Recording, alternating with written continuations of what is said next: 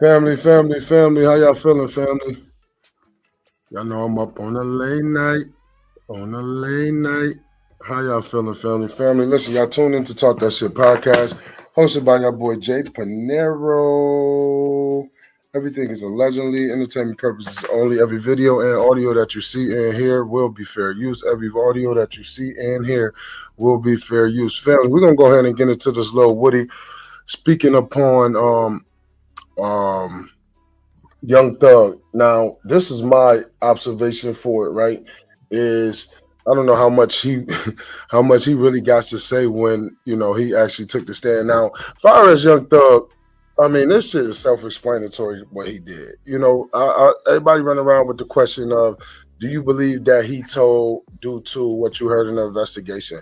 I mean, do you believe that your little brother telling on you when they go to your mom and say that he took the last piece of candy out the refrigerator, but you know for sure it was gonna cause him to get an ass whooping? Yeah, you told. Like, this shit ain't no secret. The man said clear as day someone was holding Lil Wayne drugs for him.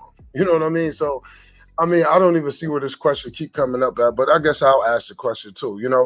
But realistically, again, let's just make it very clear. What is we asking a question of who told or who didn't tell? When in overall reality, right? If you sit down with somebody and allow them to have understanding of how you feel, what you think about a situation, right? And we know that whatever you say could be something that could potentially put someone else in harm's way, right?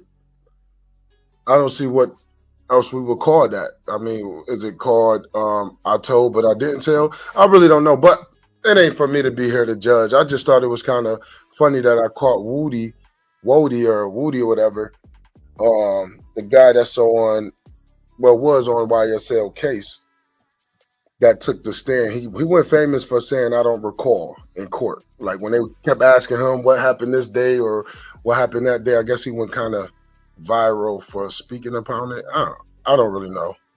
But anyway, we're going to go ahead and get into it, man. We're going to let Woody talk. In the meantime, in between time, I will be breaking it up a little bit here and there, just doing little, like little commercials per se in there. So what we're going to do is we're going to go ahead and start it off with this, and then we're going to get right into content, y'all. Don't tell a person how to heal. Never tell a person how to heal. Don't tell a person how to heal. Never tell a person how to heal. Put you in my shoes real quick. Imagine all your kids in another state. It really put me in another state. And don't get me wrong, I'm sure they mothers hate. But please excuse me for my puzzle face. I got scars counting on me, but they gotta wait. Because my mind.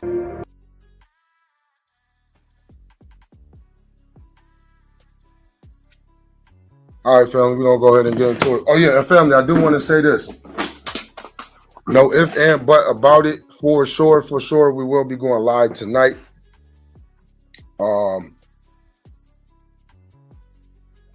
We will be going live tonight addressing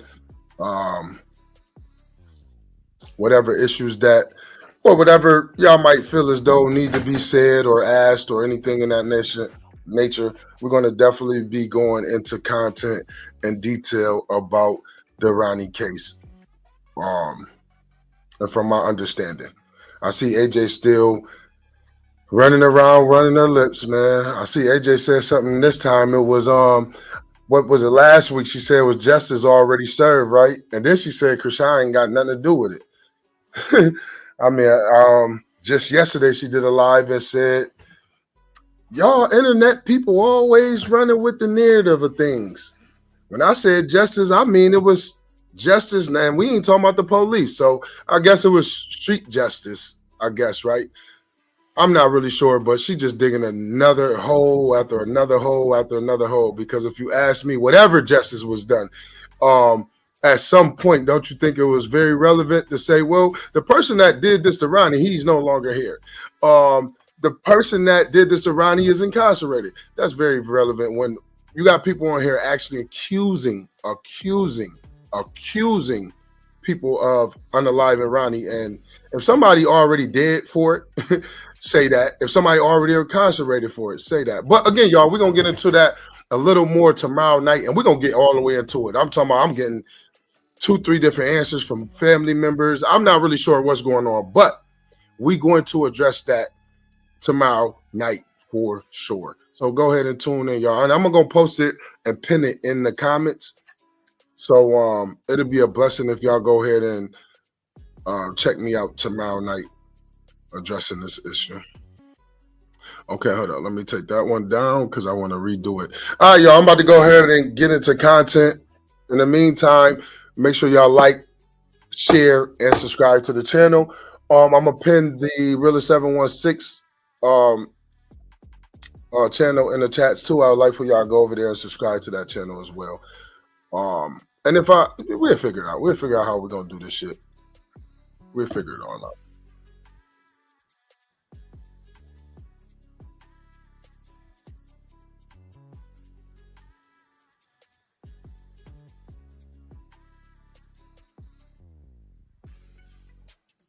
That nigga said, got money in my super chat. Ask me questions. I'm telling everything. Yo, yo, this nigga Woody crazy too, huh? God damn. All right, y'all. We about to go ahead and get into content, man. Woody ass crazy as fuck, man. That nigga said, ask me anything. I'm answering everything. Oh, shit. All right, y'all. I love y'all, family. Appreciate y'all for being here, man. I really do. Make sure y'all hit the like button. If y'all feel comfortable, share it. Definitely subscribe to the channel, y'all. We're going to go ahead and play this out. Rock with me, and we're going to last this out for another 2 hours, maybe 3. It depends on how I see things going. Then I can go ahead and get off and move on. Here we go, family. Drop something in the chat so I can know y'all can hear me good and clear.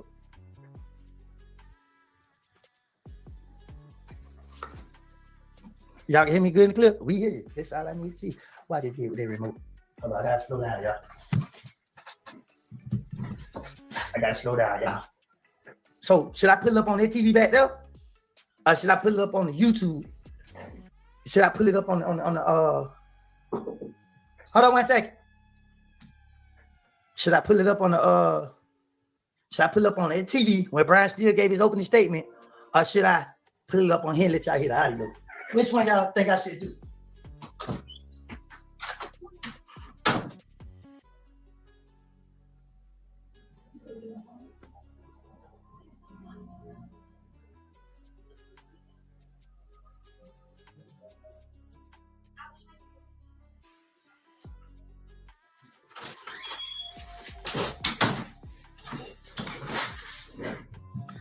Y'all say either one. Cool. Cool. Cool. Let me go ahead and set it up.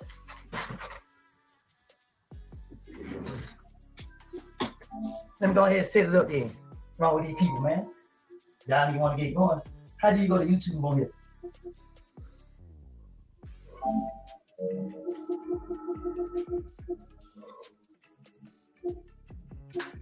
Can I go to YouTube on here? Yeah. See? Deal where you should have left me alone. Now people don't understand why a nigga like me gotta make sure y'all like my channel. Drop some money in the super chat. Ask me questions. I'm answering everything. I don't got nothing to lose. Straight up. So I'm answering everything. I ain't got nothing to lose. He said, shop through super chat. Ask me anything. I'm answering everything. I have nothing to lose. I know that's right, Woody. Woody just don't give a fuck. Yeah, man. Make sure y'all tell everybody to tune in right now while I get this going. Sign in. Take your time, Woody, man. It's crazy, man. Woody gonna have fun with this shit. I know he is. They went from Woody being on the stand to Doug telling everything. Y'all ain't told everybody to check in. When it get to 1,000, I might hit the gas. I might hit the gas and show y'all how these niggas show favoritism. Everybody see Doug ain't had no business being in no interrogation room. Simple as that. Bottom line. This all started because of Pee Wee Roscoe, and Thug is okay in it. Thug is hiding behind the shadows, laying Pee Wee Roscoe in his rap career because Pee Wee Roscoe is the feds. Pee Wee Roscoe is the feds. I don't know how to get it up on the TV back there, but I'm pissed off. I'm pissed off. Yep.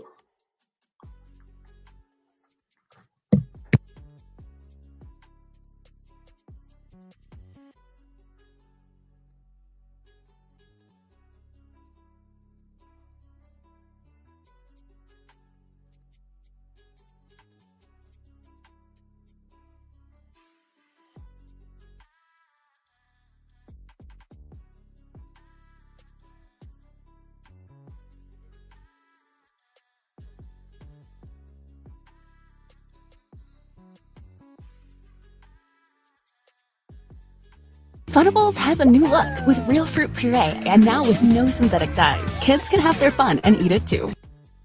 Thousands of players searched for me. Thousands failed. Perhaps with this clue.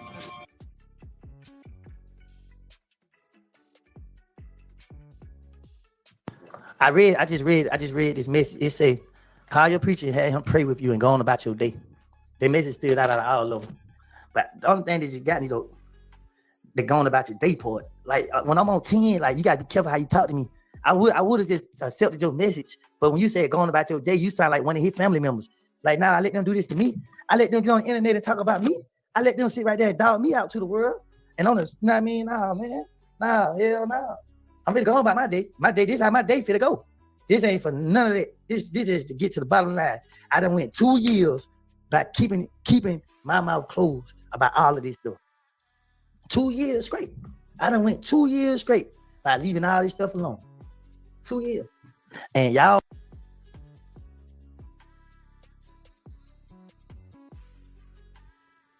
I'm gonna be honest though, family. He said he been off of this shit for 2 years straight, but it ain't like it's something you can be on. You know what I'm saying? Like you was a known rat out the case. You actually took the stand and everything. So you just actually have a leg to stand on to say, Thugger is a rat. That's it. So for you to sit here and say, I've been waiting 2 years. I've been quiet for 2 years. You was quiet for 2 years because the simulation of what we understood, you was a rat. So for them 2 years of you feeling like you was just quiet, the only reason why you speaking right now is because the the leak tape of Thug. What would have been another reason why you would have ever came up here, Woody, and spoke about Thug, knowing that you was the one that got on the stand? You wouldn't have had a reason to, right? So that was the only reason why you was quiet. I just wanted to state that for the family that might be unaware or might have, unconscious of this situation, which is Woody would have never had a reason to get up here and speak about nothing when he was the one that got on the stand. I hope y'all follow me. So that being said is this. He would have never been able to have nothing to say about Thug. Just realistically.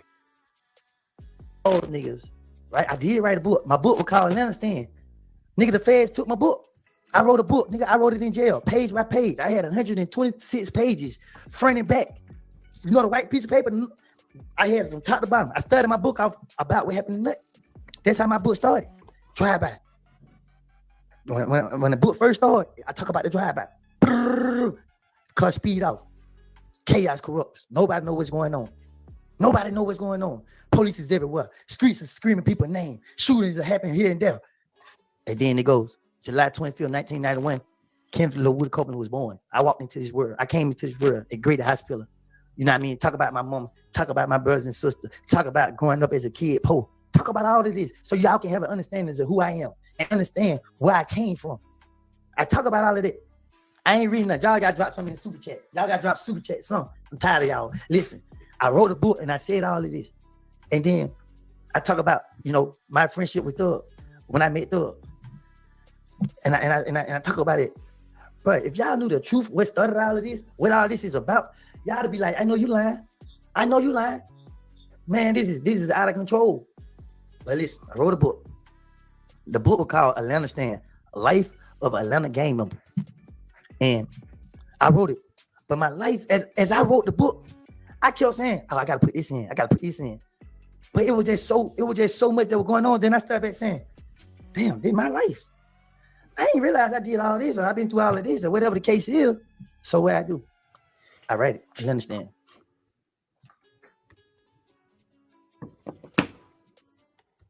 Life's better when your stuff is protected under our roof.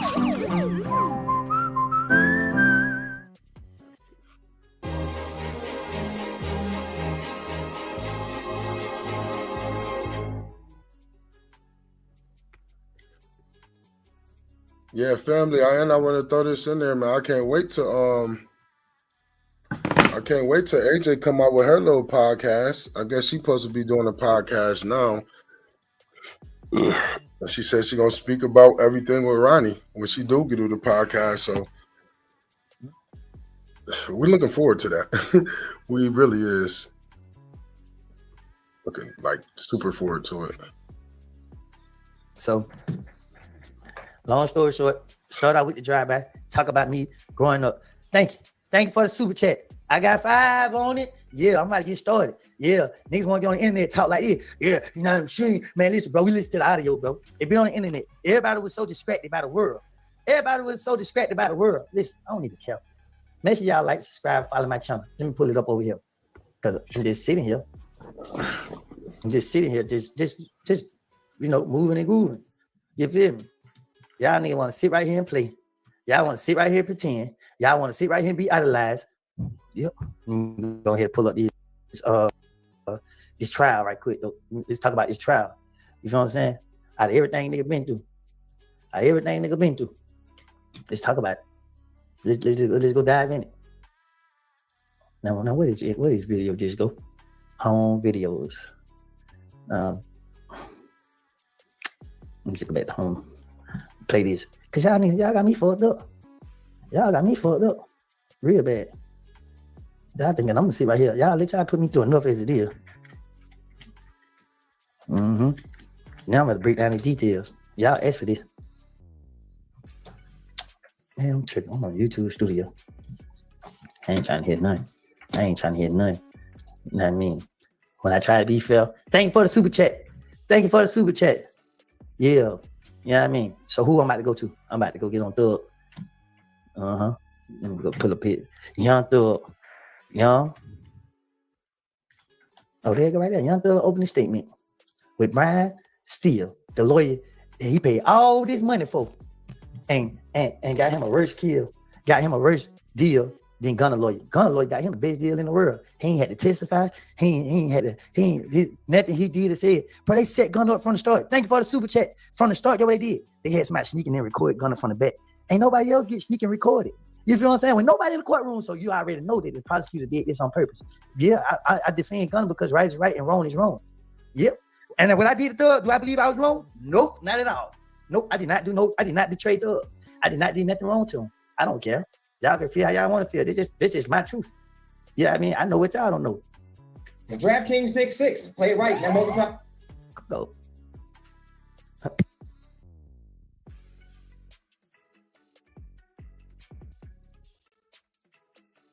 Mercy so long. Hey, did y'all still hear that? Oh, I can mute it. I'm tripping. Yeah. You didn't. I seen the trial. Exactly.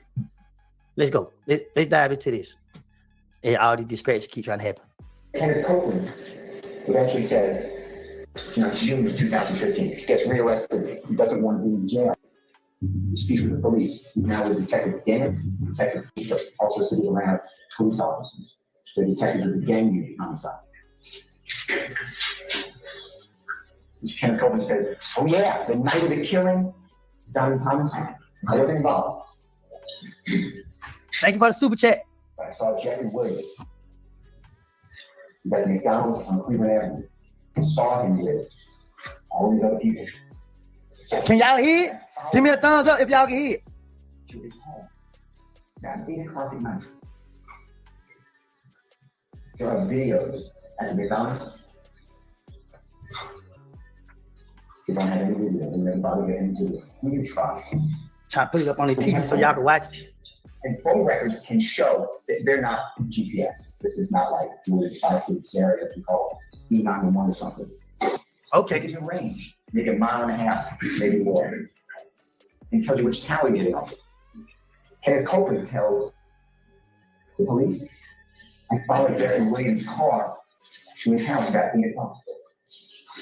That's not good. Thank you for the super chat. You track Kenneth Copeland's phone record.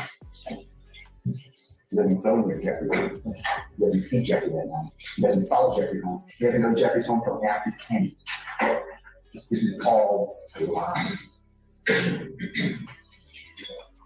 Kenneth Copeland was told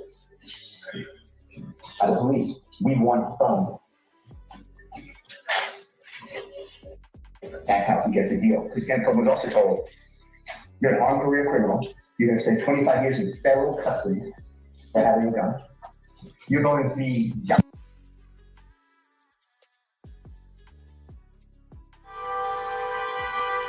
Siggy's. Less sets you free. Okay, if there's one AI site builder you need to meet, this is Dope Tech from Wix. Now this whole flow is a conversation, so your words actually build your website. I'm going for a store. And after a free-flowing conversation, I get this detailed site brief. And just like that, my first draft is ready. Now that's dope. Next, you can really get in there and style it your way. Here's the fun part. You can regenerate this whole thing over and over, or you can tweak something specific like your layout. Let me describe what I had in mind.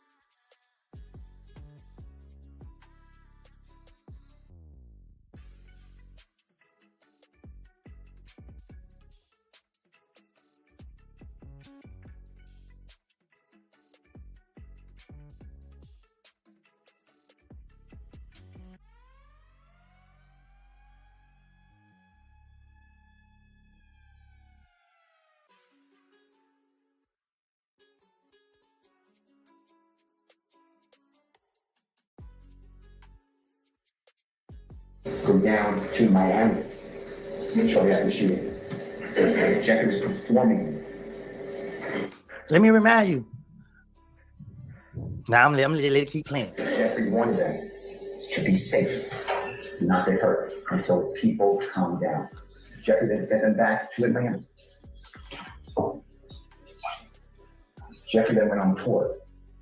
As you will learn by April 2015, Jeffrey did his first nationwide tour. Did a performance known as Travis Scott. In the summer of 2015, Jeffrey then toured Europe for me there. He going to fashion show. Jeffrey Williams is not involved. On the next overt act, you will see these are the people. This is overt act number 17 and 18 and 19 and 20. And this is charging murder and then attempted murder for shooting the second person who was shot that night, and then the third person, Mr. Sanders, who was shot that night, and then participation in criminal street gang activity. You may notice that the overt act doesn't even include Jeffrey. No one charges Jeffrey. Listen, man, this is an opening statement. This is a street nigga putting the blame on me. This is a street nigga putting the blame. This is a street attorney putting the blame on me. I'm still alive. I ain't even left this world. I'm still alive. This was the purpose. This was a motive from the beginning to make me be the fall guy. This was a nigga purpose from the beginning for me to be the fall guy. But let me tell you, when God got you, God got you. All these times I've been quiet. I ain't said nothing. I ain't said nothing. I ain't redeemed. Like, I ain't did nothing. I let everybody call me what they call me. Nigga, I was like, people like, why you okay with it? I win.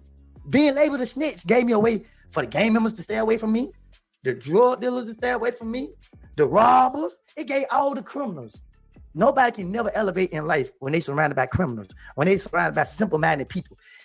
My life, I've been going through in and out of jail my whole entire life because I was stuck in that mindset. I was stuck around those people. I was stuck in my environment. I was stuck.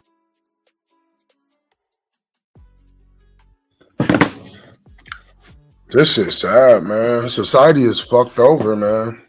It really is, man. And what I mean by that is, like, I don't know. He's standing behind that he a rat, don't. So I can't even make it like the biggest deal. But ain't no way possible you gonna say you was made to be the fall guy. But at the same time, you still made the decision to tell. So I hope that's not about to be his ending result. Like, look, I was made to be the fall guy. So that's why I hope that's not the case, because you been told before y'all even went to court. You actually was catching Ubers to go and talk to the detective before any of this shit even happened. Before any of this ever happened. So I just hope that's not where he going with it. Like, they left him to be the fall guy to take, you know, some charges. So I hope you ain't going there, Woody, because on my mama, you told before y'all even got indicted. You told when you first got shot at. When you got shot at, when they shot at you, you told. And it was never even an indictment at that point. You just, shit, you were scared for your family. I mean, and respectfully, if that's the route you rather go, was to, you know, go and allow the law to know these people shooting at me. My daughter is in the car. That's what happened, Woody. That got nothing to do with y'all being indicted. You know what I'm saying? So I'm just hoping that's not what he's about to do, is play the fall guy thing, because when you decided to tell, you told because you either were scared or you didn't want to be in a bad position. But I'm gonna move on. I'm gonna continue on, y'all. I just think it's so sad that society's so fucked up to, like, right now. Me personally, it ain't even a question mark. Did Thug tell? He went in there and said exactly what you don't supposed to say. So of course he told, right? I mean, that's common sense. Why would we sit here and talk in circles about that? But overall reality is, like Woody said, I ain't said nothing in 2 years. You didn't have anything to say. You couldn't say nothing. Reality is, you took the stand, you told, and you accepted it. You only have an opportunity to say something now because this accusation, the truth about Thug came out. That's the only reason why you have an opportunity to say something. If this would have never happened, Woody, you still wouldn't be able to say nothing. But we're gonna move on. I just wanted y'all to know that, family. Like, I just hope, I'm praying that his route is not, I'm about to go with, I was the fall guy. Well, just to make it more understanding for the people that might follow 6ix9ine or not, you know, that's where the route 6ix9ine took it, which was, I was the fall guy. Nobody really fucked with me. Nobody really cared about me. Well, that's why they was fucking my bitch. That's why they was trying to rob me. That's why they put a gun to my head. That's why he came up with everything outside of the facts. Is when the police came and it was time to do jail time, you told. That was just that's blatantly it, because when there's fucking your bitch, you didn't know there's fucking your bitch until after the fact you told. When they tried to rob you, you didn't find out they tried to rob you specifically until you told. Same with Woody. He can't sit here and say that he was the fall guy the whole time, when reality, before anybody was the fall guy, you was catching Ubers to talk to the detectives. Literally. And giving them information that didn't even have nothing to do with the actual crime that y'all committed. Absolutely nothing. Just literally was calling them people talking about, I got new information. And I don't know. I'm from my understanding, I guess he going with the righteous way and, you know, change his life around for the kids, and nothing's wrong with that. Absolutely nothing. It just don't create another narrative, you know. Just stand on it. Look, y'all, Doug told too. See, I told y'all everybody wasn't solid. I told y'all we accept that, but to make it seem like somebody made you tell or put you in a position to have to tell, that's crazy, man. Life is crazy, man. Life is really fucked up, y'all. Real shit. Thug got to take that shot. You know what I'm saying? He told. We know he told. But don't make it seem like you told on Thug because you know he told on you, right? Or he tried to make you the fall guy, or you was the poo putt, or come on, man. You told because your ass didn't want to go to jail, man. Period, point blank. Ain't cool. If that's your decision. You know what I'm saying? So you've been standing on it, just stand on it. But the moment I got out of that, the franchise partner program was something that was good for me. I had always. And family, do me a favor. Go over to the Realist 716 and subscribe to the channel if you haven't already.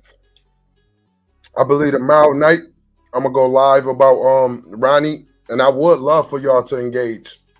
I really would, because this might be the last time we actually speak about him. So I want to do about 5-6 hours. Excuse me. I'm sorry, I'm eating a couple grapes right now, but I like to go like 5-6 hours a night. And I like y'all input. I would love for I'm gonna actually give Mama Kane a call. I'm gonna give Auntie Jetta a call. I might even contact Unc.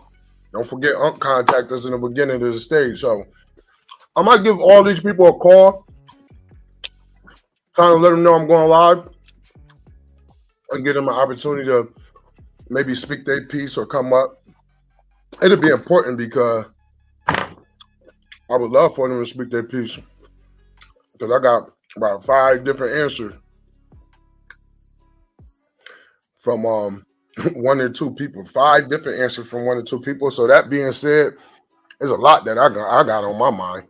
There's a lot that I'm gonna say, and I would love for the family to have an opportunity to speak their mind, or maybe allow us to have a better understanding of what's going on. So just be tuned, y'all. If y'all can, make sure y'all go ahead and subscribe to the Realist 716, and we'll go from there. You know what I mean? And I believe that that'd be a blessing.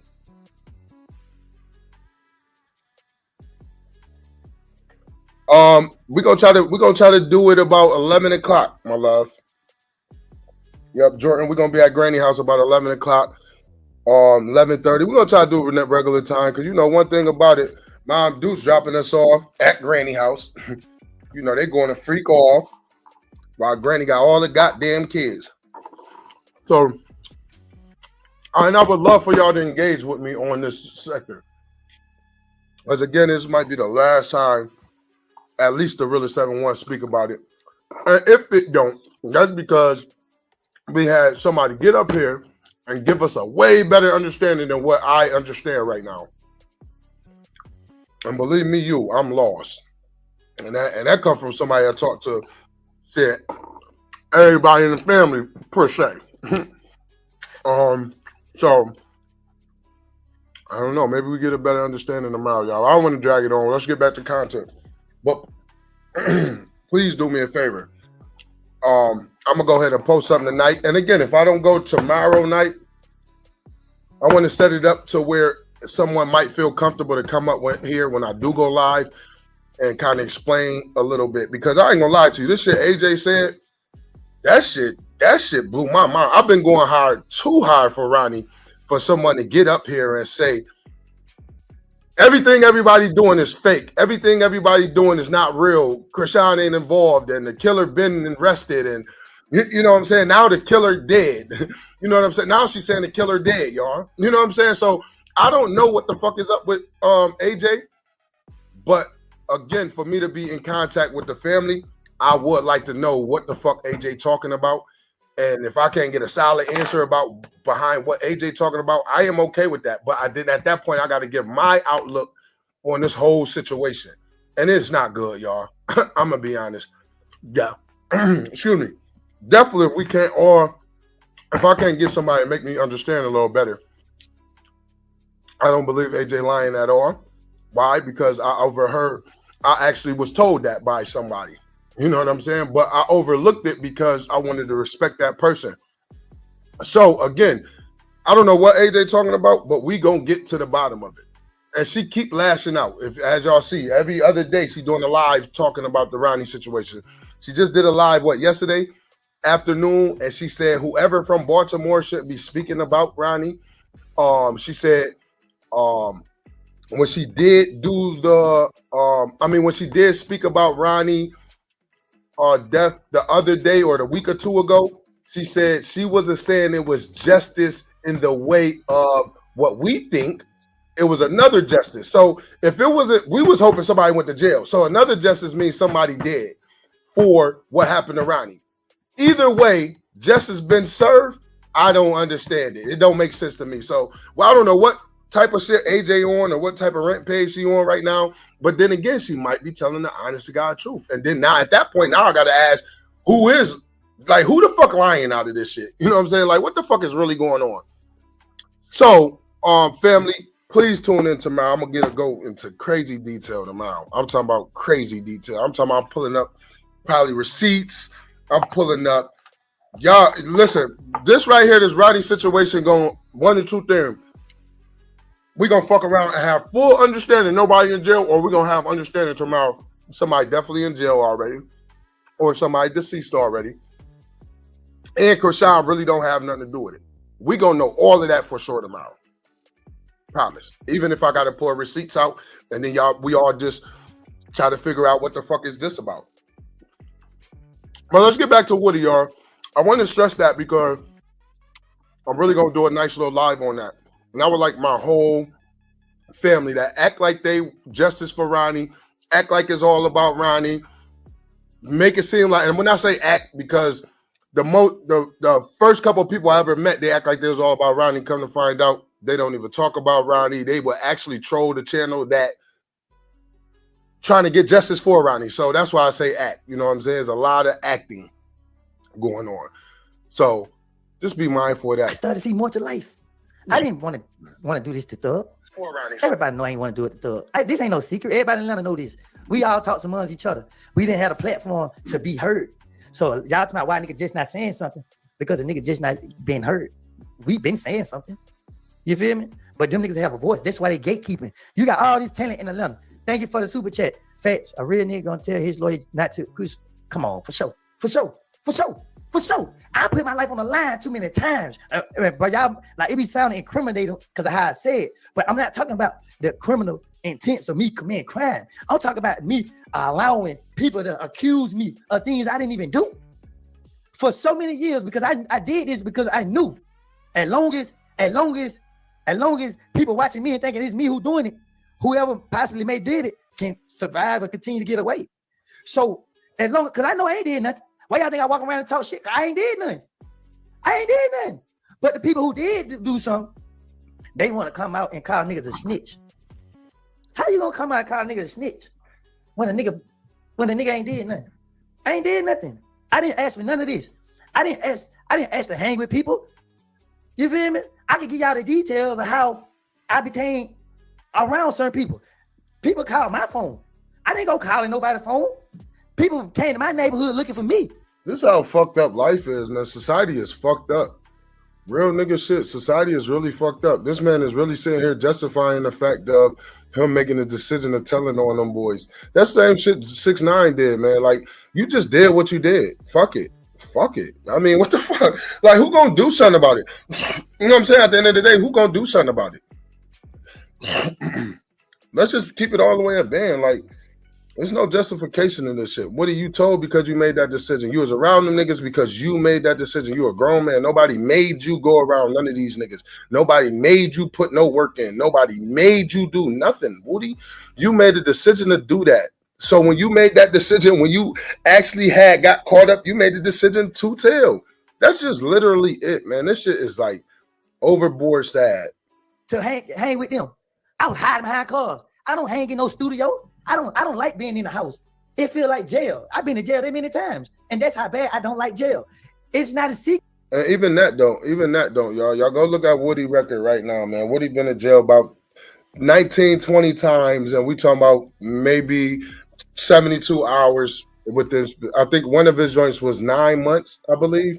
I think Woodie did like 9 months in prison one time, or in a county jail. I'm sorry. But other than that, he been in jail about 20, 30 times, and it was literally in and out, in and out, in and out, in and out, in and out, in and out. So he never even had a chance to really experience it.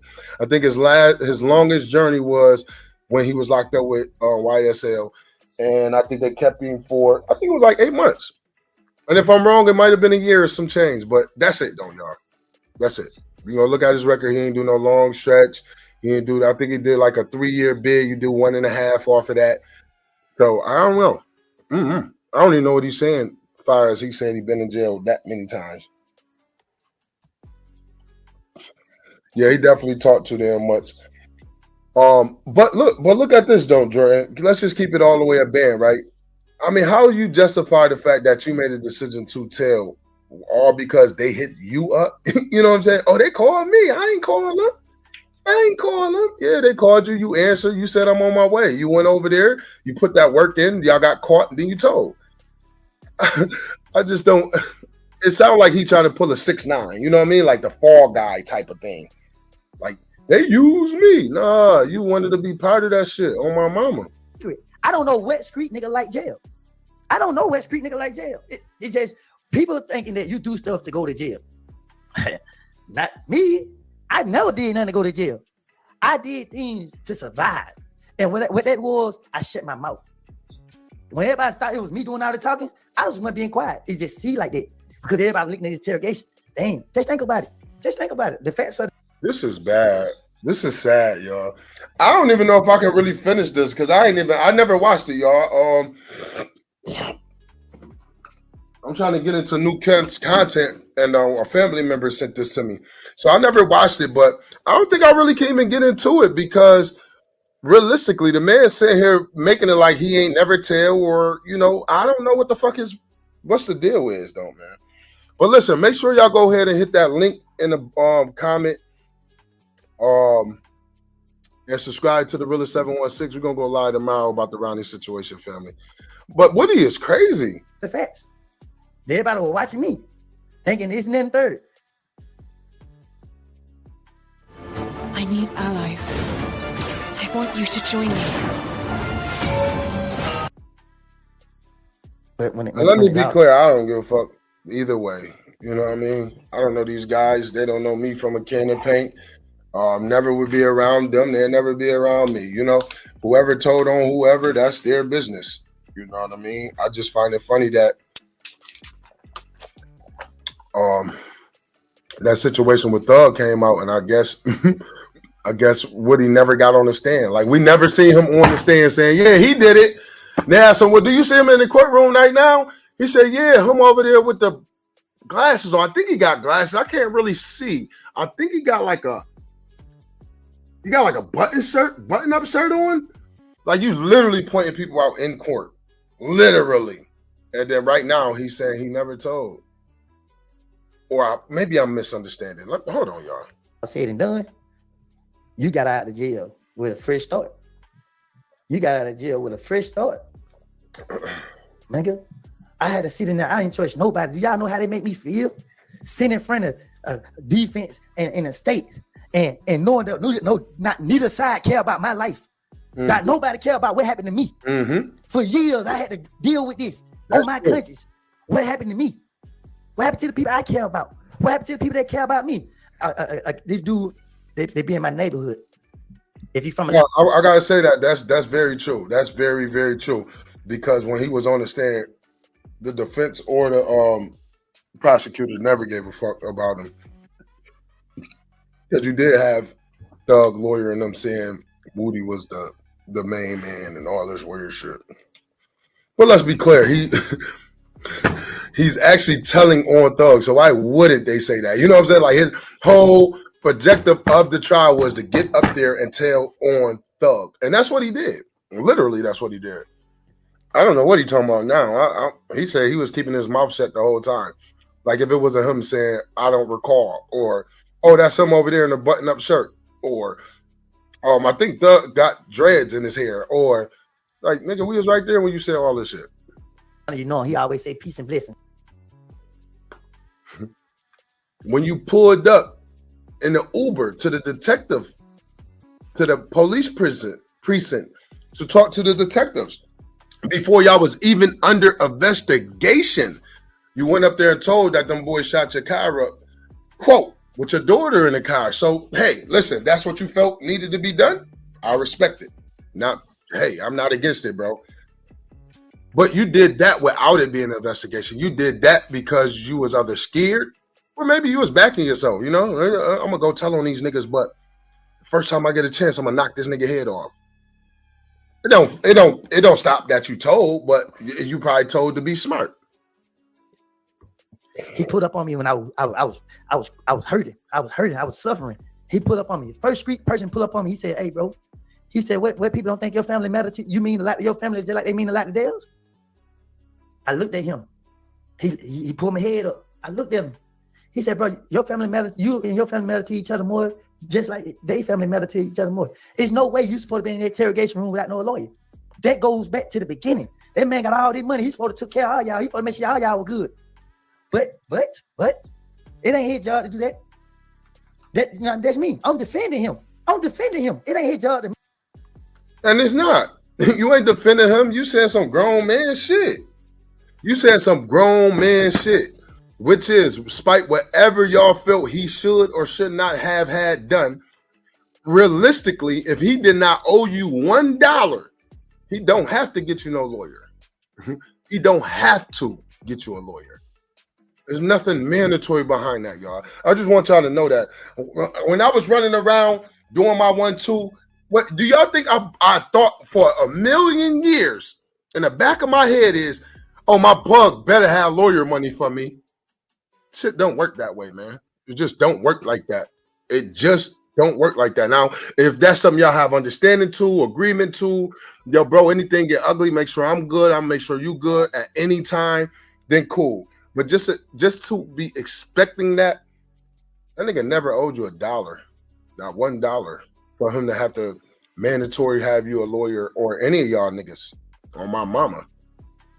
It's called we out here. You out here with us? All right, whatever happened, we gonna hold it down. All right, we gonna hold it down. That's it. And that's not what you did, bro. Make sure, you know what I'm saying? Because I'm so blinded, I'm so manipulated. It ain't his job to, you know what I mean, do that. You know what I mean? We knew what we didn't know what we were getting ourselves into.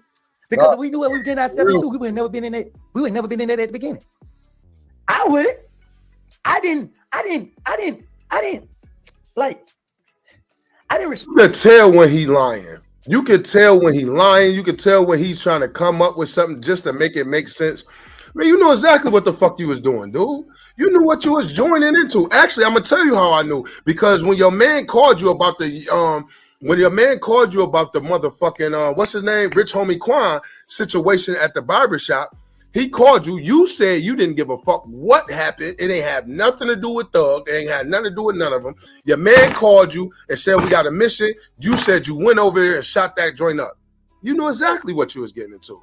Woodie, I would respect it more if you just said, Thug, you a bitch ass nigga, you a rat just like me.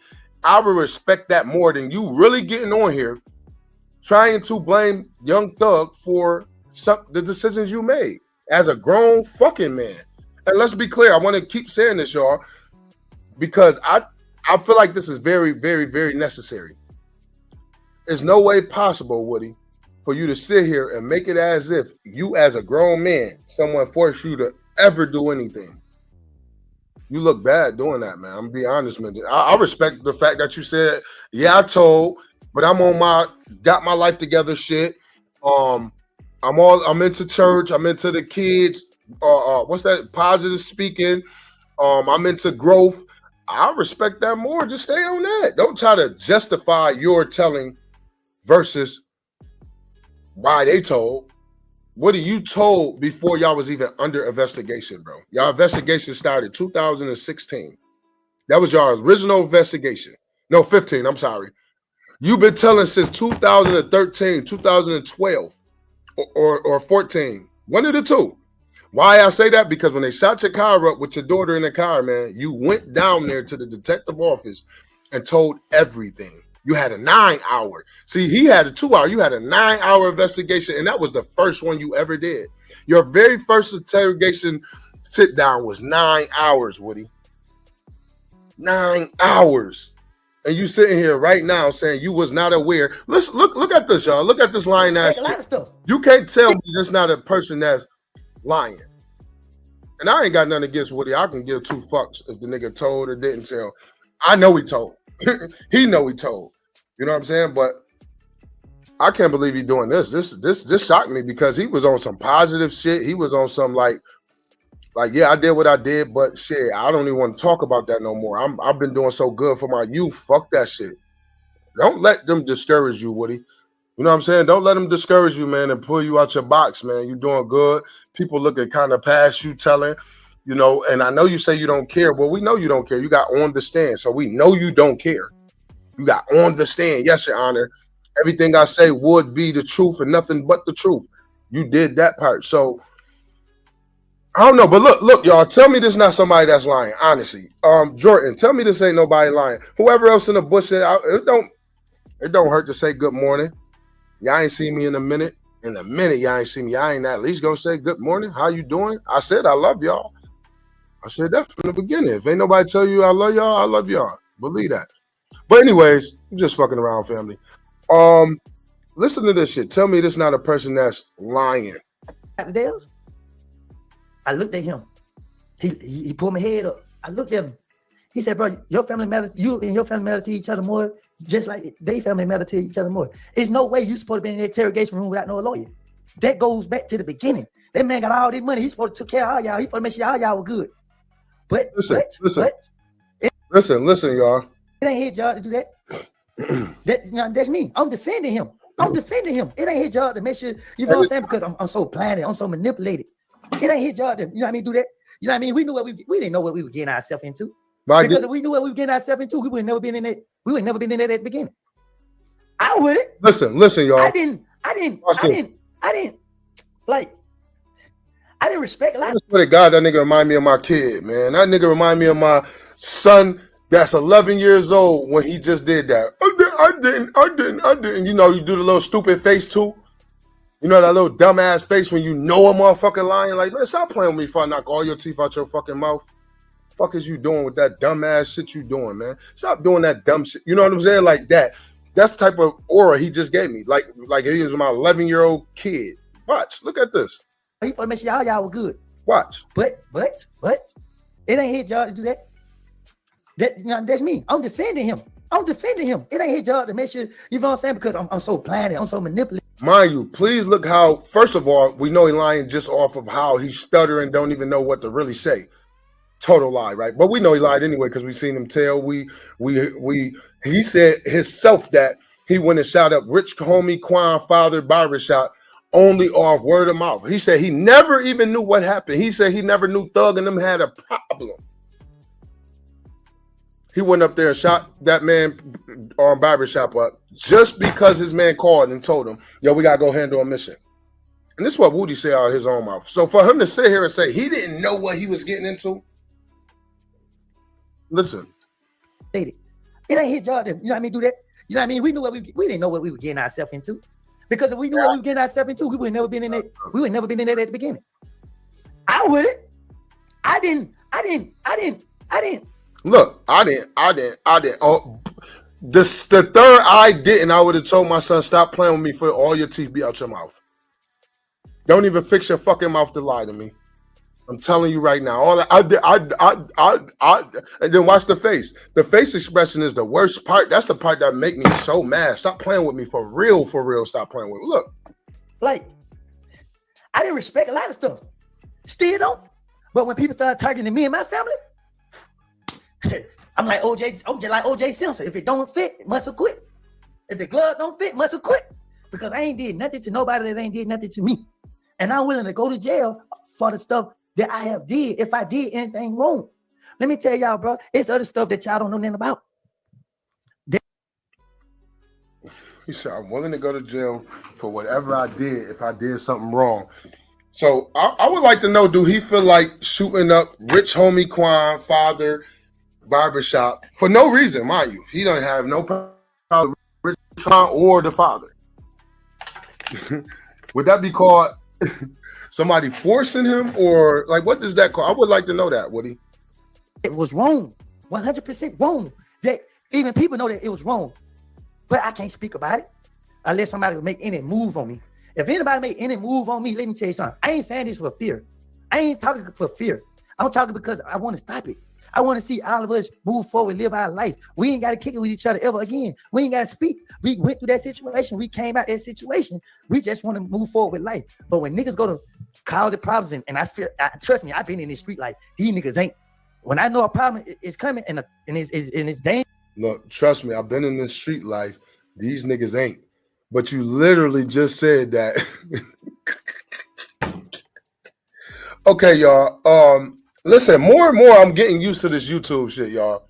I really am. You know, like, and y'all know I'll be lost. I ain't gonna lie to you. I'll be lost, man. Oh man, when I tell you when I understand this YouTube shit, a lot of y'all family, y'all gonna dislike me. Y'all gonna really dislike me, man. Once I get the hang of this shit, once I know how to go on this motherfucker and beg people for money, once I know how to make a motherfucker subscribe to you better subscribe to my channel. Once I figure all this shit out, y'all either gonna really love me, like, yo, this nigga funny as hell, or y'all gonna really hate me, like, yo, he switched all the way up. Because when I figure this shit out, and knowing that that's what catches the views, fuck all that real shit. Knowing that bluntly for a motherfucker could sit here in the same exact fucking sentence, and turn around and say, I've been in the streets, I'm like that, these niggas not. But in the same sentence say that he did nothing wrong, he always been an upstanding, honest person.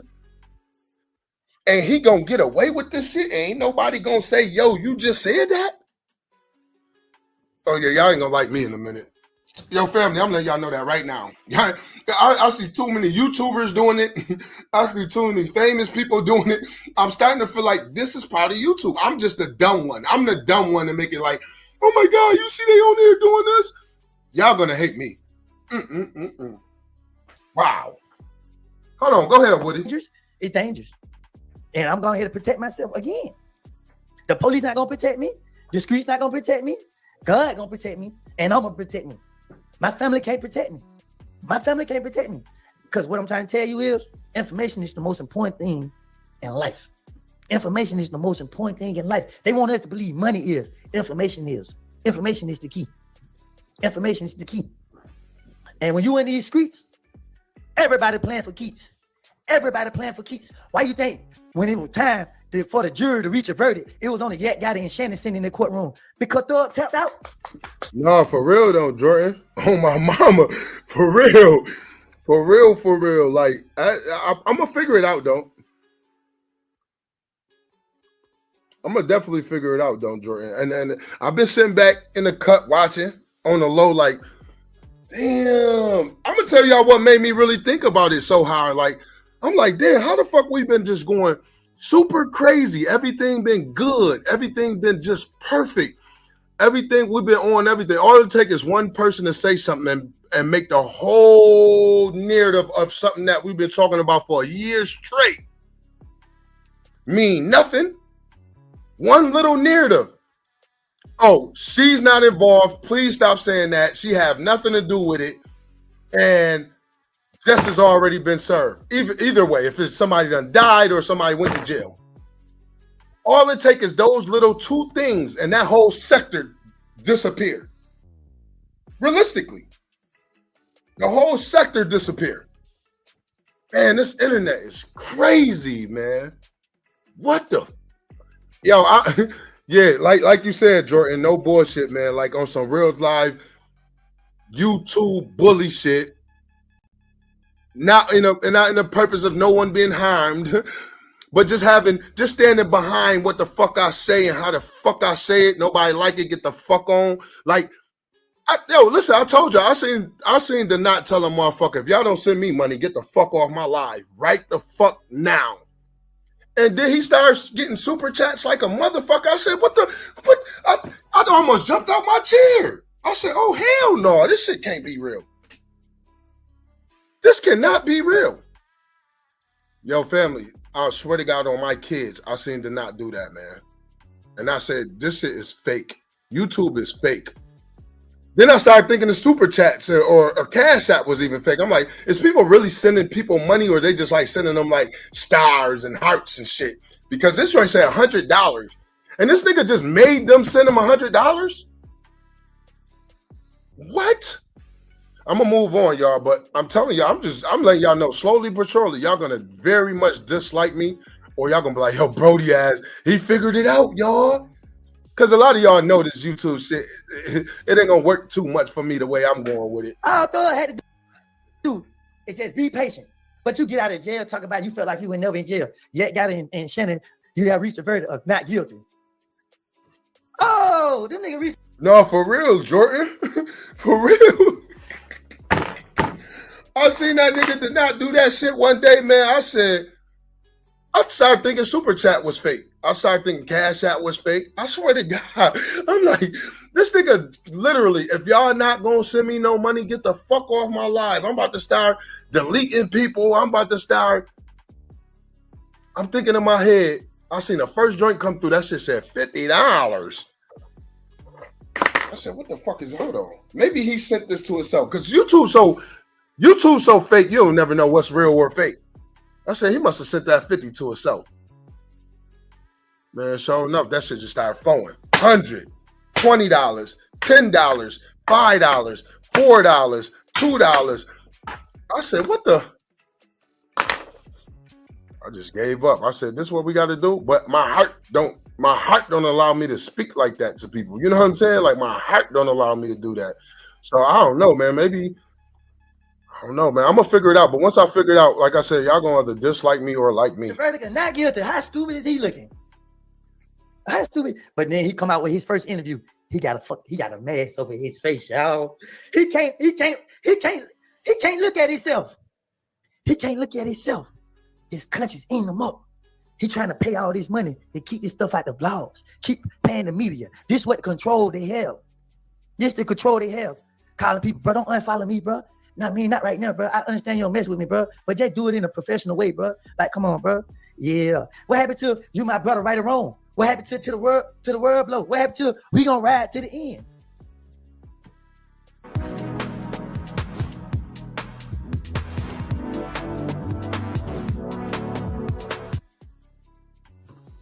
Life is more legal than you think, and LegalZoom is here to help.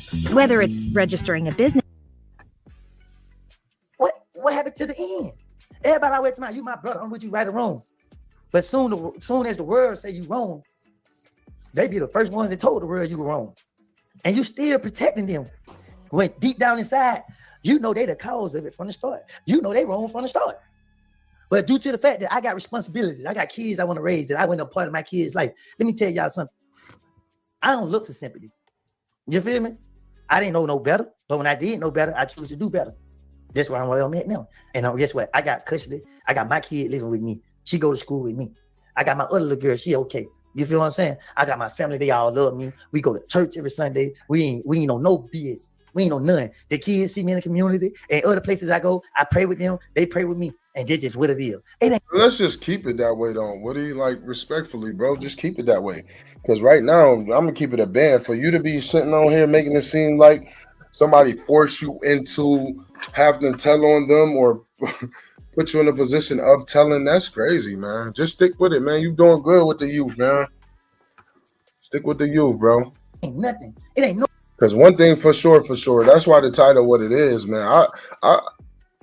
I really feel this way. For him to actually literally took the stand, I wouldn't even got on here. I wouldn't even did no interview. I mean, no podcast. I wouldn't even have no 2 cents to say. You know, you literally got on the stand and said, "Yes, Your Honor. Everything I say will be the honest to God truth and nothing but the truth." I would have never got on this motherfucker and said nothing about thug gunning on nobody. Fuck it. Like, nigga, you did what you did. Fuck that. Move on, bro. You've been doing good. You with society now. No street stuff. I ain't portraying no image. I get on here and argue with Charles White when I get bored. Because Charles White, all he do is sit and watch me all day and make videos about me all day. So when I get bored and I just want to control Charles White, that's what I do. Because I know he gonna, once I say something to him, he looking for a reason to go viral. He looking for a reason to get some attention. So he doing any and everything. He letting Aiden Ross stick their finger up in him. You know what I mean? He can't even sit down normal. But he don't, everything he don't talk about, he don't became. That's all I said. Only person I ever trolled was those who mess with me. I said things about Lil Boosie, because Boosie said things about me. I love Lil Boosie. I say it again. I ain't let me tell you something, bro. I respect you when you carry yourself as a man. But when you start acting like a little boy, you get treated like a little boy. Pee Wee Roscoe. So I gotta tell the story for YouTube. I told it for TikTok, now I gotta tell it for YouTube.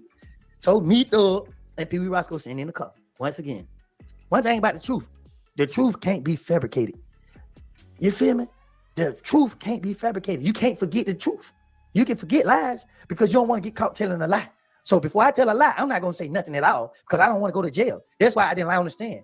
I told the truth. I lied in them interrogation. The police knew I lied. The DA didn't know because they went there, but the police knew that I was just telling them anything because they kept questioning me and I kept telling them different things. No, Woody. Oh my God, this shit giving me a headache, y'all.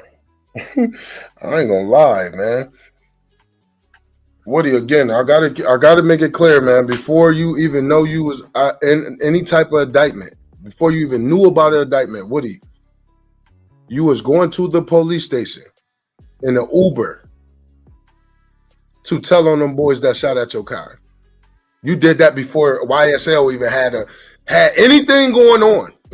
Before anything ever happened, you did that, Woody. So when they shot up your car, you told.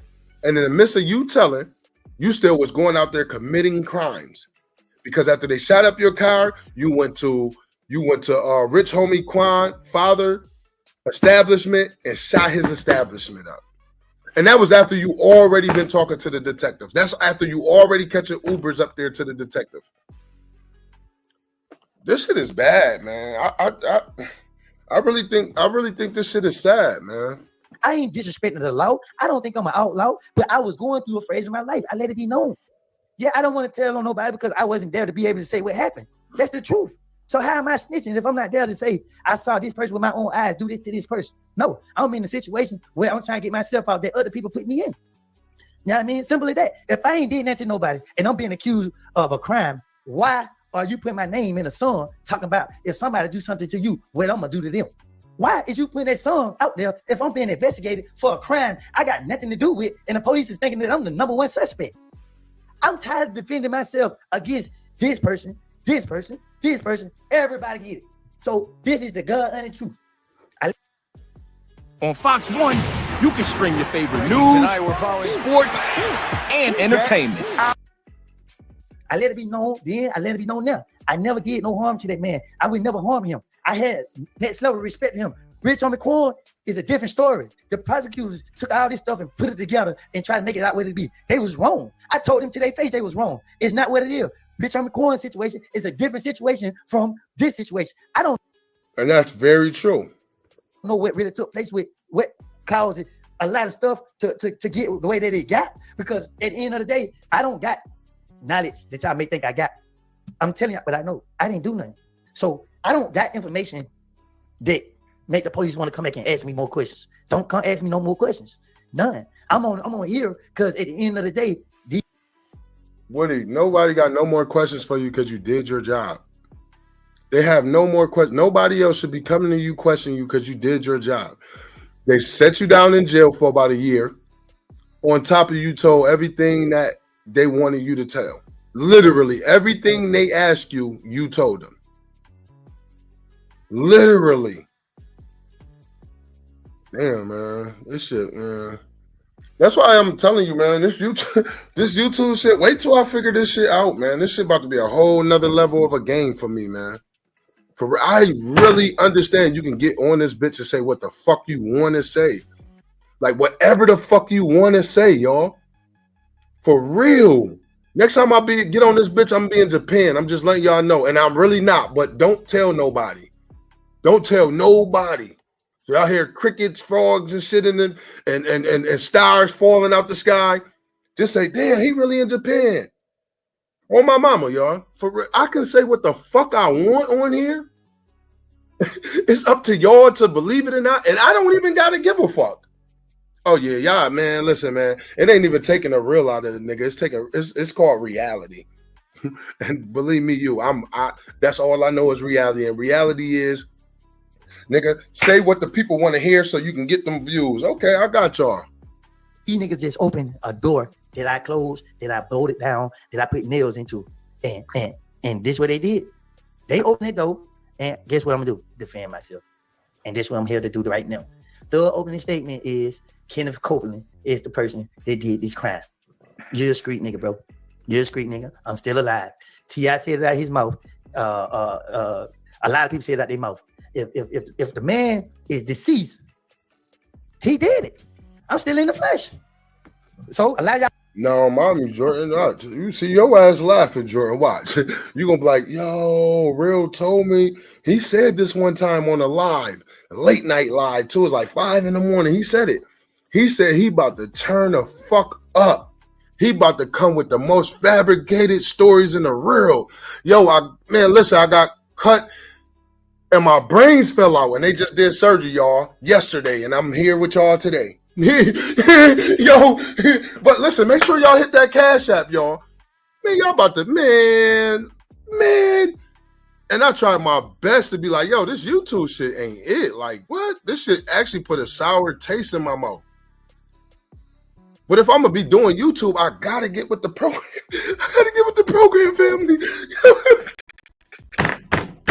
Y'all gotta get with the phone. I swear to God. Oh man, I'm hungry right now. I need some DoorDash. On my mama, man. Chat, what's up? Talk to me. I would probably say, well, you put the blame on him first. So he had to put no, I didn't put the blame on him first. You gotta go. Just fucking around, family. But we're gonna start getting on your ass though.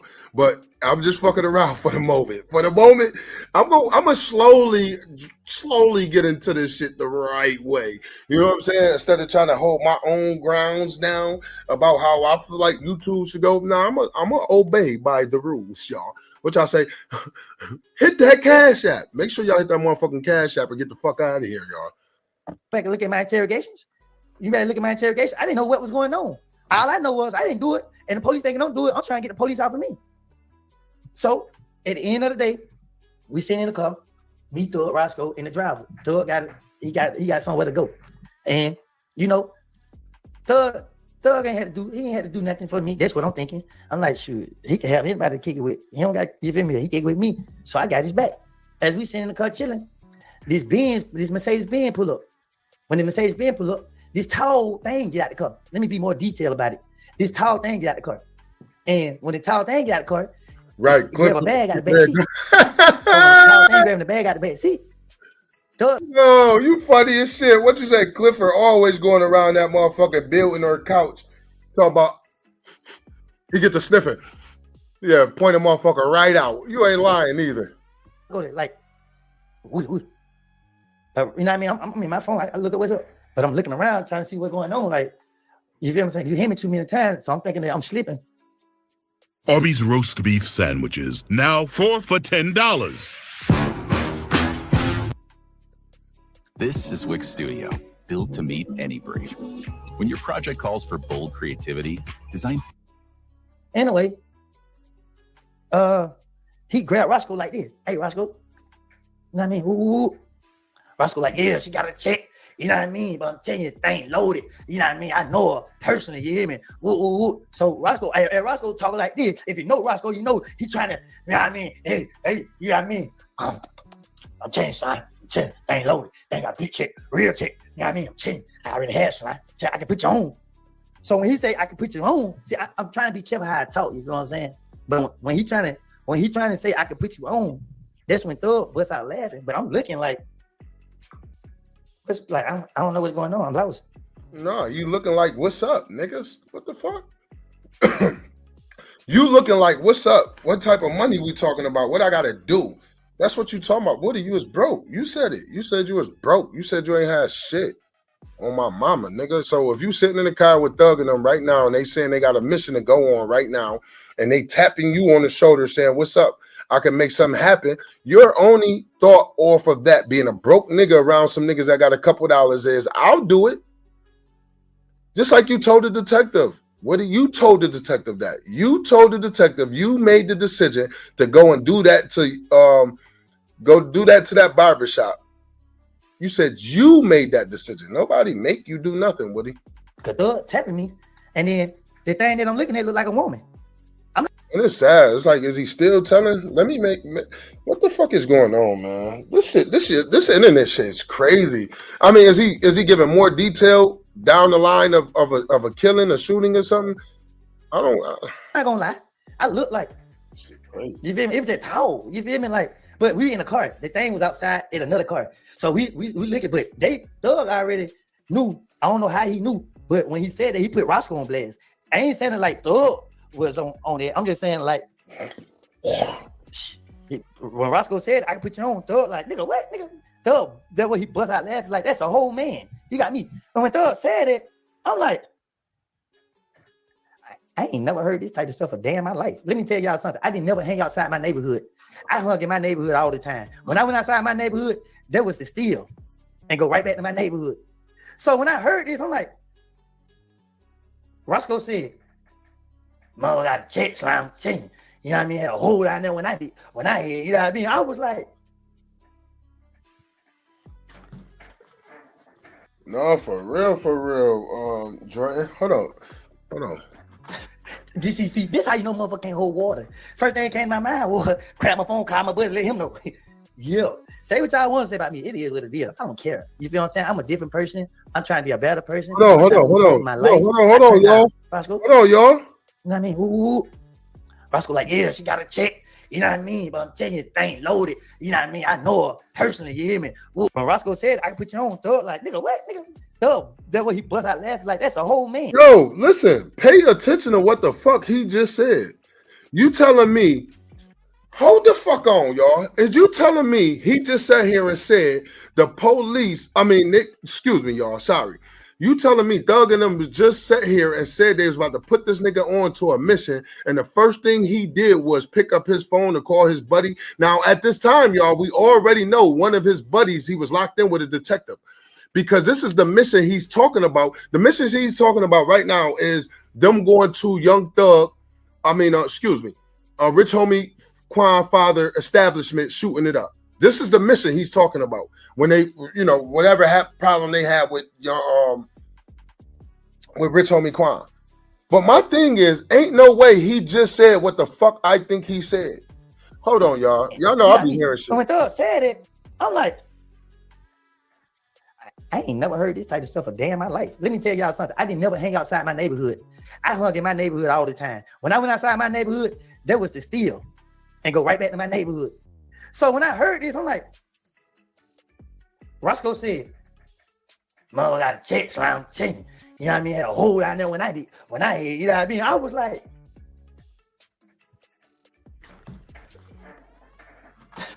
see, this how you know motherfucker can't hold water. First thing came to my mind was grab my phone, call my buddy, let him know. Yeah.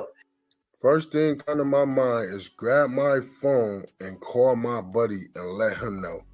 Now, don't let it go over your head. Don't let him speaking about the fact that maybe someone might have a pussy or a dick. Pause. Don't let that go over your head.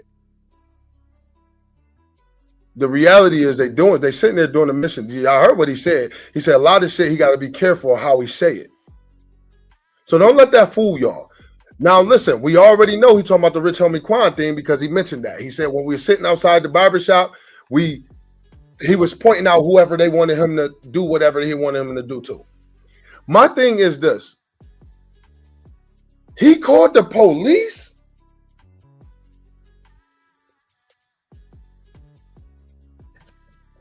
Hold on, man. Hold on. Say what y'all want to say about me. It is what it is. I don't care. You feel what I'm saying? I'm a different person. See what I'm saying? Say what y'all want to say about me. I don't care. I'm a different person. So he called the police once he had an understanding. Them boys wanted him to complete the mission, man. I got a check slam chain. Listen, you know what I mean? Had a hole down there when I hear, you know what I mean? I was like, God. See, this how you know motherfucker can't hold water. First thing came to my mind was grab my phone, call my buddy, let him know. Yeah. Say what y'all want to say about me. It is what it is. I don't care. You feel what I'm saying? I'm a different person. I'm trying to be a better person. I'm trying to move forward in my life. I turned down opportunity. And see, that's how deep it was. It was that deep to where he had them people on speed dial. Damn, this shit is sick, man. Wow, Woodie. Well, it's not a surprise, though. He said it they said it a million times in court, literally. They asked Woodie, was it ever a time that you actually called the detectives and tell them you have information? I don't recall. All right, well, let me play this tape. They play the tape of Woodie literally calling the detective saying, I know this, and this. Matter of fact, I can come up there. I could come up there myself. Literally telling the man, they got a joint where he's literally telling the fucking detective that he's about to catch an Uber to come up there. Is he still gonna be there by the time he get there? Like he was over telling y'all. And let me be clear, all of this shit that he was telling had nothing to do with no fucking indictment. Nothing to do with no indictment at the time. Let me be clear. Because there was no indictment in play. Or, damn, let me not be clear. Shit, maybe he did know eventually they was going to come and indict these boys. And he just started telling early. That's interesting. I didn't even think of that one.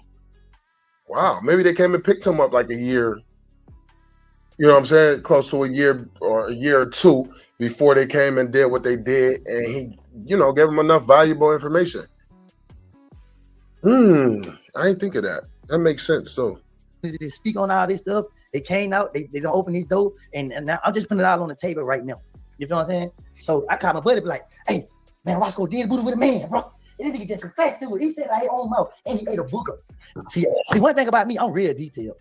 Because I was like, I said, bro, he ate the booger and everything out his mouth, bro. I mean, I didn't know, bro. But nigga said, but I ain't surprised. I was like, you ain't surprised? I ain't never heard nobody. Yo, please pay attention to what he's saying, family. He made it very, very, very clear the way he got to speak due to what he's talking about. And I want to be clear because I don't want y'all to take all these accusations that he's saying and take it the way he's saying it because it's all a lie. He made it very clear. He said him, Thug, and them was sitting in the car outside of Rich Homie and them father establishment, and they seen Rich Homie noticed. Rich Homie noticed. What's his name? I mean, Young Thug noticed Rich Homie in the car. So I want to get that clear before y'all take this phone conversation and run with it as he talking about no faggot. You just got to pay attention. Come out, they mouth said they committed such act. I ain't never heard it. I ain't know how to take it. So I'm sitting in the back seat. I'm looking dumbfounded. I'm looking at Thug. Thug find it so funny. He's just rolling. He laughing at Roscoe so hard. Oh my God. So I'm sitting here like, but I ain't paying Thug no attention other than he laughing. But I'm sitting here looking at Roscoe like, bro, you just made it out your mouth that you knew there was a man before you laid down with him. Hello, Moto. Real bad, feeling heavy, emotion, big noise, back to back, it's too good. And you were talking with so much confidence that I said, oh, he probably still digging that back in. You feel me? So people saying that, oh, why you just not saying something? Oh, no. Any person that was locked up with me, they'll tell you I don't told them this story. Any person that I'd had this conversation with, they'll tell you. Woodie told me this 2015, 2014, 2016, 2017, 2018. I mean, Woodie, you said it on the fucking stand. Literally, you said it on the stand. You said it on the stand. I really want to go back some so we can go back to the original beginning of him even bringing this situation up. But for those that didn't catch it, y'all can go back and see it. He made it clear that he was speaking about the Rich Homie Quan situation, the shooting, and he made it clear that he got to talk in circles. Just pay attention. This is what he said out of his mouth. He said, you got to pay attention to what I'm saying because I can't say certain things. So this gay matter, I don't even know why he keep dragging that on. Okay, move on. You know what I'm saying? What happened when you were sitting in the back of that car with Thug and them waiting to shoot up this man establishment? You knew what you was doing. It's like he trying to, like somebody forced him to do some shit. Oh, I don't told this to the world that I been exposed to. Now y'all just getting exposed to me. Y'all not hearing it. Yeah. I mean, I'm telling you, the thing loaded. They ain't got a real check. Now you won't lie to myself. You pushed up on the game at Lennox Mall. You ain't pushed up on the game. You ain't, nigga, you asked for a picture after some more. Man, nigga, stop trying to take credit. You ain't even do the Lil Wayne stuff, boy. You know what I mean? You just took. Damn, he on here talking, y'all. That's why you gotta pay attention. Listen to his mouth. Listen to he just run his fucking mouth. Like it's just crazy. And then you on here trying to justify that, you know, you ain't this big super snitch or nothing, or you didn't do nothing wrong, or you telling right goddamn now. Literally. You telling right goddamn now. Oh, he didn't even do the Lil Wayne thing. Like, well, who you did it? Or Roscoe did it? The foul. And guess what? Just like me, you was being used, you know what I mean? And you couldn't do nothing because you ain't got heart. I got heart to stand up for myself. You ain't. So you took 10 years to go prison to keep Birdman and Thug name. Really? So they gonna keep you around because now they gotta pay you, not Birdman.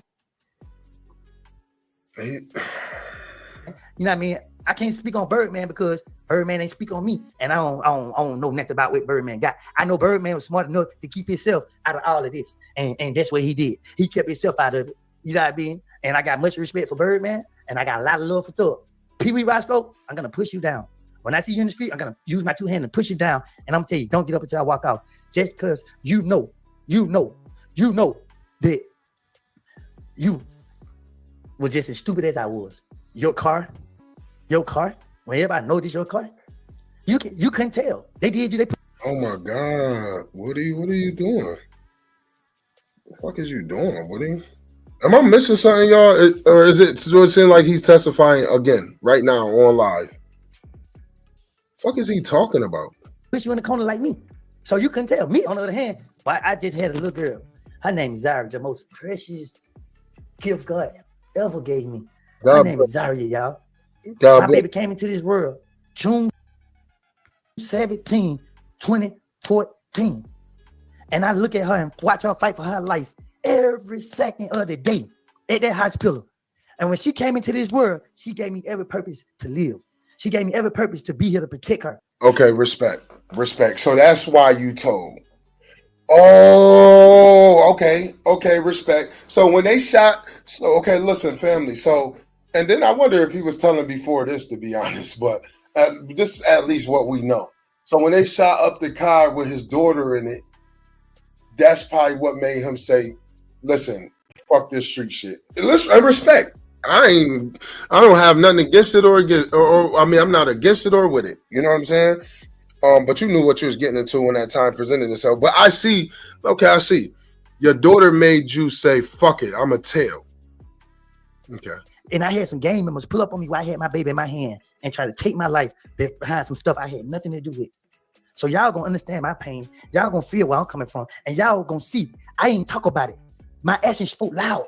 The whole time I've been out of jail, I didn't bring none of this stuff up. I defended Thug. I defended Gunner. I defended all them niggas. And I still defended Gunner because Gunner didn't sit down and talk to the police. We all did.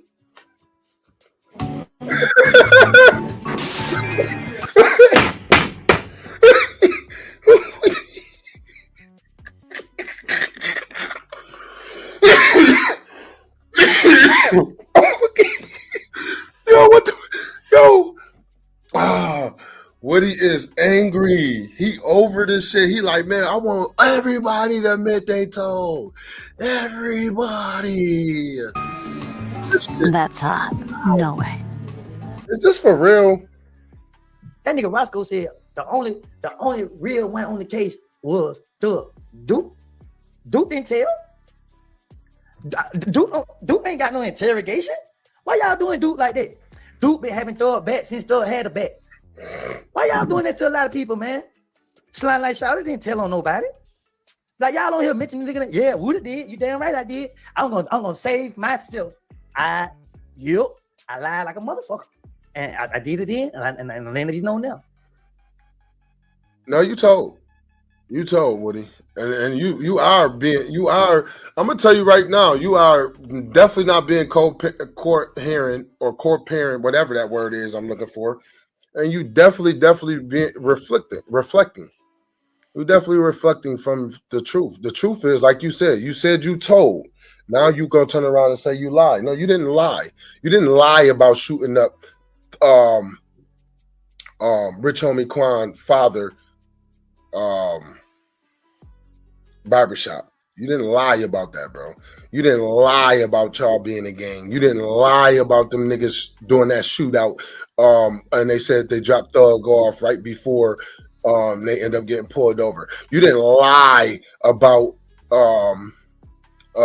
what's that one dude name? What's the one dude name, y'all? That part of their crew. And Woody said that he the one that shot the nigga in the face. You didn't lie about that shit, Woody. You didn't lie about none of that. You told the honest to God truth. That's why they took it for face value, and that's why they used it in court, in trial. Not just court. They used it in trial. They used what you said, valuable. They seen it as being valuable in trial. Woody, you told. Not no, you lied.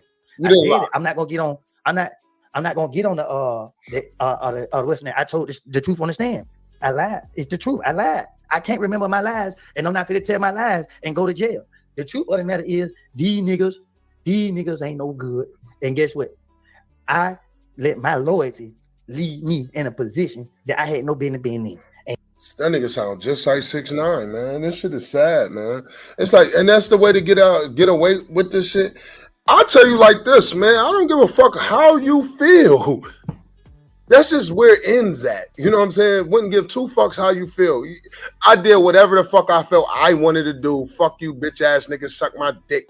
And that's just that. You know what I'm saying? Like, for you to get on here and really be reflecting on the fact that you, for sure you told, for sure you got on the stand, for sure you pointed out about 5 people and you pointed them out. You did worse than telling, though. I ain't gonna even lie. Like you did the ultimate. Like, you did some shit that motherfuckers know they shouldn't do. Come on with it. You did some shit you know you. And now I have cleaned my life up. I have got my mind together. Oh, my whole purpose on this line, let y'all know. I don't want no smoke. I don't want no smoke. And I ain't ducking nothing either. Don't bring that my way. Don't bring it to my community. Don't bring it around these kids. The moment any innocent person get hurt or behind this stuff, I'm telling you now, you're gonna regret it. Y'all niggas.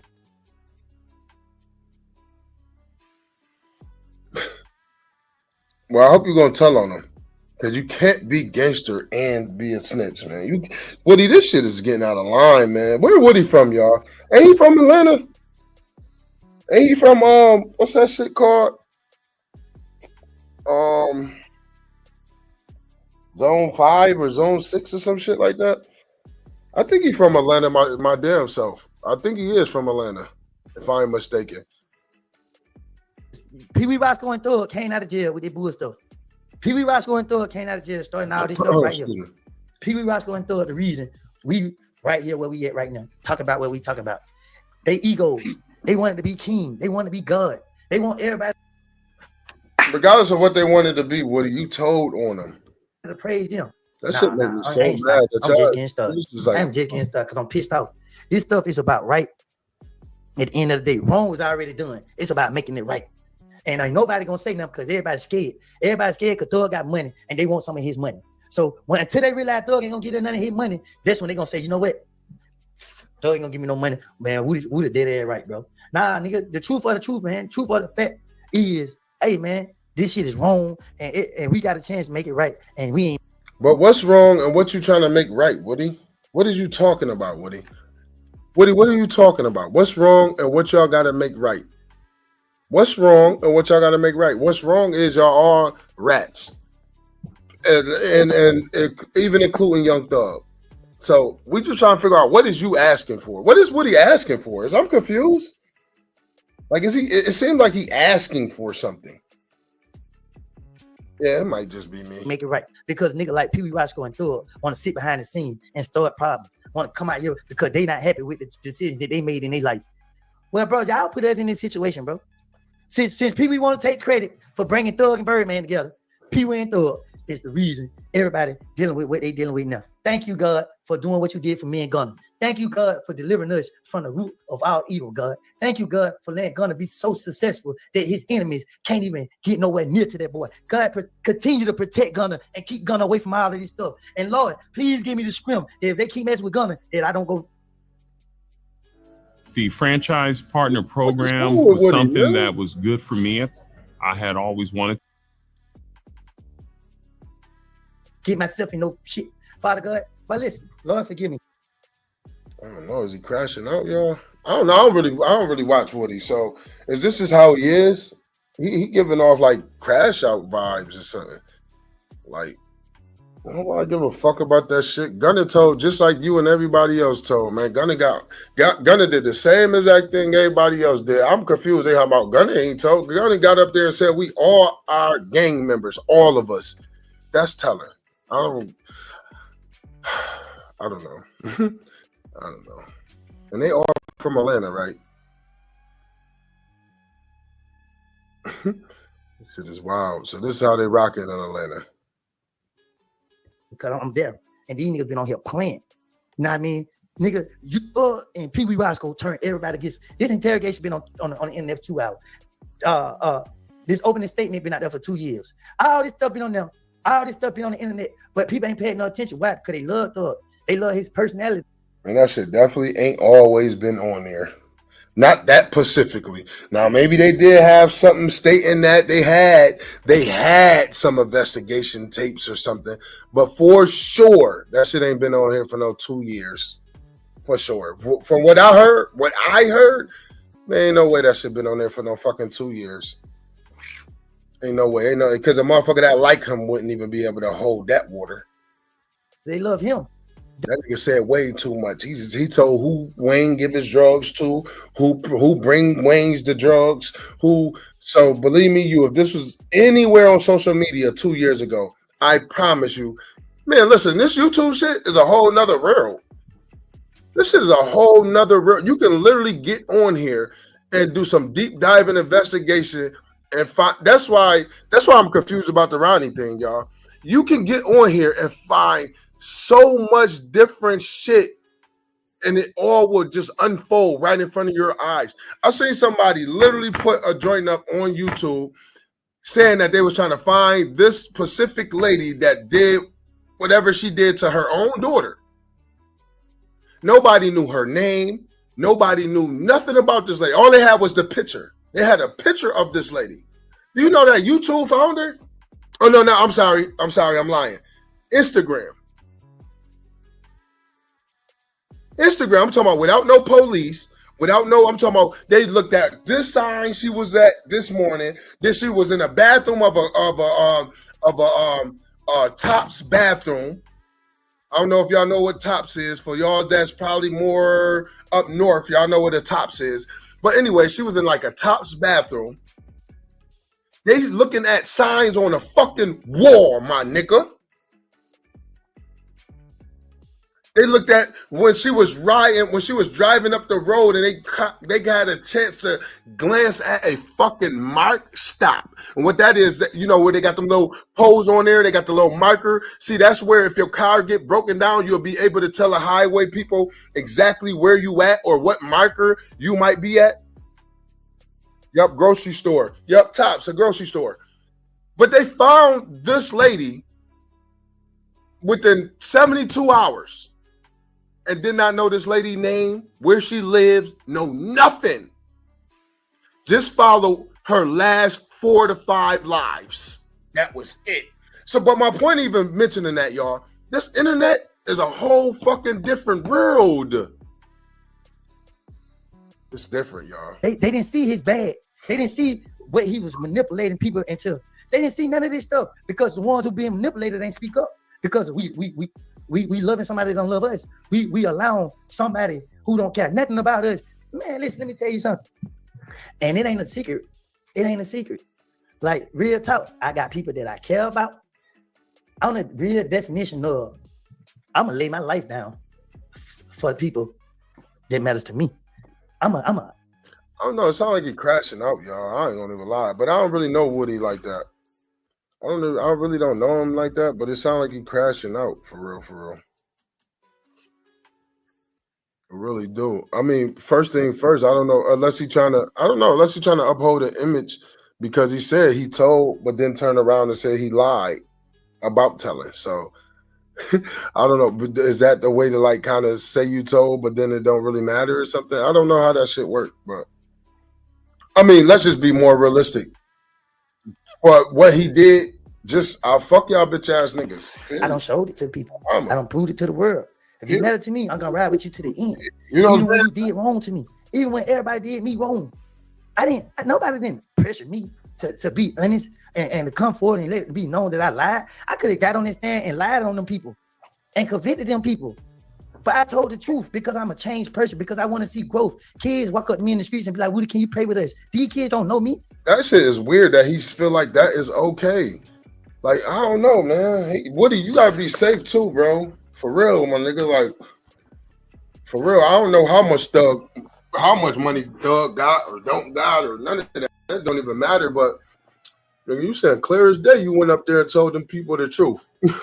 That's crazy. I mean, the internet tried to betray me to be a bad person.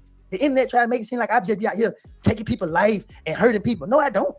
Anytime you ever heard me do something to somebody, it's because they did something to me. I defended myself. I can't let nobody hurt no man, no, bro. And guess what, y'all?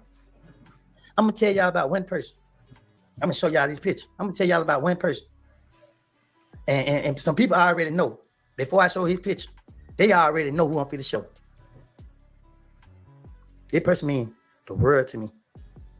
This person mean so much to me. Even in death, he still mean so much to me. His name is Kenneth Lamar Hurst. His name is Kenny Boo.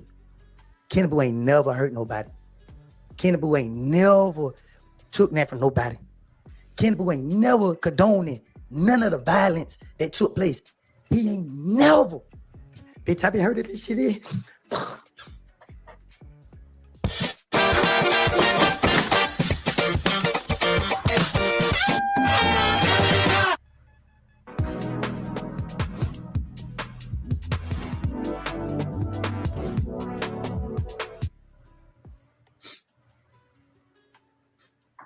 These niggas on the internet and they be trying to be gangster. They be trying to be tough. These niggas didn't fight that war with me. These niggas didn't fight that war with me. Niggas, somebody go get hurt. Somebody go get hurt. And y'all people on the internet is starting this stuff. This man lost his life behind this. DA Love was the DA that prosecuted that case. She let them boys walk free after they was admitting that they went over there and did that to him. Those people was the people related to Nut. They hurt my people. They hurt my people. They took his life. I was in the Fed fighting a gun charge because I won't say nothing. Because that same ATF agent who Thug was talking to, I told her Thug ain't did nothing. And she said, I'm going to put federal charges on you. That lady went to put federal charges on me. And while I was in the Fed fighting the case, him, who don't never mess with nobody, them niggas went over there and took his life. They went over there and took his life. And all these years, I had to hold this in. All these years. Y'all think I owe these niggas something? Y'all think I'm scared of somebody? I ain't scared of nobody. I ain't scared of nobody, boy. And y'all might think I'm weak for crying. Nah, nigga, it hurt. Because I know a lot of kids watching this. I know a lot of kids gonna get caught up in this. But I didn't say nothing. I let it be because I said I gotta be a good example to these kids. I took all the problems. I took everything. I took all the snitch allegations. I took everything. I went to war with these niggas for years. I got beat up in jail, not by one person. I got jumped on and I stood my ground. Nigga, I popped it off. Every time somebody came to do something to me, I made sure I put myself in a situation where I could defend. Straight lost his life. I never even tried to figure out what happened to my brother. Because I know the moment I got involved in that, I was gonna go say forget my kids again. I never tried to find out what happened to Threat. Rich Homie Coin, the same stuff that I'm dealing with. Rich Homie Coin wasn't strong enough to face it. He took that stuff and ended his own life. Ain't nobody sacrifice him. The pressure real, bro. The pressure is real, bro. Y'all don't know that because y'all ain't never been through nothing trying to defend people and then getting put in situations that other people putting y'all in when y'all don't want no problems. Everybody know Rich Homie Coin didn't want to be caught up in this street life, but the gang came to force that on him. The gang did that. These gangs come and intimidate us and make us feel like, oh, we gotta comply. We gotta get down. Because nigga, I stood up on my own. Nigga, I didn't drop my flag till I got into the state prison where all the gang members were. And I watch how they try to manipulate me and how they try to treat me to stand up for the rest of my life. You think I'm ashamed of what I've been through? No, nigga. Because every time it was up to me to do my part, I did my part. When it was up to other niggas to do their part, they never do their part. They never did their part. They never will do their part. But they want to get on the internet and portray an image of they did, or they did, or they did. No, man. I'm tired of holding this stuff in, bro. 10 years of this. Nut ain't no angel. He did things to people. He did stuff in the community. He didn't deserve that treatment. He did it. Nobody deserved it. But once you do that to somebody, It can't never be fixed. So when everybody went through this, I had to look at that moment every day. And people didn't understand what I was facing when I was looking at that lady. Because that lady in her heart, she done let the DA tell her that I know what's going on. So this lady looked like I'm the key to giving her the answers to what happened to her baby. And I can't even do that because why? I got my own babies I want to raise. And I got my own family that I want to protect and be there for. But I can't. So y'all wonder what put me in that position? These niggas did. These niggas did. And when people sit on the internet and talk stupid and bad, y'all got to remember this. Y'all part of it now. Y'all are part of it because y'all condoning it. Y'all influencing it. Y'all doing this. There's a lot of people mad at me probably for making this video. But a lot of people saying, Woody, get it out. You know what I mean? And I said a lot of people mad because they know I'm telling the truth and they don't want the truth to be out there. They don't want the truth to be heard. I'm telling y'all, bro, this shit is about nonsense from the beginning and it's about nonsense right now. And these kids are looking up to this stuff and these kids they're not living to see 21 years old. People told me I wouldn't live to see 21 years old. I'm 34. Why y'all think I can't remember my age? Because all I remember is they told me I won't make it out my 20s. I won't make it out my 20s. So when people like how old you is, I keep thinking I won't make it out my 20s. So that's why I got to think, 34. Everything I do is a reason behind it. It's the stuff that I didn't bring this on my stuff. Being in the streets was never a part of it. When you asked me as a kid what I wanted to be, I wanted to be somebody great in life. It never had nothing to do with being a gangster in the streets. That's what my environment put me in. That's what my association with the people that I had to go to school with put me in because I was what I saw. When I seen people skipping class, I skipped class. When I seen I was a part of what that's why my kids ain't gonna hang with people that I know ain't going about life the right way. That's why when I know people who I'm associating with doing criminal activities, I'm getting myself away from them. Y'all can do what y'all do it over there. Don't do it with me. Don't do it around me. Don't make me a part of it. Because I know how the justice system works. You've worked hard to get to where you are, and there's still a lot you want to accomplish. Whether you're looking to advance your career or launch a new one, DeVry can help give direction to your dreams. You work toward your goals. DeVry works for you.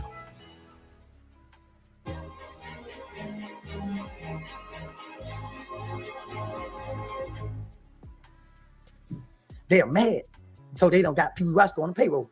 Pee Wee Roscoe, the only one that stayed on the run, got caught, and got out of jail 90 days later. And then now all of a sudden, he all over Instagram live talking about who I told, knowing that this shit here gonna make niggas mad. Ain't nobody that a part of that indictment scary. Let me say that again. Ain't nobody that was a part of the indictment scary. Ain't none of them niggas scary. Ain't none of them niggas scary. See, they trying to downplay it. Oh, these niggas, they G-A-Y, they R-A-T. Nah, they ain't scary. Make sure you put that first. So a lot of niggas ain't speak up because a lot of niggas just want to move forward with their life. A lot of niggas got another chance at life. But let everybody come forward and tell their side about how this person is or that person is. Nigga, I got all type of stuff in my phone from all type of people that back me up. If I'm a messed up person, why is your family members, reaching out to me? Why is this and why is that? If I'm a bad person, why is not comfortable with pulling up on me? Why, if I'm a bad person, why is all these people okay with trusting me? If Brian Steele said I had money of Jeffrey Williams, if I'm a bad person, why is Jeffrey Williams okay with me having his money? So when y'all sitting right here, when y'all sit right here and pay attention to all the facts, that's why I go around Atlanta. I don't mess with nobody. I don't disrespect nobody. I don't deal with no gang members. I don't do none of this stuff because God gave me another chance to move forward in my life. These niggas don't open their door up. I'm only speaking out because somebody gonna get hurt, and it ain't gonna be me.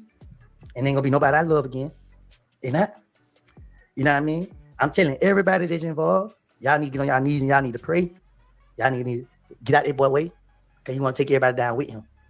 And he had his breaking point. He went strong. Niggas say that he's strong.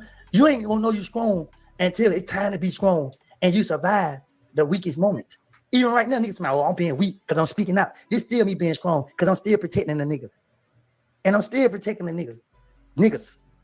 So at the end of the day, man, don't be manipulated by the rules that we set amongst each other, about the lies that we tell each other, about the manipulation that we do to each other.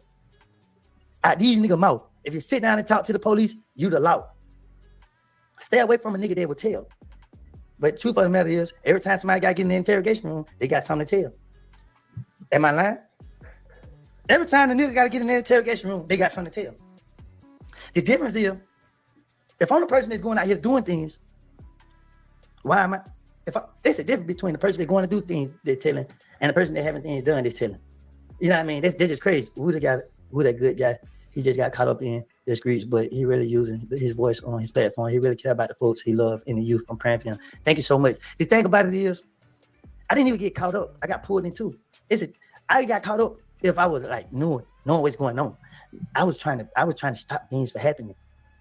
When I did hear things, when I was aware of things, I was like, oh no, hey, such and such, hey, be careful. Hey, you need to go talk to this person. Hey, I was putting my life on the line by going meet with rivals and not now, because people take this.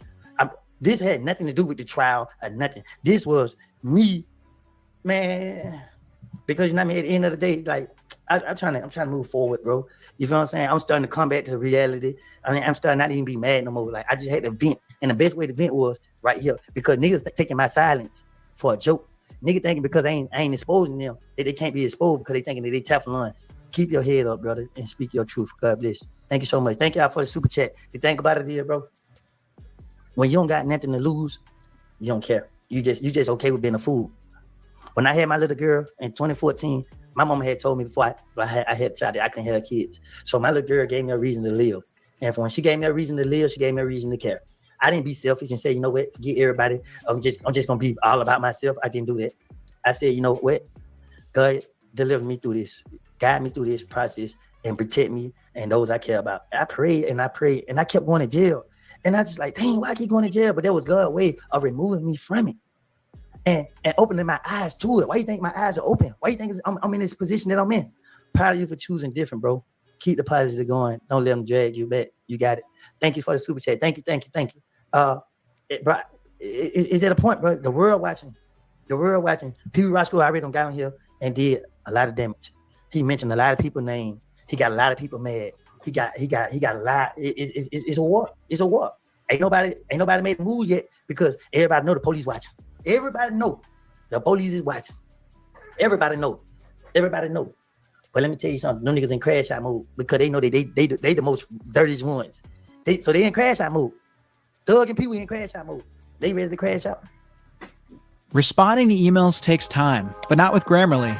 In a few clicks, Grammarly's generative AI drafts professional, relevant replies that sound like you. Download it for free at Grammarly.com.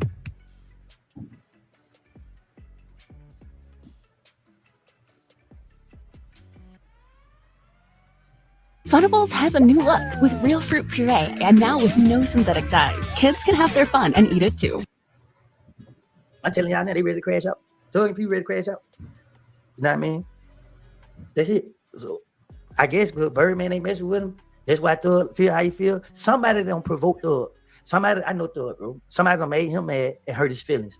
He and his feelings. Somebody not messing with him. Whoever it is ain't messing with him because they knew what was going on. And now it don't got Pee-wee started because Pee-wee loved Thug just like a lot of us do. And Pee-wee got on his internet and he ran his mouth and he bring up our name and he just ain't thinking. He react off his emotion, just like me. I ain't react off my emotion. I'm defending myself. I'm defending myself against these kids that don't know better. I'm defending myself against these gang members that don't know better. I'm defending myself against the devil. Whoever want to bring harm to me, I'm defending myself. So when he get on his internet and talks about me and talks about other people, he got to start with himself. See, this is just wrong, bro. This wrong at an all-time high. You feel what I'm saying? Yesterday, and when I first got out of jail, people calling me. They want to do this. They want to do that. I said, no. It's wrong, bro. You feel me? God gave me another chance. I got to take advantage of it. I got to do everything right. I got to do what God want me to do. I did what I wanted to do. What I wanted to do didn't get me where I needed to be, and I failed. Now I got to do what God want me to do. But I can't do what God want me to do if I don't let this out. If I don't get this out the way. None of them don't get this out the way. I can go ahead and finish doing what God want to do. Because let me tell you something. No weapon formed against me shall prosper. Someone told me that every day. I didn't understand why I just kept hearing it from this person. I didn't understand. I'm like, and then that person programmed it in my head. So I just end up saying it to myself, no weapon formed against me shall prosper. Yo, family, I'm gonna go ahead and let him rock out for a quick second while I eat. But listen, you know how he said Thug and them ready to crash out? I really feel like there's some crashing out.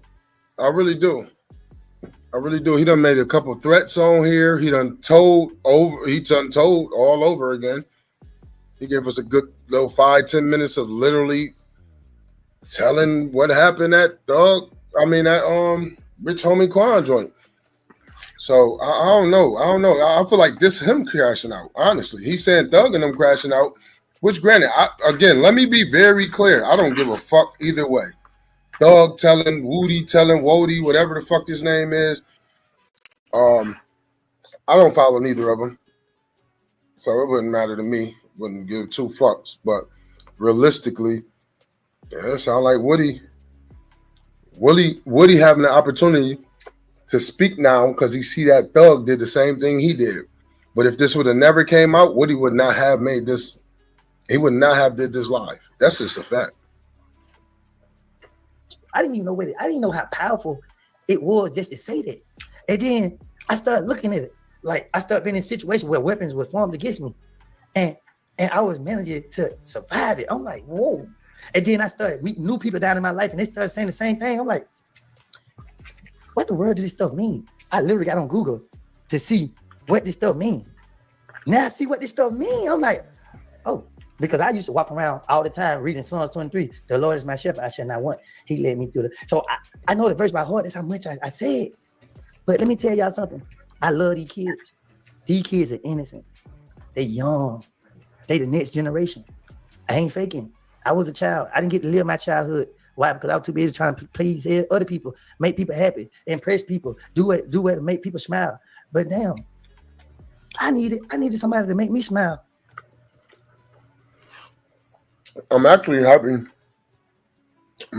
he's saying this because realistically, that's how it really is, right? But then we want to really take what you're saying, accountability, right?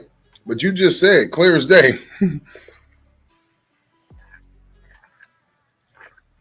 The first time you feel as though you have to act out of play, you will.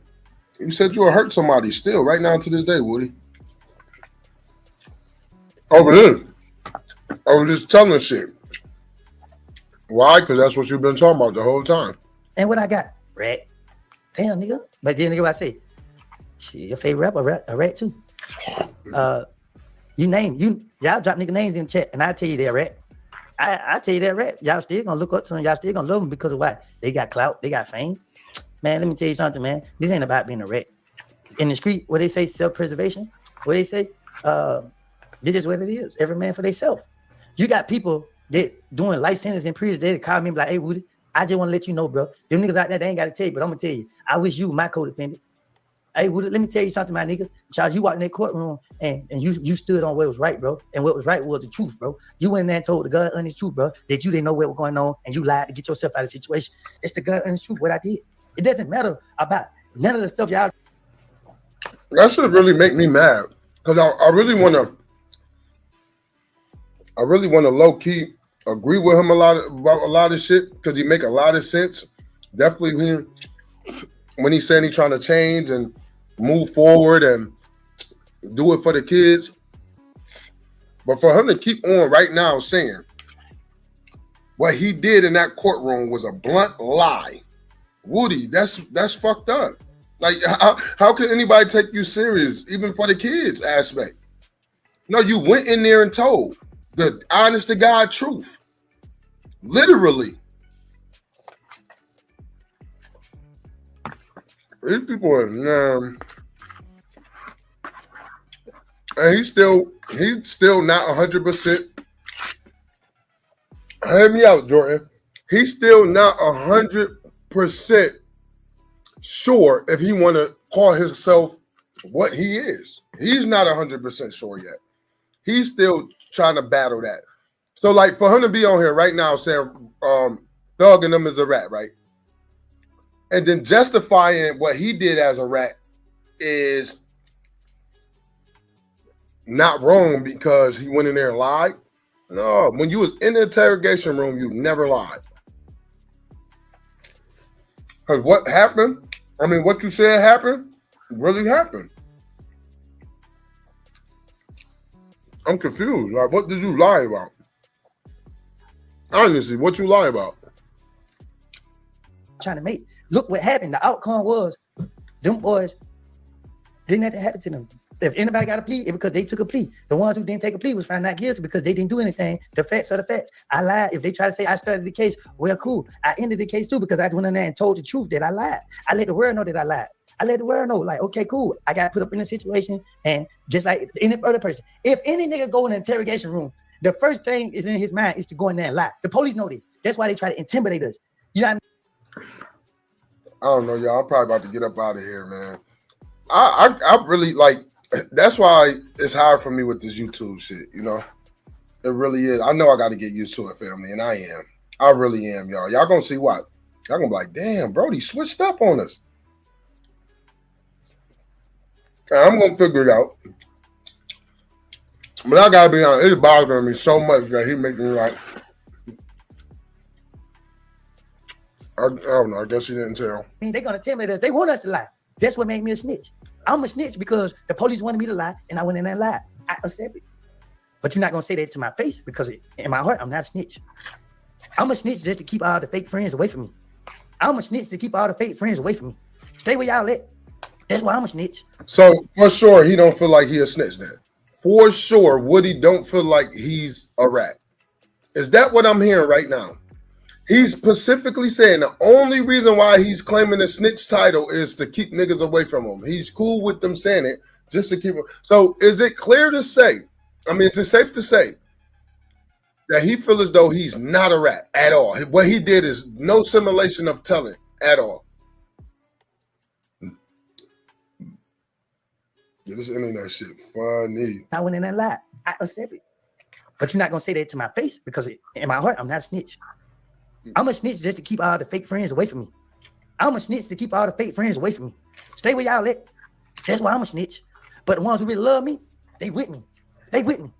So y'all need to understand why y'all call people snitches and this and that and third. It ain't you that's facing those allegations. It ain't you that's sitting in that jail cell. It ain't you that's dealing with it. That boy Gunna got out of jail and said free Jeffrey. Gunna got out of jail and started a campaign to free Jeffrey and willing to give his hard-earned one. That ain't nothing you saying we don't know. You knew that before you went in there and told. You knew that before you committed the crime with your buddies. You knew that before you shot up that motherfucking barbershop. You knew that before allegedly you killed that dude on the Skyway that shot at you at and your kids. You knew all of this before you ever took a stand. And you did start the investigation. You did, Woodie, because you was the first one that was in there talking to them police. Why I say you was the first one? Because again, your official run in with the police where you was going to talk to them, it was never an indictment. It was never no under investigation. It was never none of that.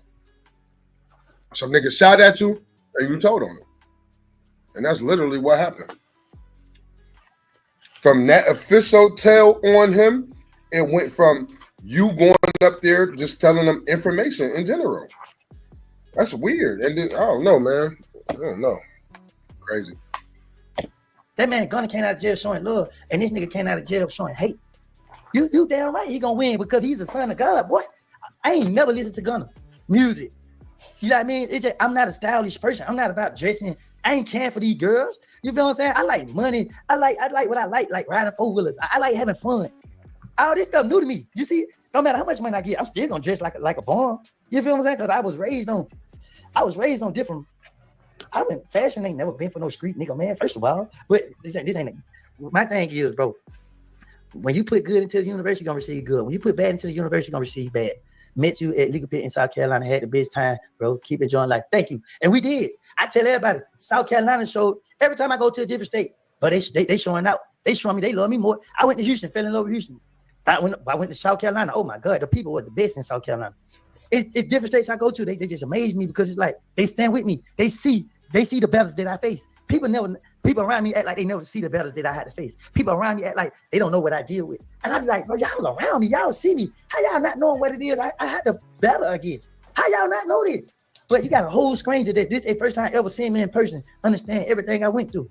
Oh, y'all don't want to understand. Y'all want to ignore it. Oh. No, because the people that was around you know you was a demon. What's wrong with these people, man? Are they slow? Sometimes I feel like these people was retarded, man. No, the people that was around you, Woody, they knew that you was a walking demon. They knew that you didn't give a fuck about nobody or nothing. Like, this shit is weird, man. Oh, man. Fuck, I hate YouTube, man. Yo, this shit gonna be hard for me to go into different content, y'all. I ain't gonna even lie to you. Like, some shit just be like, what the fuck? Like, I don't know. I'm gonna try though, y'all. I'm gonna try. What the fuck he just say? It's like the people around me they just don't show me no love. They just don't have understanding. They just don't understand nothing I'm going through. And it's like, yo, you the one that been around me. Yeah, they've been around you. They know you a snake. They know that you ain't no good. They know you will rob them. They know you will steal their shit out their backyard. They know you will steal their kid bicycle. They know that you will run around and sell dope. They know that you will run around and actually shoot somebody. They know that you're willing to fight. They know that you're part of the game. They know that your community know you, brother. You right. So the unfortunate, due to your past, you might get lack of the love that you would love to have right there in your neighborhood. But don't forget that you sold your community poison at one point. And if you didn't, you shot a couple of people in your community. And if you didn't, you made problems with people in your community. And if you didn't, you was robbing people in your community, Woody. I don't know. Sometimes I just feel like this YouTube shit is so crazy. Okay, cool. Say no more. Listen. Nah. He holler cool. Say no more. Nah, Woody. No, Woody. We ain't gonna just do it with the cool though. I don't want to just break it down with you. You say cool, say no more. But we're gonna listen. What you got to say? Talk to us, bro. Yesterday, my phone ringing all day. Hey, we gonna pay you whatever. Come over here on our platform. Come over here on our platform. Come over. Get what I say? Send that front end. I'm coming. Send that front end. Send the deposit. I'm coming. Matter of fact, let me call. Cause guess what I got? I got another booking right now. You know what I mean? Got another booking right now. Wait, nigga. That nigga text me last night. Oh, Rollo text me too. Yeah. Pop shit. Rollo free. Rollo doing good for his community. Roscoe here mad because he got to swallow another nigga. You know what I mean? He got to hold another nigga. You know what I mean? Because get what? Man, who the hell at Roscoe, man? You know what I mean? Only Roscoe I ever heard of a Dash, nigga. You know what I mean? A single nigga. Ooh, he know not to get me started. My PR approved me to travel. You know what I mean?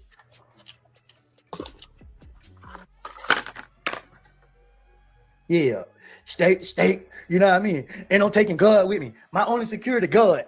I ain't taking no paid high security. I'm taking God with me. You feel me? Like every time people see me, they ain't never seen security with me. They seen God with me. They seen me praying. You feel me? Because no weapon formed against me shall what?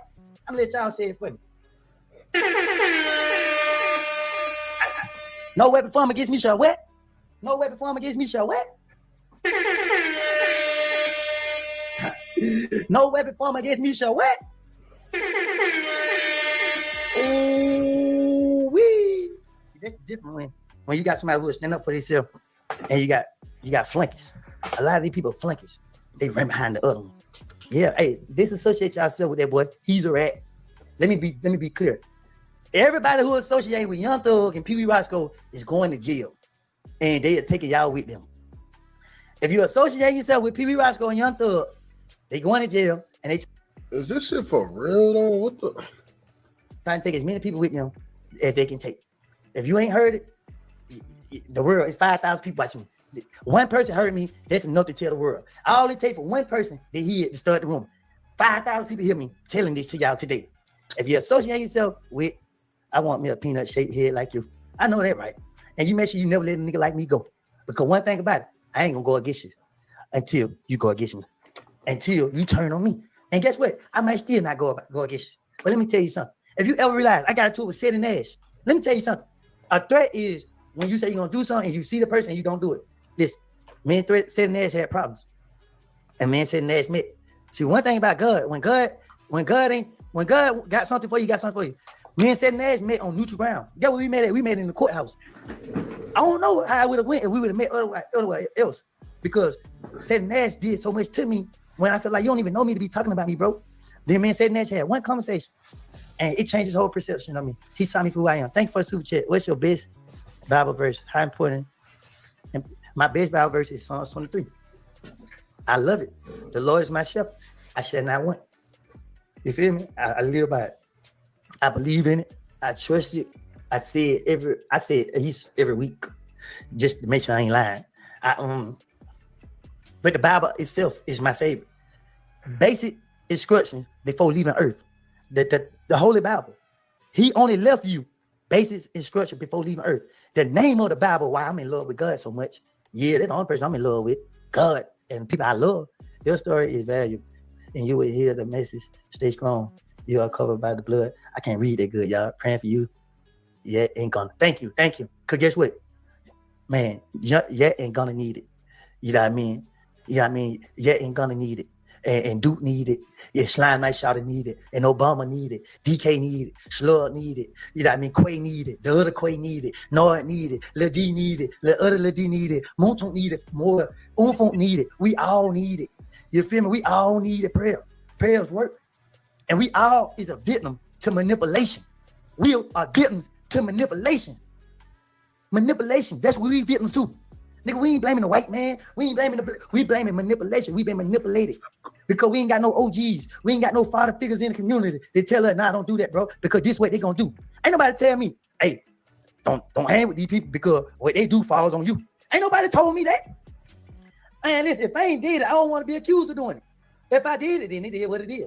But if I ain't do it, I don't want to be accused of doing it. But just because the simple fact that I'm claiming friends with people, I'm a party to a crime, and people out here trying to hurt me. Y'all ain't even trying to hurt the people that did it. Hell no. Hell no. Because now I'm sitting in jail for defending me or trying to defend me, and people still trying to hurt my family while I'm sitting in jail.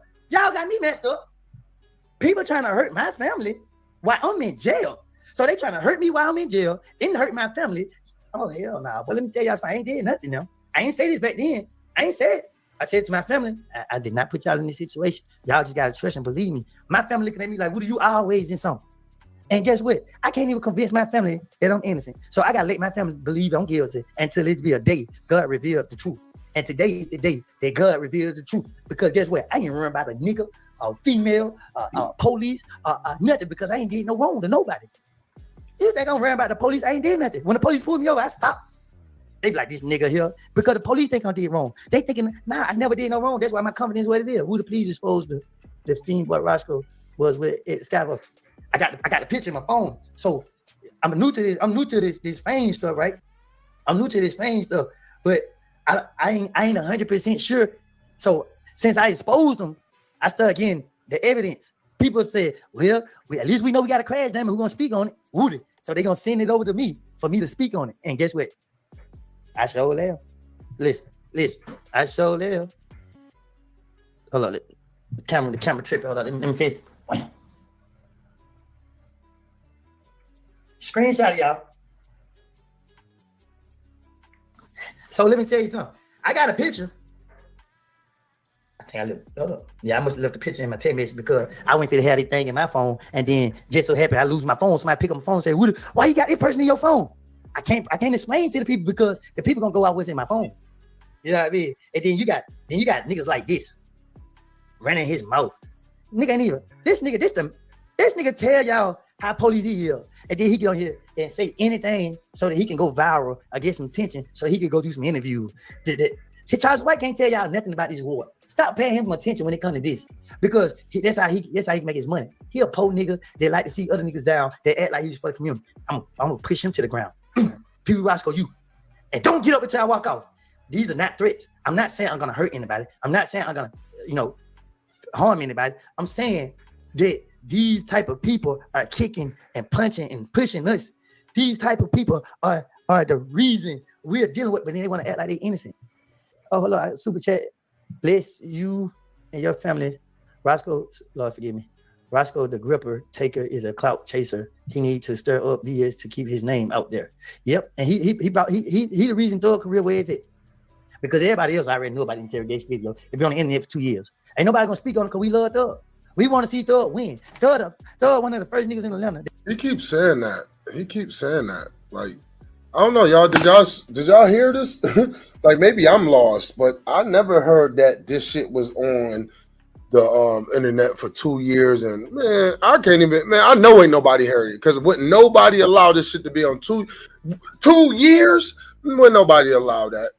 Hell no, man. Listen, what I'm telling y'all, more and more I realize how YouTube is, man. Man, you better not have a fly in your background, man. Somebody gonna say, man, you see all them flies back in there? Somebody gonna catch a fly go by the camera, y'all. I don't know. Let's take a quick little break, though. Don't tell a person how to heal. Never tell a person how to heal. Don't tell a person how to heal. Never tell a person how to heal. Put you in my shoes real quick. Imagine all your kids in another state. It really put me in another state. And don't get me wrong, I'm sure they mothers hate. But please excuse me for my puzzle face. I got scars counting on me, but they gotta wait. Because my mind.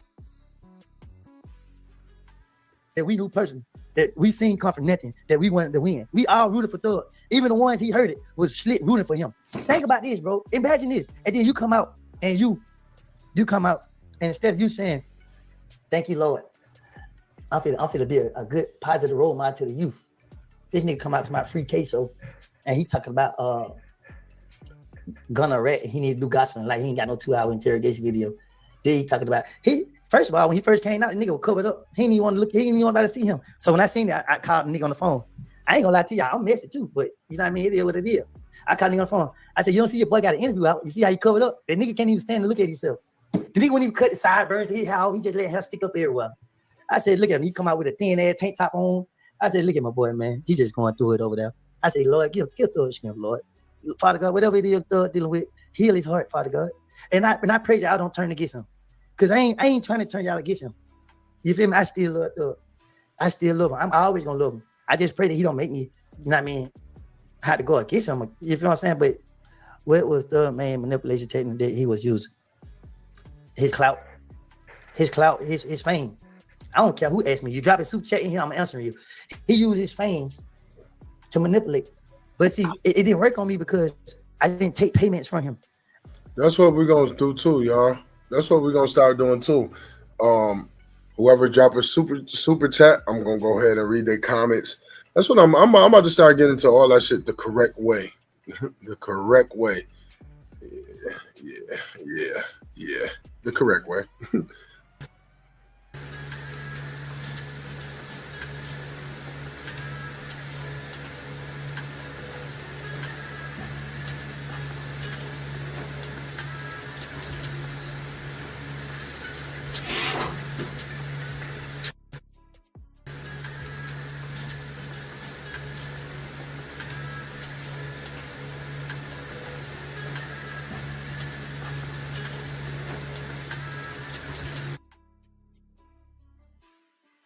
When he tried to give me money and I didn't understand why he was giving it to me, I was like, nah, I'm good, bro. He like, bro, you gotta stop doing what you're doing. Thug is a good person.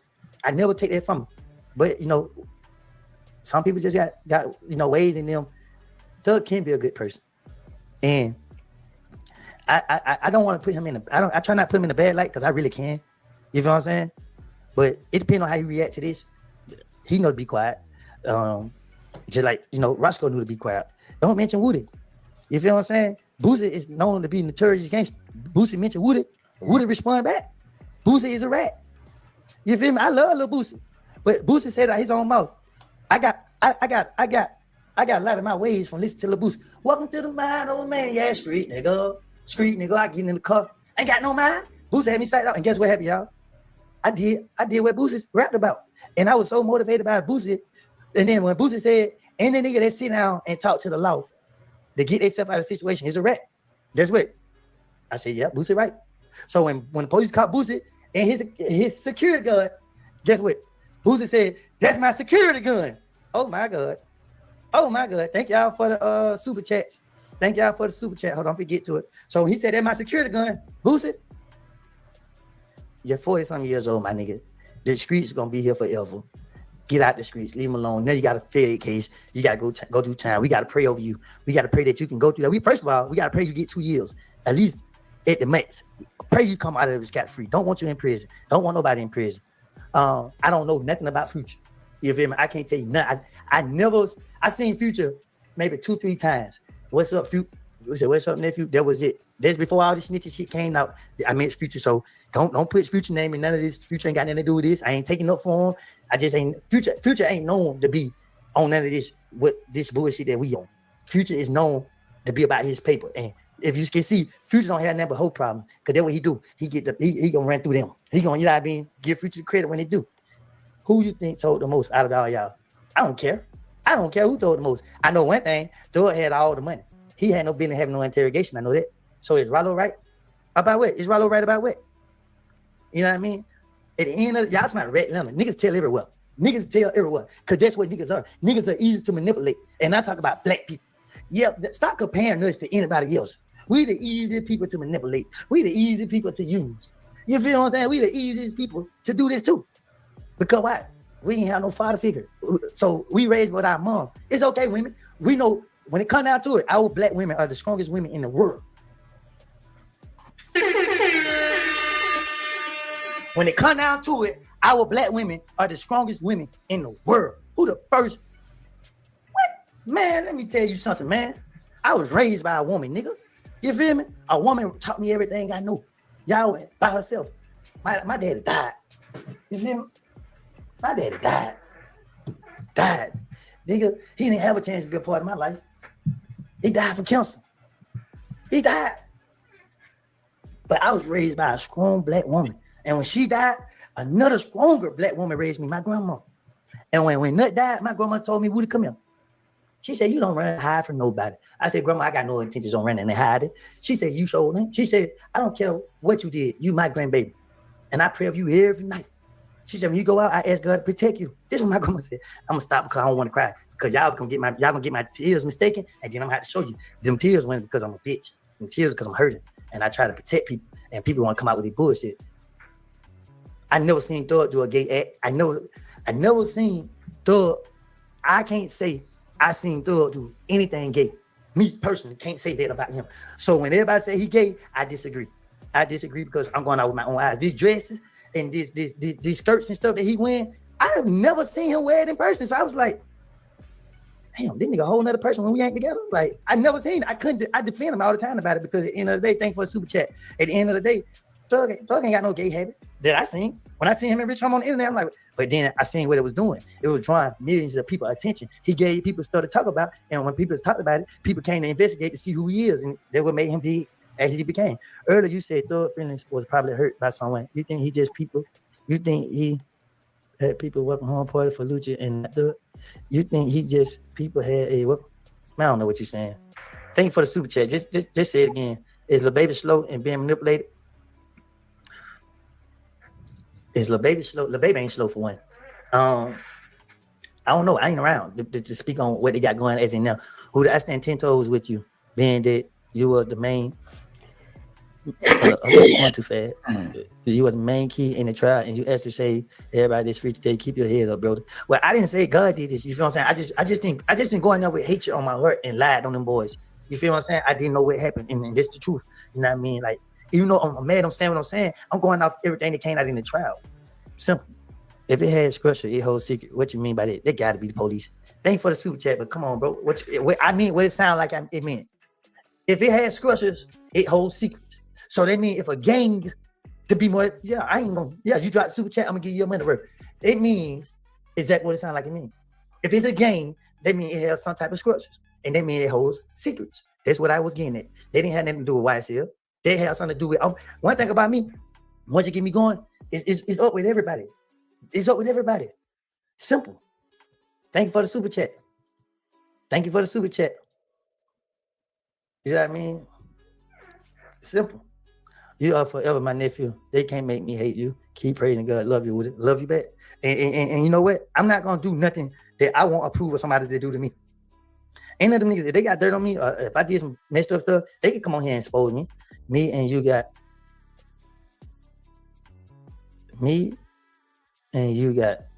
25 minutes back in 08. I don't know what you're talking about. Why you still being so mean to Duke when Duke always held his back? Because miserable little company. Duke don't deserve it. Duke, everybody know when it came down to Duke, it ain't no question that Duke love for Thug. Ain't no question that Duke Thug. Man, my Eastern, my name on here. I ain't no police. I liked it. Well, I'm just saying, like, come on, why would you ask me a question? You understand why I asked it. That's why you remember I asked. But let me get on Duke real quick. Thank you for the super chat. I love you for that. Appreciate it. But just don't ask me no question that's gonna get me locked up, bro. Like, I ain't got time for that. You know what I mean? I don't want the police to think I got information that I don't got. So at the end of the day, when it came to Thug and Duke know everything about Thug. That's hands down. Duke know more about Thug than Thug family know about him. Duke love Thug and put Thug first. I watched Thug.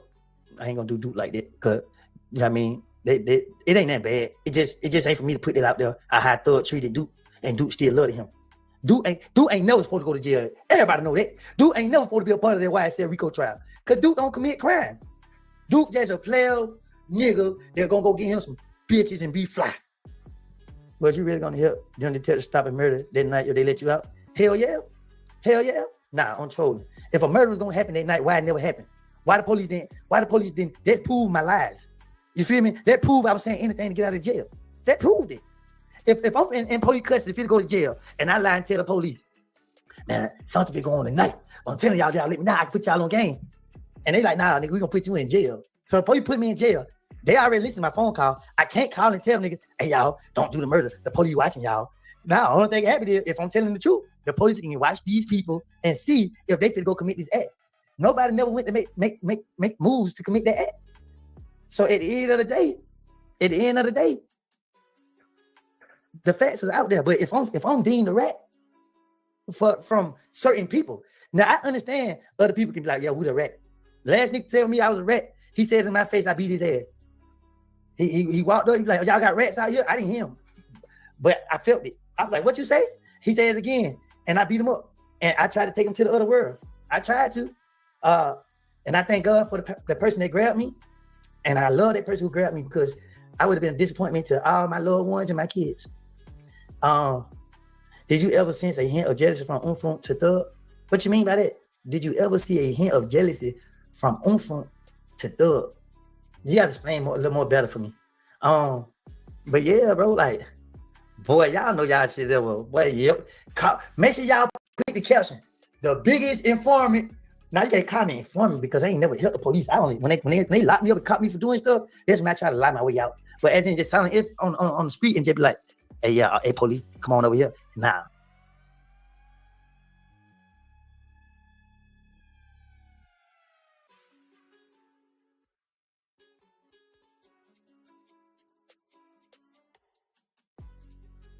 Once the police let me go, they had to always chase me. They had to always catch me. Only time I went down to the police precinct and when Thug told me to go down there. When Moon dropped me off, it was no secret that I was going down there. You stayed silent throughout everything. Thank you for the super chat. I don't even care about being silent at this point. All I care about is these kids witnessing what I'm doing. All I care about these kids seeing that the streets hold no love, the streets hold no loyalty, the streets don't care nothing about nobody. You feel what I'm saying? This is bottom line. Don't get caught up in this street thinking that just because you and this person took this from this person or did that, this person, that person. No. Every man for themselves. That's how the street will always be. Every man for themselves. When you had Malcolm X and them out here, when Malcolm X stood for righteousness, they had to get him out the way because he became I can't get into that. I wish my black brothers would understand that imaginary hands at play. People need to study. Man, I wish I knew what that word. But I'm thankful for the super chat. Today's government. I don't know, but you sound educated, so I'm gonna pen this message. I don't know how you pen it. Oh, I can't even pen it. Well, if you don't mind, can you break that down? Please don't let this internet trick you off the streets. Don't say nothing to incriminate yourself. Take care for real. Well, at this point, them niggas crashing and they taking everybody else with them. Is Thug a jealous and insecure person? Thank you for the super chat. I know you just want to give me that money. It shows that. It shows it. Thug have been, the streets have praised him. The streets have put him at the highest seat on the throne. They say Thug went to court and beat a Rico. Thug came home. Everybody told on Thug. Thug stayed silent and beat it. They ain't say that about Shannon yet. They ain't say that. Shannon yet. The only two that got found not guilty. Everybody, but let me tell you who the silent ones is. The silent ones are the ones y'all forgetting about. Quay pled guilty and went to prison. Quay ain't say nothing. Nord pled guilty and went to prison. Them niggas, but then you still got niggas that never got caught. They just ran. How y'all gonna call everybody snitches? You know what I mean? Like, how y'all gonna do that? So we just gonna point out the things that a lot of people miss. But we're gonna go back to the start of it. I thought mistreat Valerie. Thank you for the super chat. Valerie is a female and she do what females do. And what's that? Be messy. You know what I mean? I love Valerie. She might, she probably felt some type of way because of what I said about her in trial. But shit, I'm here to be truthful. That's my truth. That don't mean that that's the truth. That's my truth. Why did you even mention Thug in interview? What you mean, nigga? To get out of jail. They want Thug, not me. You damn right I mentioned Thug. Thug mentioned me. So at the end of the day, y'all don't like the truth. Here we are. The next overt act is April 26th, 2015. Jeffrey is touring. He is performing. He's in Louisiana. Lil Wayne is idol. Very idolized. So remind y'all, before y'all hear this part, this went over a lot of people's head. This what went over a lot of people's head. Pee Wee Roscoe just defended Thug for this right here. This what Brian Steele for to tell the jury. Why Jeff quit messing with Ola player, then took his name, ain't got an answer if it's some street stuff. Just always wanted to know though. Well, let me tell you this. Ola player is still alive. If you want to know the answer to that, you can go DM him on Instagram. You can reach out. I'm pretty sure he'll take a payment for an interview. He want to act like, you know what I mean? The money ain't good and stay in the street. That's up to him. But I never met Ola player. I don't got nothing against Ola player. I can't speak on it. But let's get into this tour bus where Pee Wee Roscoe defended Thug about. Came out against Jeffrey. Called him gay. No, never ever did. A promotional social media release where there's people with guns. I'm gonna say this. Brian Steele is a clever lawyer because he tried so much to protect Thug. Brian Steele did an amazing job. Let me give Brian Steele his credit. He did an amazing job with defending Thug because he hid so much in plain sight that the blogs didn't pick up because what he did, they told the blogs don't pick it up. But let's time to reveal Brian Steele. Rollo said Thug a fraud and was never like that growing up. Who much street all went aside. Keep it. Rollo. Why you think Rollo the only nigga got hurt to speak up? Everybody else already know this. They just not speaking up because, like I said, Thug got a check and he's stupid. Dude, them Atlanta rappers really mess with Drake. Is he? Yeah, Drake just a lick. Man, come on, man. We from Atlanta, man. We see an opportunity, nigga. We gonna take it. And that's what Drake is, nigga. You know what I mean?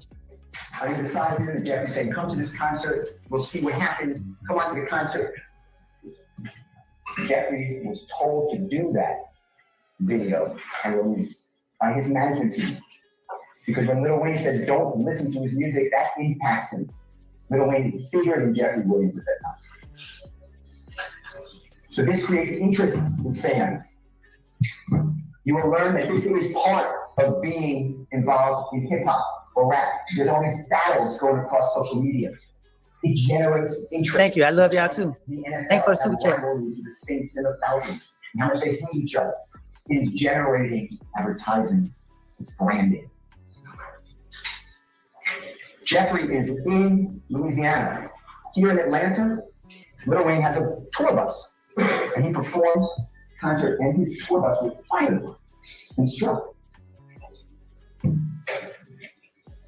There's zero evidence Jeffrey's involved. Zero. So one of your comments, so somebody in the comment, they just put a chat over here. You surely is right. You surely is right. I ain't gonna say what comment it is, but you're right. Now you're gonna hear about it. Because Jeffrey's the king slime. He just controls everybody, even without any evidence to support it. Because that's the theory of the prosecution and the police who have targeted Jeffrey Williams. The next overt act is July 7th of 2015. Jeffrey is at Perimeter Mall, that's located in DeKalb County. All right, now this shit finna get real. Y'all need to pay attention. Stop typing and pay attention. I wish people would understand what you did with it. Hell, Thug. Meet the women of our 2025 Confidence Project, empowering women entrepreneurs. The program has skill building, coaching, mentorship, and a chance to receive $20,000. Hello, my name is Kiana, and I am the proud owner of Room Key Event Venue. I'm Christian Franklin, founder of Angelic Organics. I'm Shannon Jamal, founder of Retreat Ranch and Mind and Body Complete. My name is Allison Lombardes. I am the founder and CEO of Outfit Formulas. I started Life Startup Essentials because I saw a gap in support for people transitioning out of homelessness. I wanted to create to understand the government was coming for him regardless, and if he didn't have a woodie, he would be locked up to this day. Dear genius, I had nothing to do with Thug getting released. Nothing. You feel me? I had nothing to do with it. That was all God plan or whatever the case is. You know what I mean? Why did Rich Homie dad get popped? There's two different incidents. Rich Homie Coin dad, I already explained that. I had nothing to do with that. So let's get back into this. And he's in the mall and he's buying 50 to 100 sneakers, brand new sneakers. He's going to do a video shoot. And he's going back Thank you for the super chat. Where the children don't have proper footwear. He's going to give out these sneakers and allow the children to be in the video shoot. So that's why he's at the Trinity Mall. He's there with friends of his. He's on a Segway scooter.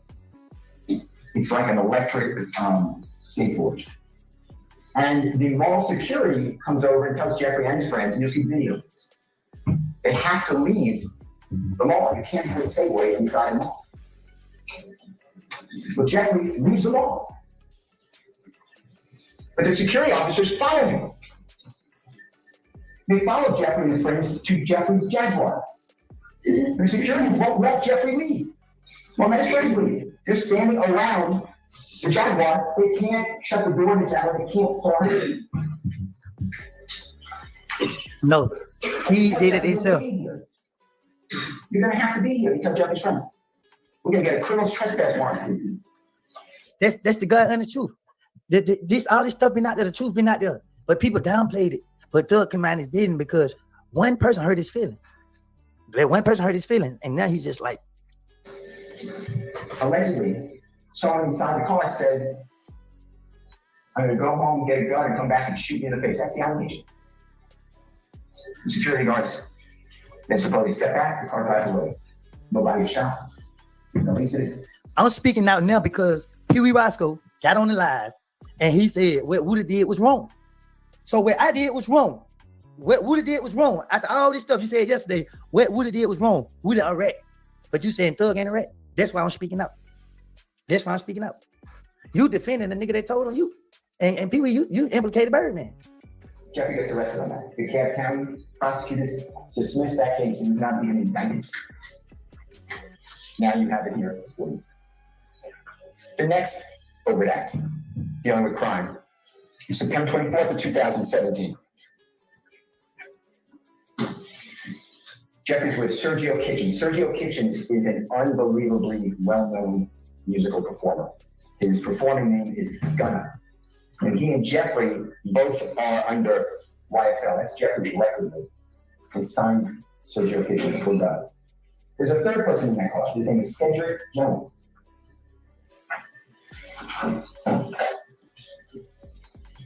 The car is going to Peachtree DeKalb Airport.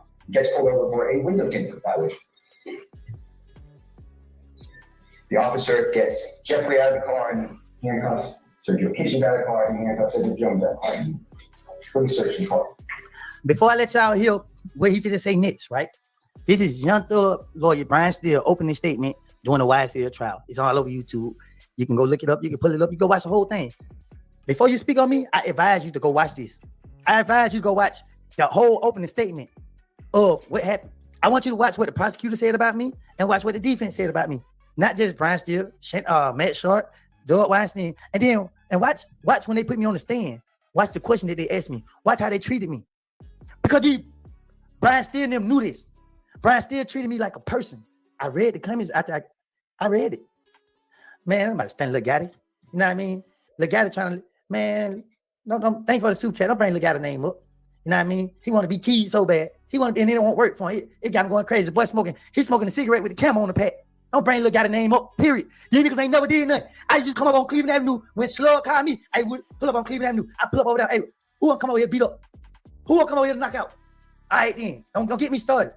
You know what I mean? Come on, man. Them niggas know not to play. Nigga.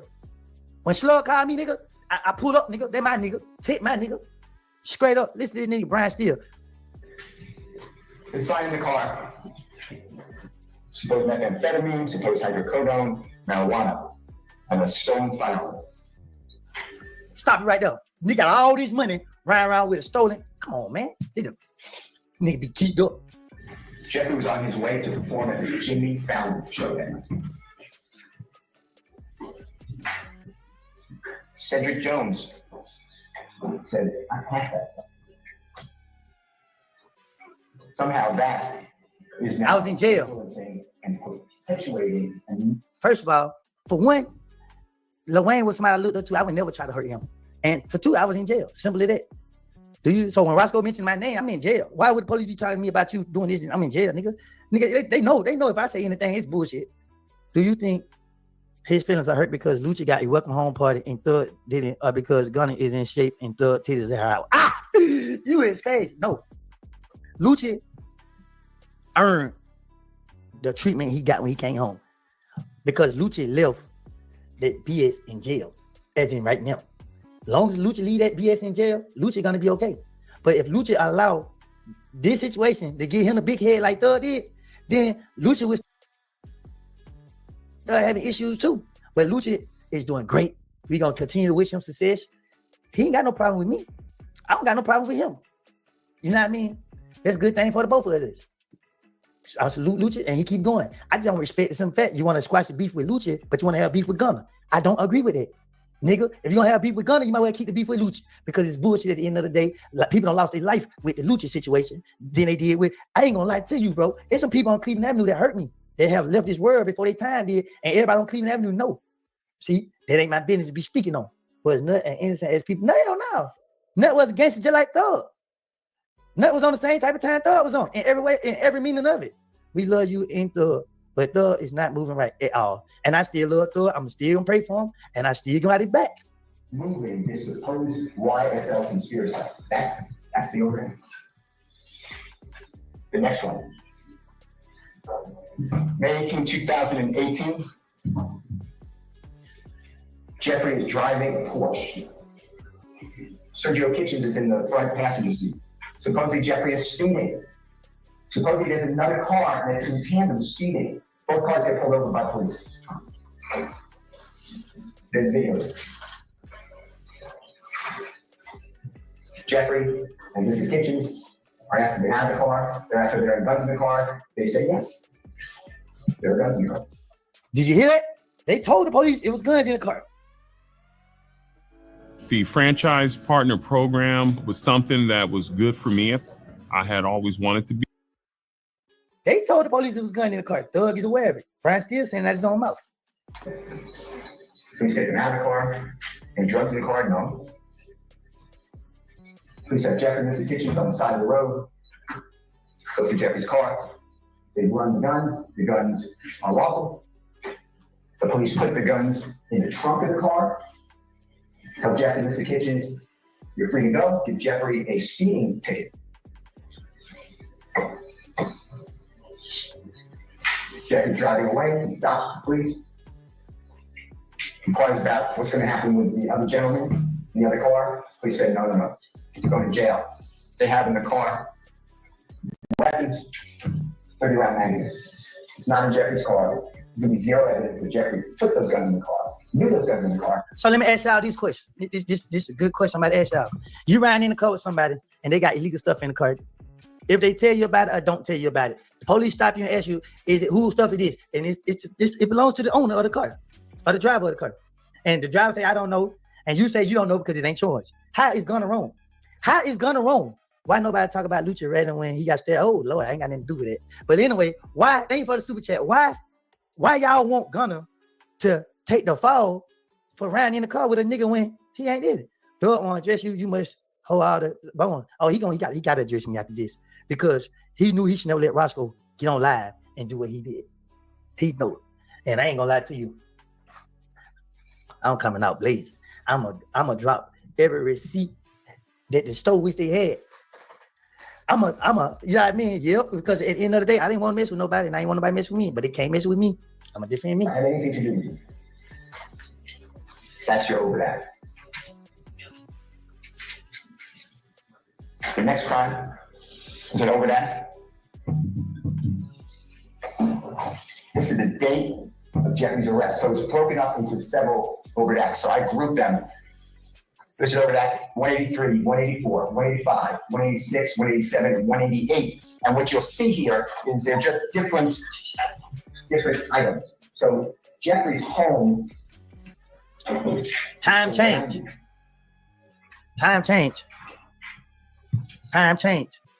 On March 9th of 2020, a law enforcement has. Thank you. You take care. You take care. You be safe. I appreciate you for coming here. Hope you learned something. Hope you understand. But for the people who still watching, I ain't even got started yet. Law enforcement takes control of the scene, the area. Jeffrey and more than a dozen people are in that house. You will learn that Jeffrey doesn't live in the household. But other people live there all the time. They take care of the house. Putting the blame on everybody else. Sitting in that courtroom, talk about nigga snitching, but you and your lawyer putting the blame on everybody. You ain't taking responsibility. You ain't claiming nothing. You ain't owning up to nothing. But got nerve call niggas rats. Nigga, hey, if you did that crime, nigga, do your time. That's what y'all preaching. Why your lawyers in on this damn trial, pointing the blame at everybody but you? Don't leave the house unattended. The house has a lot of Jeffrey's awards that you'll see. And in the house, law enforcement finds a small amount of cocaine. I'm talking about a small amount of cocaine. You heard him. He landed jury. No, small amount of cocaine, that means it's a personal use. A small amount of cocaine. When you shoot your nose up or you on that powder, then you walk around with feeties in your trousers. It's insane that LaWoodie, the one person about that action, is the voice of reason. Let my ass out. This like an episode of Black Mirror. No, I ain't the voice of reason. I mean, I just a person that's trying to survive. What they said, Woodie was in survival mode. All right, y'all see me in survival mode. Why y'all come over here messing with me? They found codeine, lots of codeine. Codeine's also people drinking it get high. It's very big. Marijuana in the house. And firearms. Other people had access to this home, other people lived at this home. You have no evidence that Jeffrey ever touched a firearm.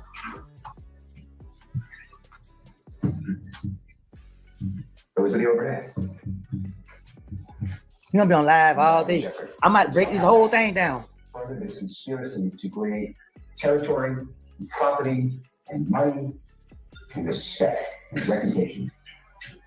The next series of overacts deal with videos that are released on the internet, photographs on the internet, chats. These are not released on the internet. The chats are personal. So this is when you really know what Jeffrey's talking with people in that conversation. So the first one is November 3rd, 2014.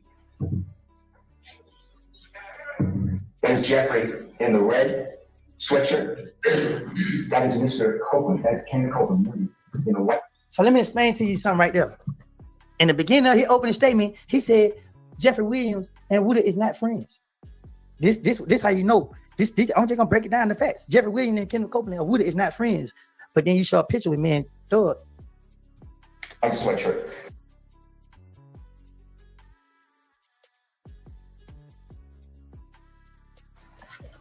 I'm confused though. Woodie, you said the same thing. Let me just point that out before you thought you made a point. You said the same exact thing specifically. You said that y'all was not friends. You was actually friends with the one that ended up dying, and that was Thug friend. That's what you said. That's what you said. You said you did not know Thug personally. You knew him. You end up knowing Thug through a friend that knew you and the new Thug. And that's how y'all end up being around each other. So you said the same shit. Honestly, you said, whether y'all was lying or not, but you said the same shit. Literally, I do not know Thug. I really don't know him at all. I become to come around him, dealing with these certain specific people. I didn't know him, and it wasn't like Thug was my friend. for him to be running around saying my name in the song. Remember, that's what you said. Doug shouldn't be running around saying my name in the song. It ain't like I was his friend or he was my friend. So I don't know. You ain't make no point right there. That's a fact. Y'all wasn't friends. You was a poop boy, and you end up being around a nigga that know Thugger. Thugger know that you is a poop boy that's ready to put some work in. That's just normal shit. And they're wearing different colors. And the RG is Rich Gang. That is a musical gang, a musical artist. Rich Homie Quan and Brian Williams' bird band, Jeffrey Williams, they had lifestyle that went across the world. Success. And Jeffrey is holding up his fingers. Yep. Suppose that's a YSL. That's what he's doing. He's wearing red clothing. That's the overhead. Jeffrey didn't release that. That's not his Instagram. Thank y'all for the super chat. And that's the overhead. And listen, y'all looking at me like I'm trying to profit from this, right? I wasn't. I turned down the money already. I turned down the opportunity to do this and get paid for it. A lot of money. I turned it down because I cared. Because I said, you know what, we go through things, we live and we learn. You feel what I'm saying? Ain't nobody got to figure it out. Everybody trying to figure it out. So as we going through this process, we're gonna go. Right now, I'm saying what I'm saying because it don't got to a level of 0 fucks are given. They're putting people, they're doing too much. They should just let it go. They can't home. You know what I mean? Niggas ain't happy that they can't home. They mad because they didn't go to prison. These niggas more mad that they didn't go to prison than they coming home. Who the hell? I would be so happy that I came out. But I watched Yet interview. Yet said, man, I'm glad I came home. What? That's the spirit. That was it. Yet she never said nothing about Duke. I don't agree with Yet talking shit about Duke. I don't agree with it because I feel like Duke ain't did no wrong. There's no evidence to show where Duke did wrong yet. Duke ain't in no interrogation room telling on nobody. Duke ain't in no black and white telling on nobody. Everybody gonna take a plea deal when they say go home before the holidays and you got family and loved ones out there and you sitting in jail because you friends with another nigga and the police want that nigga. Hell no. Thug more bitter and mad because he pled guilty and Yet got it and Shannon Stillwell went to trial and got found out guilty. The next one is January 3rd, 2015. That is Mr. Demetrius Garlington in the red with the glasses on. That is Jeffrey. Closest to us. I'm skipping. Jonathan Thomas is killing, and therefore somehow it's relevant to this murder. Lied to their brothers and sisters, and they're right in the courtrooms are covered with gold. He's trying to fix. Everybody ready? They can sell a better image.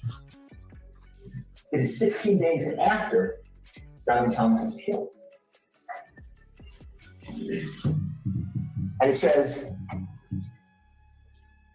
Jeffrey's saying, so in A, lies to their kids, lies to their mamas, lies to their brothers and sisters, and they're right in the courtroom and tell the God's honest truth.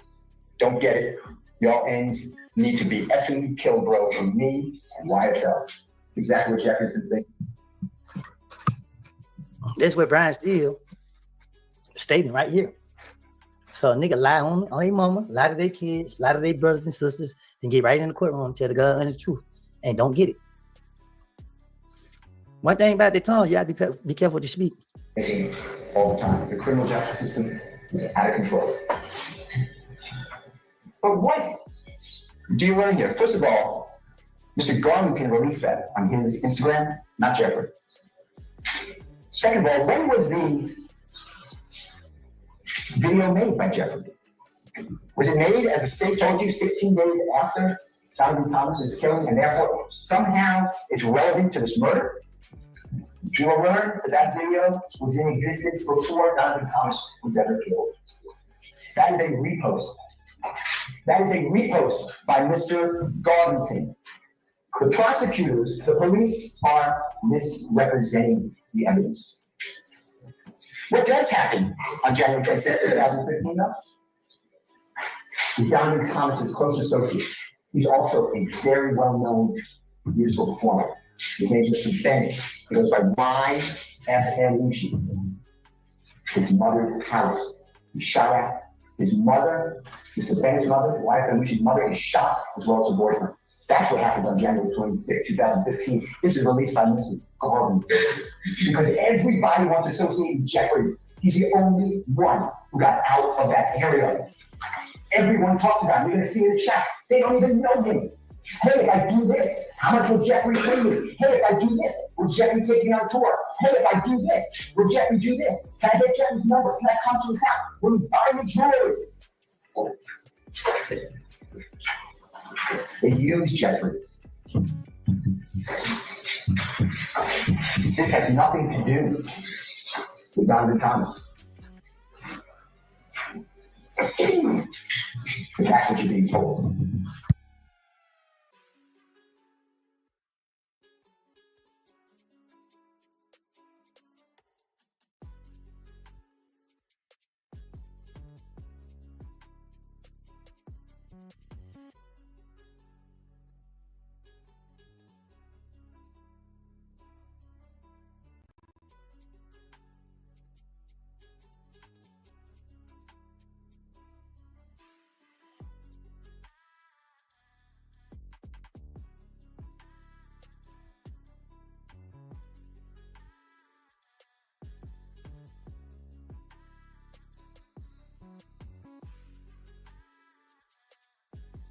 Why is that coming soon instead of a C for the Crips? You can remove the C if you're in favor of the Bloods, and you use another letter. Sometimes a B, this one you use an S. You will learn that in the YSL gang, it's now called a hybrid gang, because it's not only Bloods, there's Crips, there's anybody who wants to come, no rules. But now the experts in the Atlanta Police Department, I think the experts, they're all the same. The Atlanta Police Department. Now it's a hybrid gang. That is the overdad. It's not written by Jeffrey, it's not released by Jeffrey, but they want you to hear music that talks about killing, drugs. It is art. If you don't like it, you don't have to listen to it. But this is America. It is art. And you will learn that rap is the most listened to music in the world. It's the number one. It is a multi-billion-dollar industry. You don't hear this, we encourage it. It generates money. It puts people to work. It's not meant for brainwashing. It's whatever the consumer chooses. This is archived. Looking at a painting, watching a movie, reading poetry. It's what you believe it to be. That's what we do, as opposed to Russia. All right, y'all. I'm skipping it because his nigga, he just dragged it out. You feel me? We just go ahead and go to the niche where he said all that about me. Yeah, I mean, I ain't gonna lie, I got tired of just sitting there watching. We're gonna go to when he put me on, when he questioned me on the stand and show you the difference. Come on, nigga. The commercial take forever. They wouldn't even let me skip. No, I'm at the point out the simple fact though, the question that he asked me on the stand and the way that he tried to play me on the stand, where he tried to play me, the way he tried to play me, y'all. See, y'all got distracted by the funny shit. The shit wasn't funny. There's nothing funny about this situation at all. Man, what's wrong with this commercial, man? Take it forever. See, look, it's the devil trying to start it. Nah, ain't nothing funny about this. We get to the bottom line. Should left me alone. Should left me out of it. All right, it ain't even. I'm waiting on the commercial to load up. Let y'all keep hearing it. They stop all communications. They censor. The next overact is March 20, 2015. Jeffrey is with Shannon Stillwell, Deontay Kendrick, Mr. Garlington, Mr. Arnold.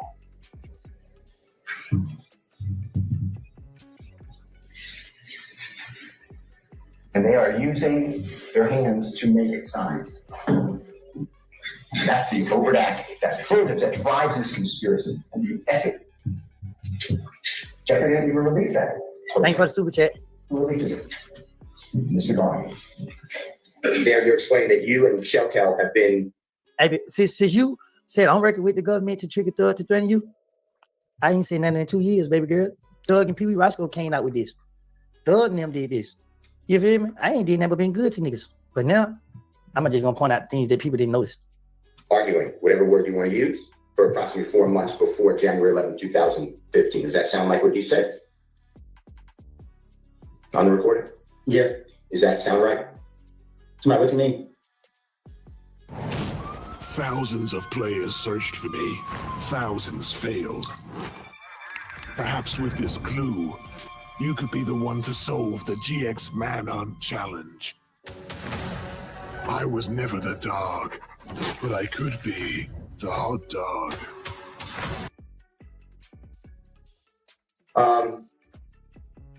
You know, 9-10 years ago, going back, were you not getting along with Shelkel for approximately 4 months? So since maybe we'll say September 2014, does that sound right when you told Detective Thorpe? I don't know what you, I don't understand. Okay. You told, let's just do it this way. You told Detective Thorpe on January 11, 2015 that you and Shelkel had been arguing since approximately September 2014. The way I got that is 4 months before January 2015. So you're saying when me and him got into it? Yeah, approximately. That's what you told Detective Thorpe, and I'm asking you, is that true? Yes, it is. What true? Maybe in September 2014, October 2014, November 2014, December 2014, beginning of January 2014. By that time, January 11, 2015, you and Shell were arguing. Does that sound about right? I don't get what you're asking. Okay, it's me. It's my fault. Do you remember? You see how I gotta defend myself? You see how he tried to trick me and how I gotta defend myself? Come on, man. Going into the police department, meeting with Detective Thorpe on January 11, 2015. No, what I'm saying is I don't know what you're asking me. Are you asking me when me and him got into it? Yeah, you and Shell got into it approximately. If you could tell the truth. You ain't had to send 100. You ain't had to send 100. Thank you for the super chat, though. Come on, with her. That come correct? Like 2014. Okay. Now, on June 10th, me and him was into it for a minute. Okay. There's about 4 months before Mr. Diamond Thomas was got to be killed, sound right? And if it doesn't, or you don't know, I don't know. That's not. Thank you. You go back to the June 10th, 2015 meeting or interrogation with Detective Gaither, Detective Dennis. You know what I'm talking about? Detective Thorpe at the time, ATF agent Cunningham at times. I'm on June 10th, 2015. When you told law enforcement, or do you remember telling law enforcement that Jeffrey and Donovan Thomas were arguing or had a falling out before you and Shell had a falling out? Do you remember saying that? I don't remember what I told no investigators. Okay. Did you hear that on the recording we just listened to? Did you hear you say that? What I just say? On the recording that Jeffrey and Donovan Thomas fell out or were arguing. I was told investigators anything. Okay. The truth is, this way I stated on the stand. I told the truth. And Brian still sat right here and still, when I'm telling him the truth, I don't know about nothing. He's still trying to put this on me. And I still. That, to your knowledge, your observation, so you saw with your eyes and you were present with your ears, Jeffrey and Donovan Thomas were, your words was big homie. Is that true? They were friends. Can you say it again? Yeah. From your observation, January 2015, you knew that Jeffrey and Donovan Thomas were friends. Is that true? Right? Okay. And what you said to the police was what you've been explaining. You would do anything to get the police to stop looking at you. That's all you were trying to do, to go home. Right? Okay. I don't got a problem with I got a problem with his activities, his behavior. I got a problem with all this stuff that we have all been through and all this stuff that we all had to face and go through. This shit ain't no blessing. This ain't like, nigga, if we can go back and do things different, I'll never be friends with them niggas, bro. Them ain't my type of niggas. Like, I'm only speaking up for myself. They asked for this and I'm giving it to them. So when y'all see I keep talking about, oh no, nigga, I'm giving them what they asking for. Now, were you present on December 4, 2014 at 250 Auburn Avenue in Atlanta? Do you know where that is? I don't remember nothing way back then. I don't know. That's fine. I'm going to show you with the court's permission. I'm going to show you a photograph of the building, 240 Auburn Avenue. Your Honor, I'll mark this if that's okay with the court. Go ahead, 1 second, Your Honor. Just looking for it.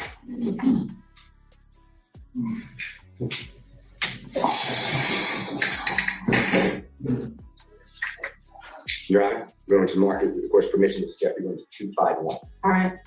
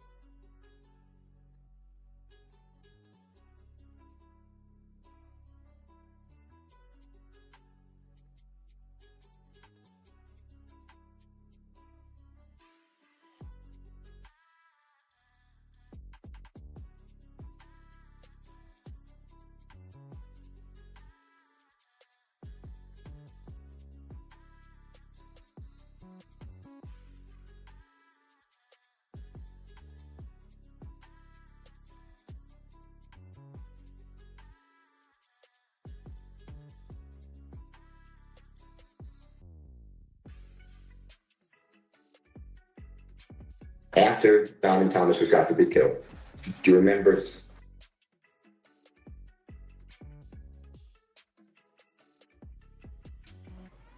I ain't gonna lie, I like his little mic, y'all. It seemed like he tap his mic and then the audio come on and tap it go off. I like that. I have to look into one of those. Being present at shows with Jeffrey Williams and you know who Rich Homie Quan is? Yeah, the performer. You know, yeah. Do you know him as Mr. Lamar too, or do you know the name Mr. Lamar? I don't know Rich Homie. Okay. Do you remember seeing after the killing of Donovan Thomas, seeing Rich Homie Quan and Jeffrey together? What you mean? In Florida. Y'all hear me? Can y'all hear me? Were you present? You said when? At what time? Shortly after Donovan Thomas got forbidden. So Can y'all hear me? 2015. Yeah. Okay. Now,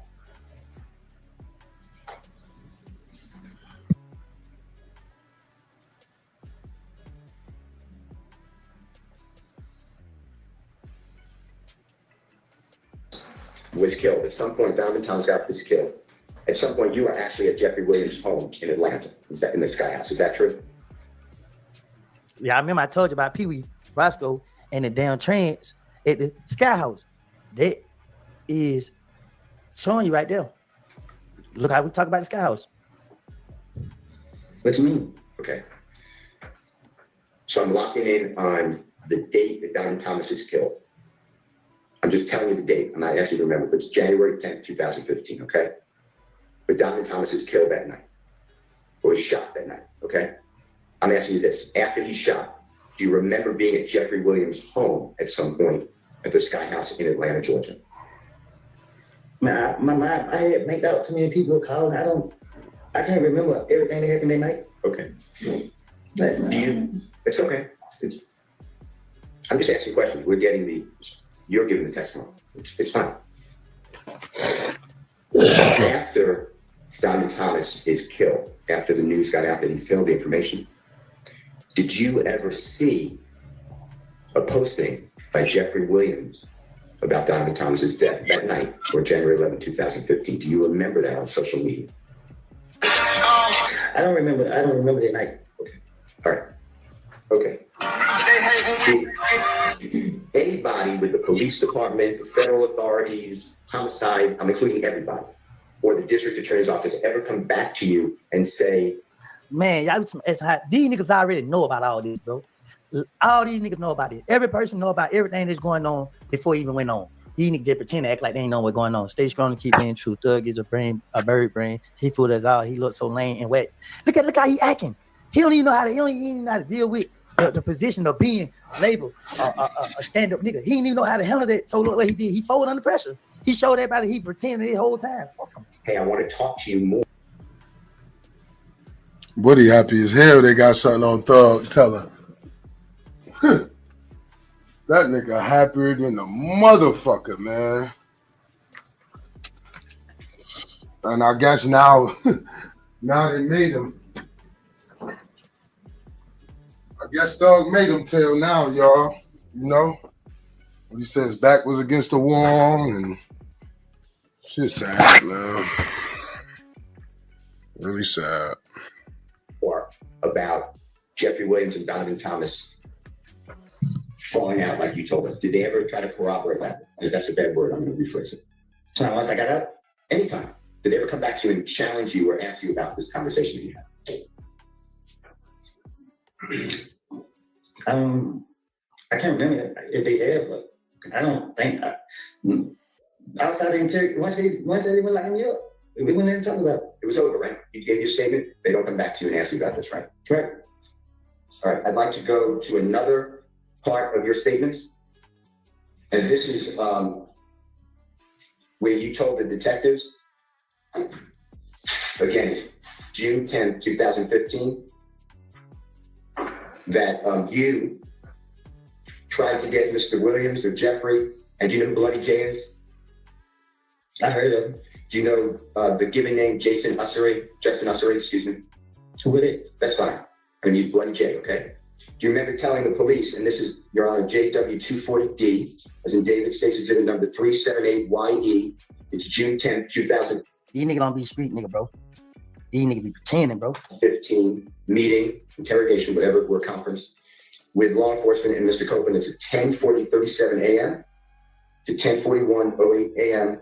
And Mr. Copeland, tell us if you hear this, okay? And if it's not, Detective Dennis tells you, so the night at Crucial, when you were saying they jumped on you, you said, when all the, I'm just not saying it, but SHI blank popped off. So what happened, this is Detective Dennis, what happened when you came outside with Bloody J? Because you were saying last time, then there's overlapping conversation, I can't understand multiple people speaking. Then you said, when I, the Detective Dennis said, when you were trying to bring everybody back together. Did you hear that? When I was trying to bring everybody back together, I've been dealing with this shit for 10 years, bro. I've been dealing with it for 10 years and 2 years of me being quiet to it. So people get on the internet playing with me and saying what they saying, like I've been a problem. All these years, people been making me as the person with the problem, but you got it right here, stated in the courtroom that was the one trying to bring everybody together. The way I act right now is not a fake. I ain't pretending how I act, no. I ain't pretending. I ain't faking how I act, bro. I always been this person, but I always take the fall of blame for what other people do. Let me tell you something, bro. You just heard it with your own ears in court, but it went over y'all head, bro. Cause y'all was too busy finding stuff to laugh at. Y'all too busy looking at my face expression because I'm discombobulated because I'm in a position that I don't even want to be in. And then now you got niggas that, you know what I mean? Didn't you say Thug was in the car asking bro about the train and walking back? You must just got on here. Man, I'm gonna let y'all finish. And the detectives kind of said, you were like, is he ready? And Thug or Jeffrey kept saying, nah, he ain't ready. You remember that? That was Detective Dennis saying, you remember you told. Thug just tweeted there was nothing wrong with Umfon taking the plea. Then how is he mad at Gunner? Genuinely confused. Jealousy. Thug reveal himself every time he tweet. Let me tell you something. It eating him up over there. It eating him up. It ate me up. When I just like, dang, bro, I can't believe everybody who know what's going on turning against me. Like, y'all nigga turning against me? All right, cool. I don't need y'all with me anyway, because if you're going to turn against me at some point, might well turn against me now. Get the hell away from me now. I don't want to turn around and you got that motherfucker in my face like, got you. Not turn by. Reveal yourself. Because when it's time for me to ride for people, I'm riding.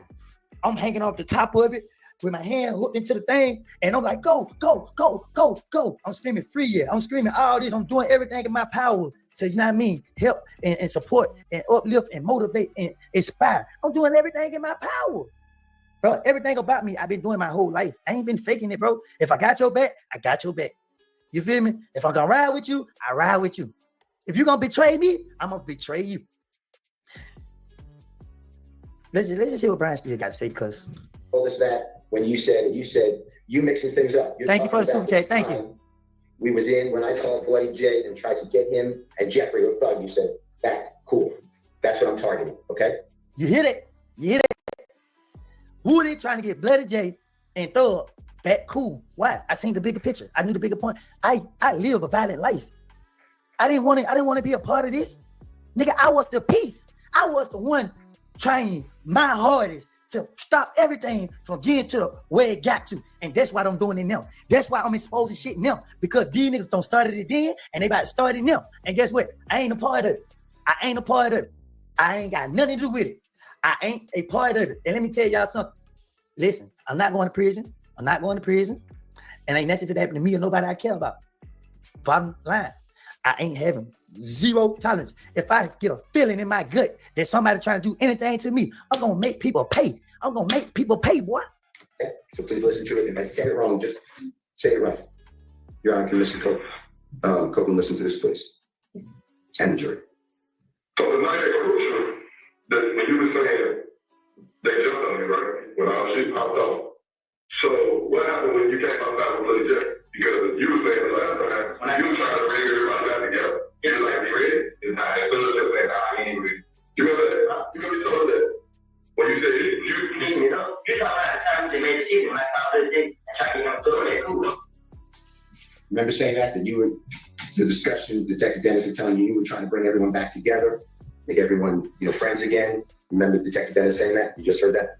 I just heard it. Okay. And then you said that you called Bloody J and tried to get him and Jeffrey with back cool. You remember saying that, or did you hear that? Again, I'm talking to the investigators. I'm trying to tell them anything. Right, that's not true. Right? You were just trying to get out of custody or jail. You want to go home, right? I've been telling you I did for the longest. Sustained. The statement the jurors just listened to, you were trying to finesse the lie to the investigators to get them off of you so you could go home, right? That was my plan. It was a lie, right? My plan was to screen the police, hoping they'd let me go. And did the police...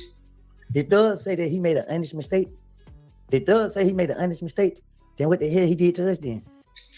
Ever show you, or the district attorney's office, any cell phone records of you and Bloody J speaking at all on the phone?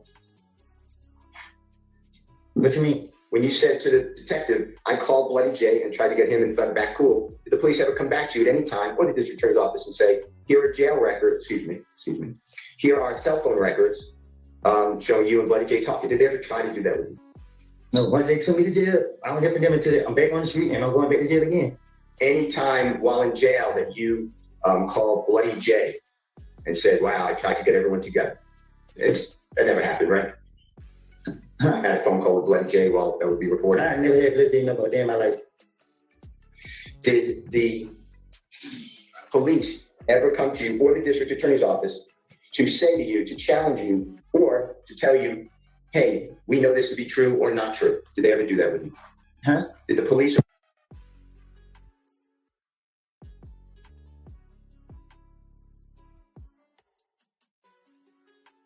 That's a simple question. Did the police ever do that at the district attorney's office? No. Okay. I'm going to go to another one. This is your statement again. This is June 10th, 2015. Your Honor, it's JW, Jeffrey Williams, 240E, as in Aaron. It states exhibit number 378YE. And Mr. Copeland, this is it. I'm gonna skip and go to Tell the website you love. I'm gonna go to something else right quick. I'm gonna go to these video right. And why the world is always doing it? Well, I'm gonna talk to y'all while we waiting on the time to go by. So my whole thing is, nigga keep trying to push the rat narrative, this snitch narrative, this I'm solid, I ain't did this. Why is your lawyer in the courtroom? He defending you. He gonna do whatever to get you out. This we know you gonna say this. We know this your defense. But you pushing the line of a snitch. So you need to be telling your lawyer, hey bro, I don't need you, telling. I need you. Like let's be honest. Nobody, my client ain't did anything. We don't need your lawyer to point the finger at nobody else, putting the blame on nobody else. We don't need your lawyer putting the blame on nobody else. We don't need it. We don't need it. If you so solid like you claim to be, why you okay with sitting right there while your lawyer try to put the blame on me? Did you see Jadakiss and Fat Joe speaking highly of you on their podcast? I love them. Make sure y'all tell Fat Joe and Jadakiss Woodie say that I love them, because guess what all these other niggas doing? They showing favoritism. They want to lie and make y'all believe Thug and them is right. Thug and them is wrong. They go. Watch this. In the early morning hours after Dr. Thomas got killed, did you go to the police? I think the police called me. Like, did you go down to the police department after the police called you? I think. All right. I want you to go back to that day before Dr. Thomas got killed. I want you to tell the jurors that you remember about the day that Dr. Thomas got killed.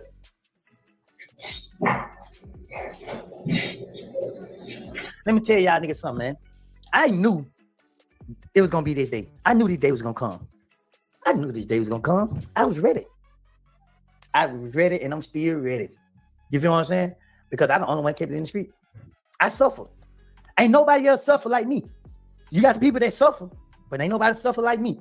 Ain't nobody go through hell like me. I had to fight 300 niggas on the streets. Nut was love. Nigga, they love that nigga. But they love Nut. I had to fight these niggas by myself. I had to fight these niggas by myself. And I had to worry about the police. Woo. Y'all can't tell me nothing about this war or this violence that these niggas feel to make go on in these streets. But don't tell me nothing about this. Boy, they got the proof right here.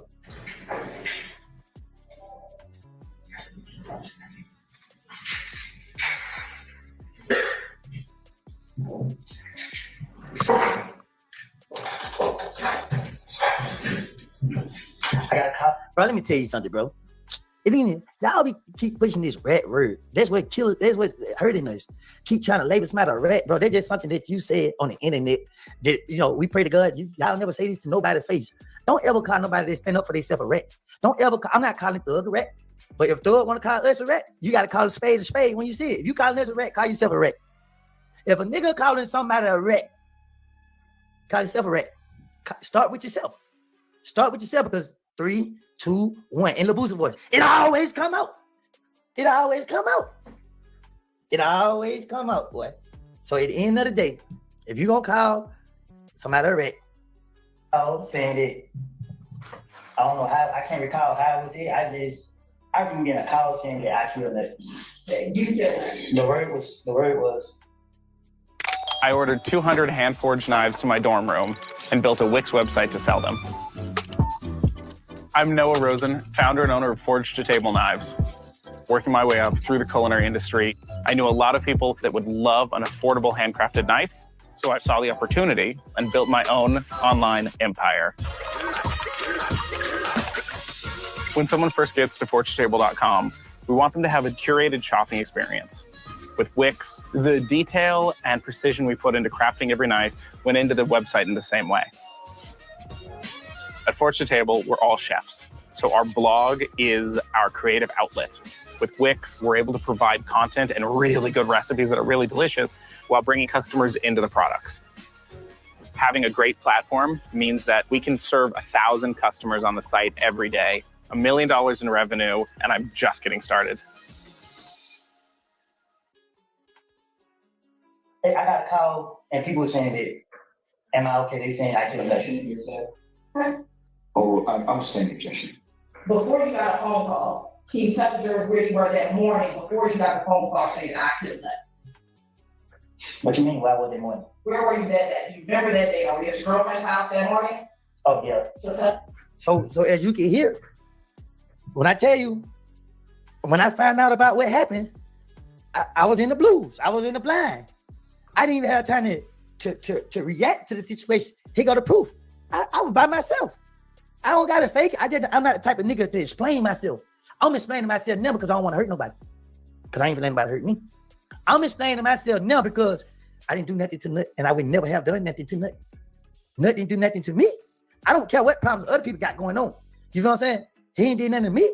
Taking somebody's life, you have to really do something to earn it. Ain't nobody did nothing to me for me to do that to them. And if I do that to you, it's just what it is, buddy. I'm all out with it. Y'all gotta just see me when y'all see me, buddy. Like, that's just the truth. But if I ain't did it, and I'm being accused of doing something to somebody I highly respect, but I had to hold this in for all these years. I had to hold this in myself that, dang, they said I did it to the man. I respect the man. I don't care about nothing he got going on. I don't care about nothing he did. I care about how I felt towards him. And guess what? When they started retaliating and doing stuff to my peoples in the name of him, that's when I started getting disrespectful. That's when I said, you know what? But forget that. Because at the end of the day, them niggas ain't trying to find out what was going on. They just like, we gonna go at Woodie. Y'all ain't gonna put no pressure on me. I'm applying pressure. Boy, who? Man, y'all nigga crazy. Boy, it ain't no time to be scared. I gotta protect my family. If I can't, boy, I be scared when it's time to be scared. And when it was time to be scared, when the police had me. Because guess what? They finna take me away from protecting my family. Say what y'all want to say about me. But you remember about that entire day up until you got that phone call.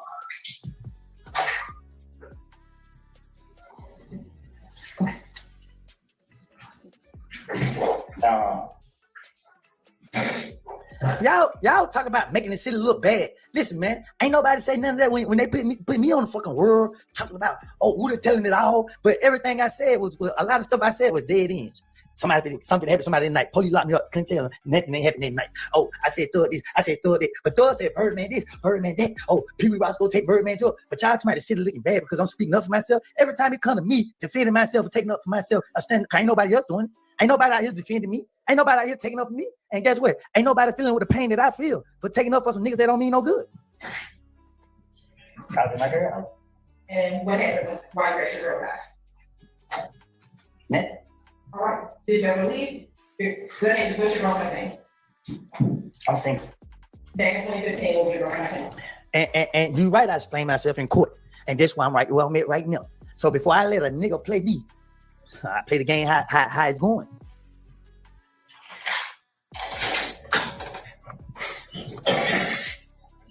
Do I have to answer it? Yes. This time? All right. So, what side of town did y'all living in back in 2015?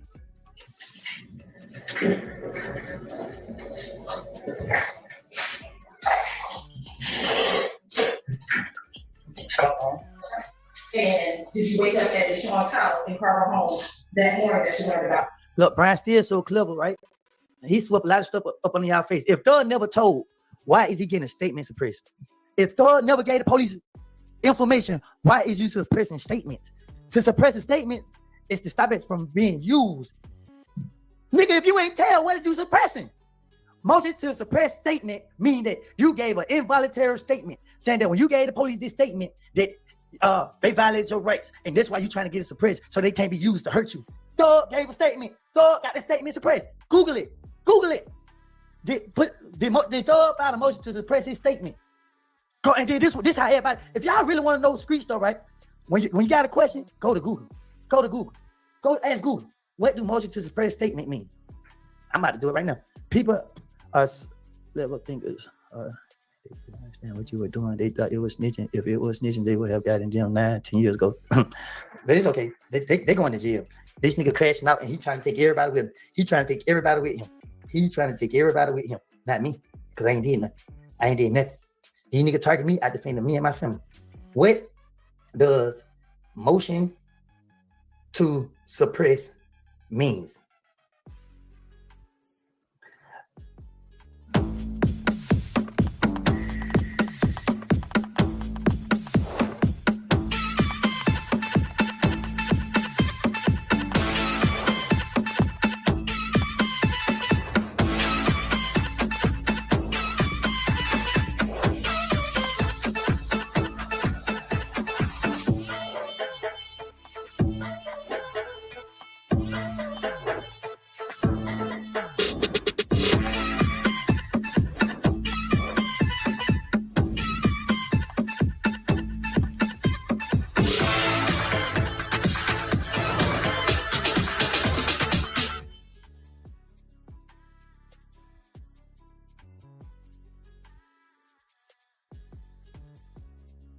Okay, I Google it. Since some of y'all too lazy to Google, right? I can't read well. So if anybody that's on here, they got time to Google it and help me out, can you drop it in the chat? It's a formal legal request by a defendant in a criminal case to prevent certain evidence from being used at trial. Typically, because the evidence was obtained in violation of the defendant's constitutional rights or through unlawful procedures. Only reason I know how to read that because someone has read it to me. Someone have made me learn how to read that. Someone have sat right there and said, "Here's what they mean, Woodie. Repeat after me. Say this, Woodie. Say this, Woodie." And that's how I comprehend it. That's how I know what that means. But let me tell you something. That's a motion to suppress statement. Any person that give a statement to the police is a snitch. I was in the cover and I found out he got killed. I said that morning. Before you found out when he got. Let me tell y'all this. I know 20, 30, 40, 50 niggas I can name that sitting in jail with a life sentence. They're wishing that they had half of my brain. They're wishing they could have a portion of my heart to stand up for themselves. I know niggas that been sitting in jail for 10, 15 years, suffering behind a lot of stuff that's going on today. Well, they in jail, keeping it silent. Ain't saying nothing. Ain't none of these niggas putting money on their books, take care of their family, helping their kids out, trying to get them out of jail on a pill. No, none. But as soon as another rapper have a birthday, they want to buy a nigga a Bugatti. They buying Drake and Lil Wayne and Future and Lil Baby and all these niggas. 21 Savage, they buying all these niggas Ferraris and stuff for their birthday. 21 Savage got money, he go buy his own Ferrari. Lil Baby got money, he go buy his own Bugatti. All these, so y'all niggas spending money on the rich. But y'all won't help the poor people out that sacrifice their life for y'all. And y'all niggas want to talk about real. Niggas don't get me started. Don't get me started. Yes. Don't get me started. Nigga gonna say if you a wreck and you doing music, you might well do gospel. Man, throw it when you dropping your first gospel. When you were at her house, when they were out yourself.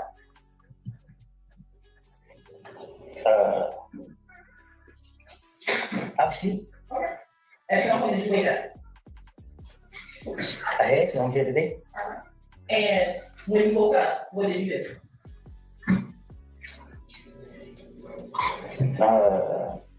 I came out the house like this. I went out that door. All right. Where did you go?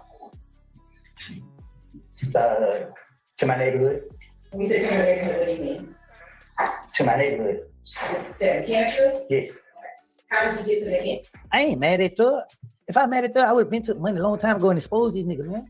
I would have been did all of that, bro. I told them I'm gonna move forward with my life. Long as they move forward, they like, we ain't never gotta be friends. We ain't never gotta kick it, no nothing. God gave me another chance. I don't care about what y'all got. God gave me another chance. I'm gonna do right with my other chance. But if y'all think y'all gonna pull me back in that battlefield,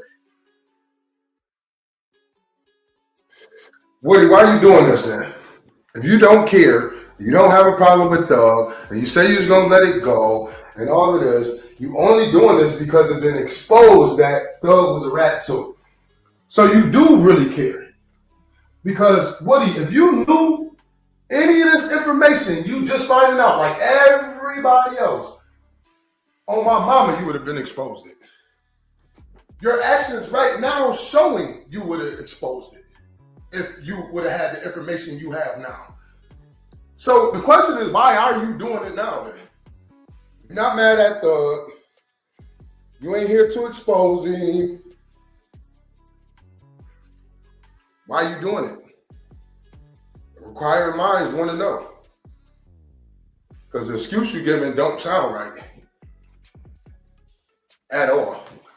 You literally doing this because you finally see his information about Thug being a rat. Only reason why you're doing it. Literally. I don't know. before anything go wrong, I'm gonna clear my name right now. So whatever go on from this part right here, whatever go on from now, guess what? It don't matter to the rooster. Doesn't matter to me.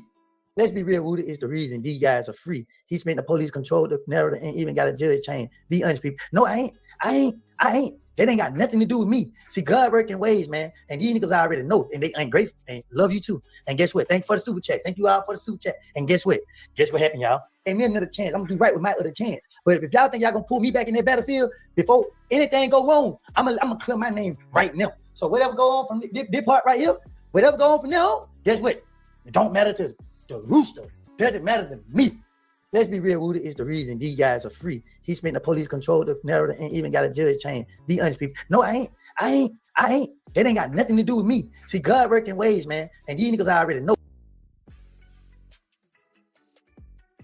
That's funny to hit. That's funny as hell. Even in chat, see, like you said, be honest.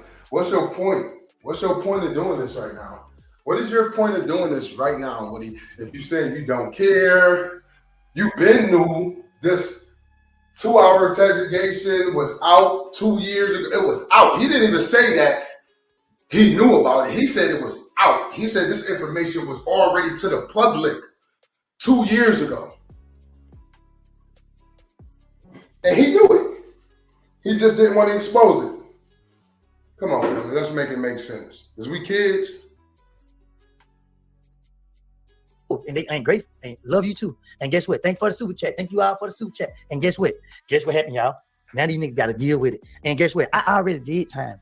I done said it on stage. Y'all made me cry today. Y'all made me cry on the stand. I'm tired of being strong. I'm tired of feeling like I got to carry the weight of the world on my shoulder when I'm innocent, bro. I don't want to see another black man take another black man's life. I don't want to see a black man take a white man's life. I don't want to see a colored person lose their life. I'm tired of the violence. I don't want to see it no more. I don't want to see it. I know y'all looking at me like this nigga here is crazy. He this, he that. No, bro. I'm just so passionate about it because, bro, you got to look at the families that's heartbroken when they send their loved one laid out in the street with their blood coming out of them with holes all in their body like they some type of animal. I'm tired of us treating each other like that. And then all of a sudden, when you thinking, okay, you finally found peace and you know everybody moving forward their life, you got a nigga like Pee Wee Roscoe get on social media and start all these problems up. And then you got Thug backing him up. You got Thug sitting behind closed doors, calling hater. Hey, don't mess with him. Yeah, he ain't right. Thug and them sitting around doing all this hate stuff. And this whole time, nigga, Thug, you been talking to the police before I even did, nigga. You put my name in the song to make me be the fall guy, nigga. And y'all don't like the simple fact I stood up for myself and I didn't become the fall guy. Ain't no sacrificing me, nigga. I'm gonna believe to the day I leave the world that Jesus Christ died on the cross for me. And then, hey, man, bro, why did this is so sad, Woody. Woody, for real, I would have never did this live if I was Woody. I really wouldn't have, man. It make Woody look so bad. It really do. He's actually blaming someone else for him having to tell. For him making the decision to go in this courtroom or behind the scene and telling. He said Doug told before him. No, Doug never told before you. Because Doug was never in trouble yet. You've been telling, Woody. You've been telling ever since them people shot at your car, Woody. Remember? Woody, you are the beginning of the investigation, Woody, just in case you forgot. And I wanted to only remind you, and I don't give a fuck about our case. But it just sounds pretty weird to me that just maybe a month or two ago, you were standing behind being a rat. You didn't give a fuck. It is what it is. Fuck whoever felt some type of way. But now that you see that Thug told, you are justifying the fact that what? You was a rat because he was a rat? I don't get what you really doing right now. I'm not even gonna lie. I really don't get what you're doing right now, Woody. But the fact is, Thug never told before you told. Never. When they're talking about the situation with that Lil Wayne situation, that was within the case. I mean, that was within the indictment of y'all being picked up. Obviously, because he was going to court. So no, he ain't tell before you, Woody. Woody, you are the reason why this case ever even happened, Woody. I don't want you to ever forget that. They made that clear on the stand, Woody. Again, I can give two fucks. But it makes it hard for me to sit here and listen to somebody that clear as day lying. You lying clear as day, man. And for real, I really don't understand why you're doing this shit because you already stood behind what you did. You already stood tall behind it. Now it sounds like you backing out of what you did. I'm being honest. It sounds like you not taking responsibility of being a rat. And just a minute ago, you stood tall on being a rat. Didn't give a fuck about being a rat. Did Roscoe say Thug ain't snitch on him? Because why did Roscoe got changed around these niggas? If you realize, besides Gunner, which one of them other people on that case that looking like they having money? That's why. See, Roscoe got dirt on Thug. So what Thug do? Play him close. It's okay. Roscoe gonna be the sacrifice. One day, Roscoe ass ain't gonna wake up, and then boom, Thug gonna be back on top. And guess what? We gonna push it up under the rug. I ain't gonna lie. I pray that's where it goes. I pray Roscoe be the one that and I hate that I had to put this on somebody, but he started this. He started this. At all these years, people been saying Woody is the cause of the YSL trial, and I have dealt with it. I have accepted that. I have let people believe whatever they want to believe. And guess what I do?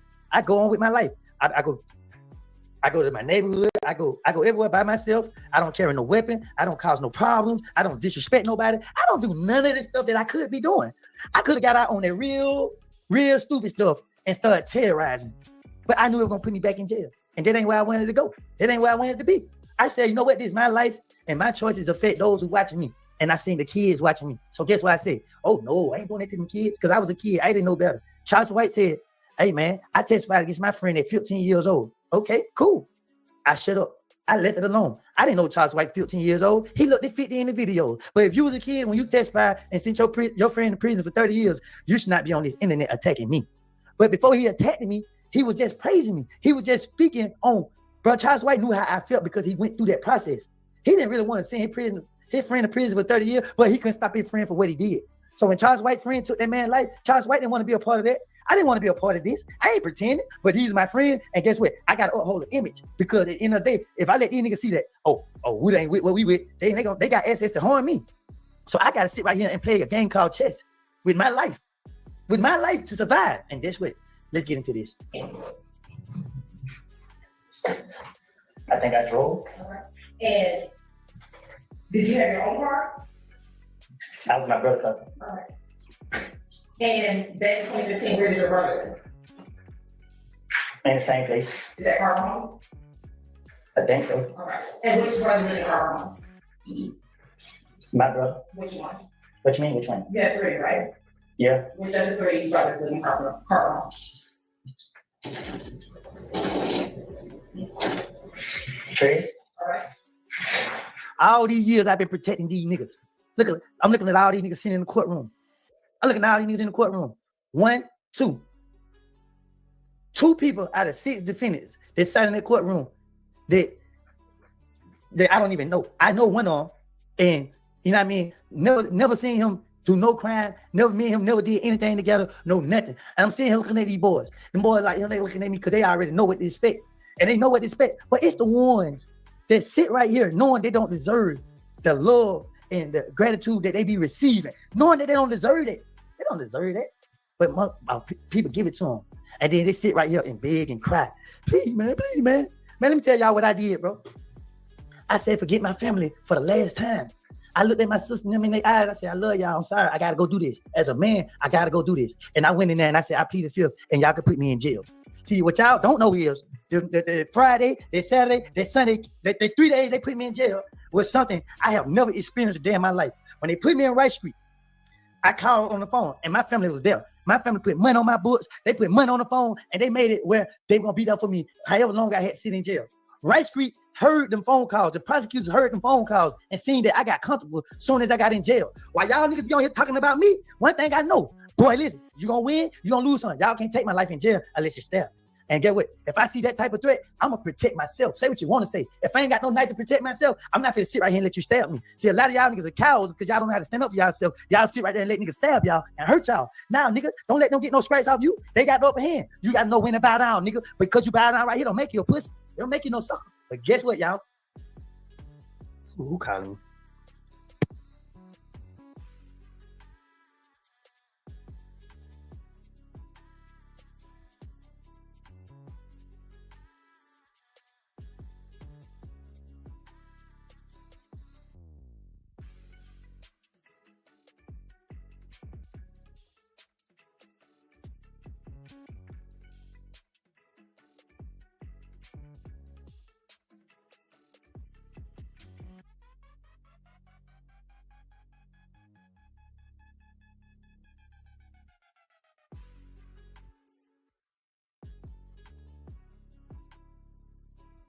Do you know what you did in the cancer when you went there?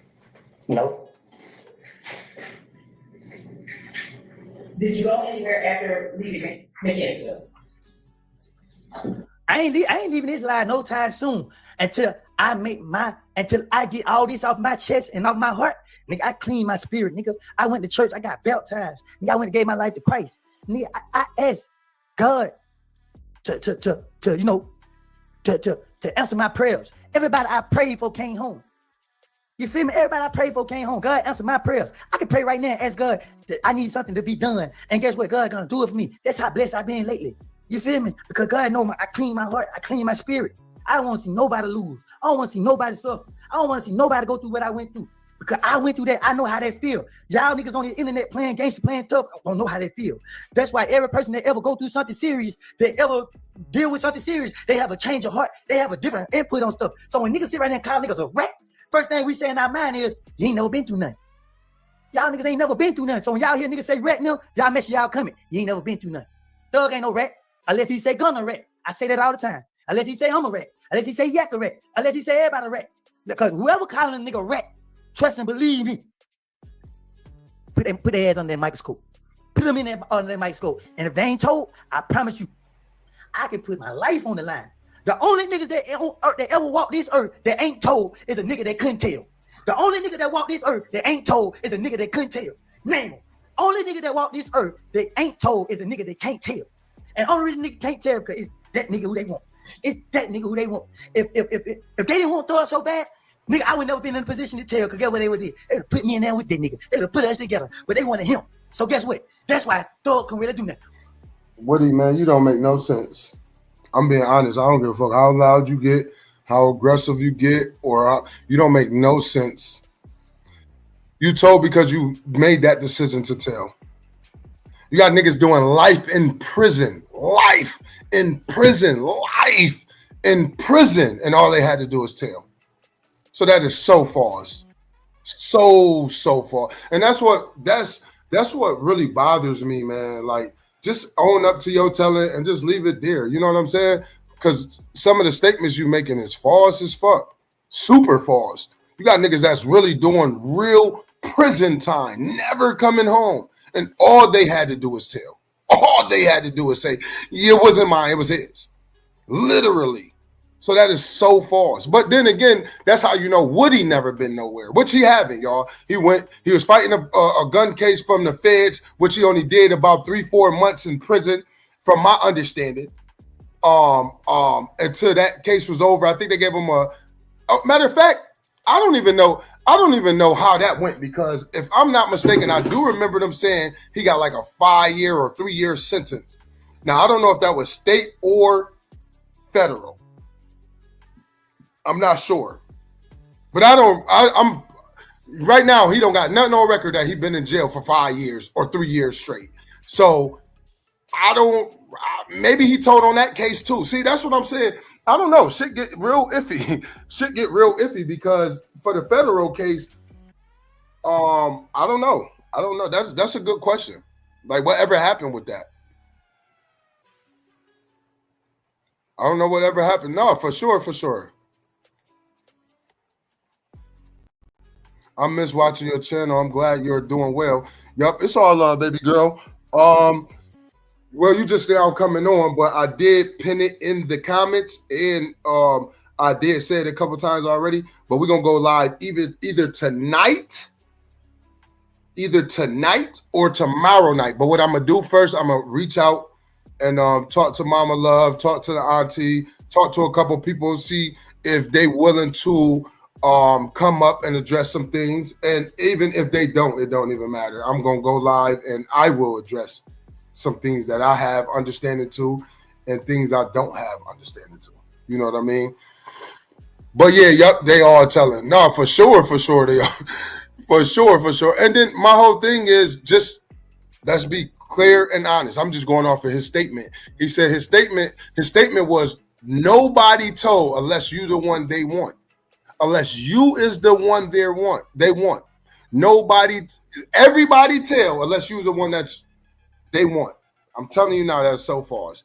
You got people that's doing life in prison, never coming home to their family, and all they had to do is tell. So that is false like a motherfucker. And I'm gonna be honest, I don't know why I think Woodie should have just left it as what it was. You've been doing good. Just stay off the internet. Motherfuckers really label you as what it is, and then they left it alone. It ain't like motherfuckers hounding you or, on your back about it. We understand what it is. We understand what time you on. So I don't know. I'm not really sure, y'all, but we're gonna figure it out. But I just felt like Woody had a way better opportunity to pretty much not say much about the situation. Because honestly, if you ask me, what I'm getting out of it is due to the fact that Thug telling as well as Woody, I think he just taking an opportunity to speak on Thug telling as well. Because outside of that, there's nothing he can really say to justify nothing. But what I'm hearing from him is basically they forced him to do it. He was the fall guy. Everything 6ix9ine would say. Everything 6ix9ine would say, that's what he's saying. Literally. Like 6ix9ine said, how can that be my boy? Why wouldn't I tell on him? That can't be my man. He fucking my bitch. Don't put him in jail because he fucking your bitch. Well, your bitch a whore. I'm confused. Your bitch ain't your bitch. Your bitch being a typical bitch. Your bitch is being a typical hoe. It's no way possible you feel like you can see your man other. And let's be clear. Whether you want to say it's your man or not, but what happened to them street credibilities that you say you was running with while this was your man? So when you find out he fucking your bitch, you go fuck his bitch or cut the nigga off. You said, no, I'd rather see that nigga. Man, I'm going to drop a dime on that nigga. He fucked my bitch. I'm going to drop a dime on him. My mama, I'm going to fuck your mama if that's how we rocking. You know what I'm saying? But outside of that, no, what? I'm going to the nearest police station saying I got information on this guy. That's crazy to me. That's crazy, Woody. I don't care. You can't convince me. You can get loud all you want. You can't convince me. When Thug was in there trying to tell, they weren't having it because they wanted Thug. That's why. Pee-wee did go to jail. Pee-wee did get convicted. This is the second time he been charged with the Wayne tour bus. Pee-wee got convicted in 2016. Pee-wee went to prison. Thug, he told Thug them, hey, man, y'all nigga better get me out of here. Go look it up. TMZ already exposed it. Pee-wee had turned on Birdman. These niggas had already got to it. They already got to it. I don't care about nothing. I don't care about nothing, nigga. Let's do it. Let's put the truth out there. If y'all want to call niggas snitches, go look in that mirror.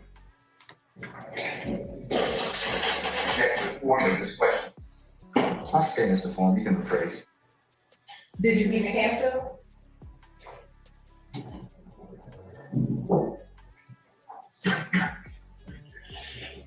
Think so. And when you left your camp, did you go anywhere? At what point in time? After you left your camp, did you go anywhere after leaving your camp? What was you remember?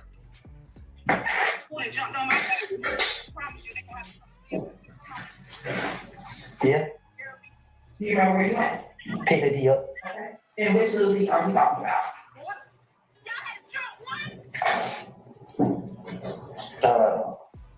The one that always with me. Okay. Is that the little D you represent your son? Yeah. Okay. Do you remember where you picked little D up? Where did you pick little D up at? I McDonald's. Okay. Where was McDonald's? I'm Cleveland Avenue. Y'all hear me? Y'all hear me? So when y'all want to talk about me, Jay be like, hey, Woody, come on, let's put it all on the table. He got the truth. They prove I didn't have nothing to do with nothing. But them niggas, get what them niggas say. Man, we don't care. He's still a face. He's still somebody we can, you know what I mean? He went through it. So let's still mess with niggas didn't leave me alone. When it was proven fact that Woody didn't do nothing to Thug, Woody didn't do nothing to nothing, them niggas ain't say, oh, well, they just stopped. Nope. They kept me in it. They all kept me in it. If I'm innocent and ain't got nothing to do with nothing, don't put me in it. Don't make me a party to that crime. Simple. Don't put me in it. Don't get me involved. I didn't put myself involved. And when you got to the McDonald's on Cleveland Avenue, was there anyone else with Little D? Just him and Shannon. Anyone else? Just him and Shannon. When you picked up Little D, what did Shannon do? What you mean? You said you picked Little D up. Did you also pick up Shannon? I say I picked up both of them. Okay. And when you picked up both of them,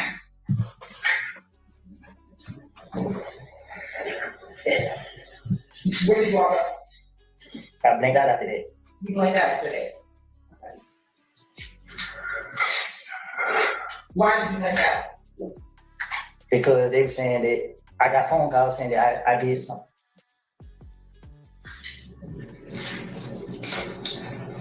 Do you remember who called you? Yeah.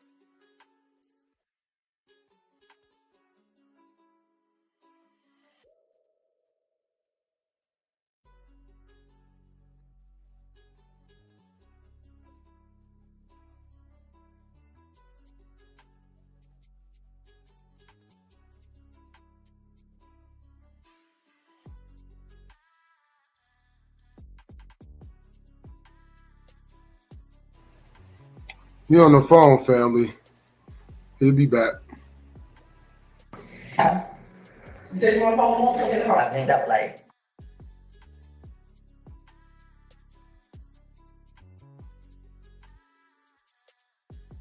Because my mind. Don't tell a person how to heal. Never tell a person how to heal. Don't tell a person how to heal. Never tell a person how to heal. Put you in my shoes real quick. Imagine all your kids in another state. It really put me in another state. And don't get me wrong, I'm sure they mothers hate. But please excuse me for my puzzle face. I got scars counting on me, but they gotta wait. Because my mind.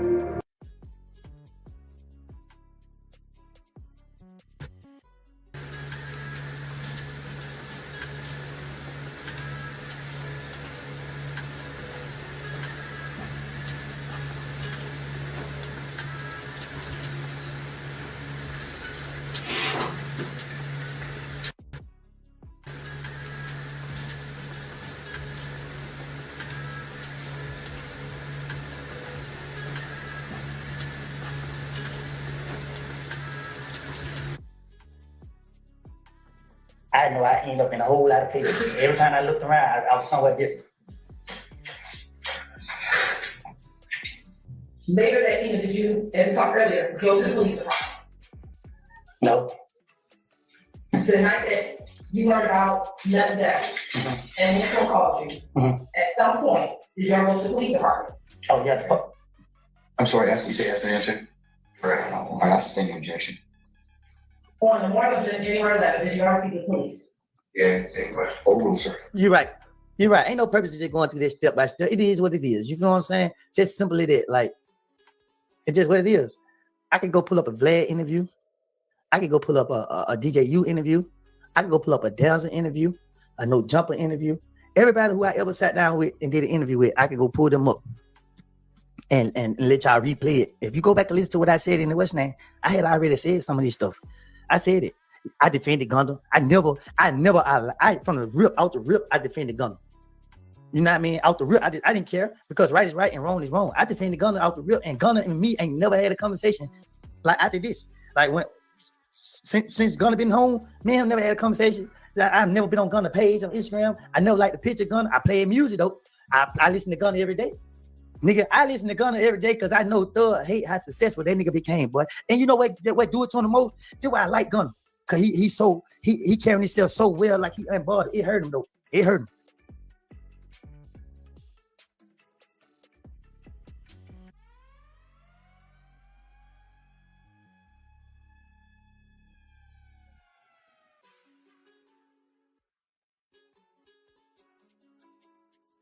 Yeah.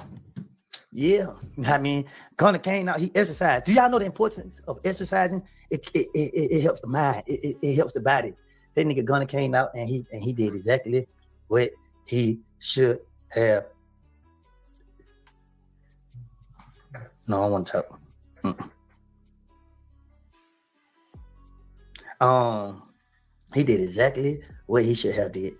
He did exactly what he should have did, and he's standing on it.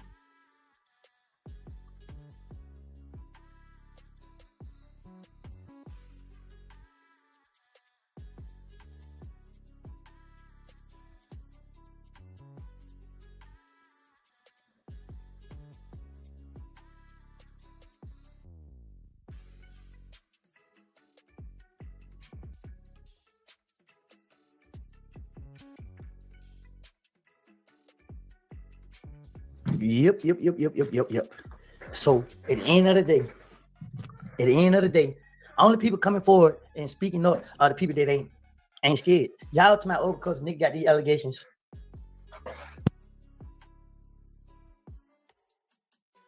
Y'all saying because niggas speaking up for themselves, oh, niggas only speaking up because people ain't messing with them, or because niggas snitching. No, niggas speaking up for themselves because niggas tired of letting these fake ass niggas get on here and portray an image. Or letting these niggas get on here and act like they this and that, they dead. Think about it. Look. I'm gonna do it to him. I'm gonna do it to him. I'm gonna hold it back. But let me tell y'all something, man. When you gonna mess with me, I ain't stupid, y'all. I be ready. Let me show y'all something.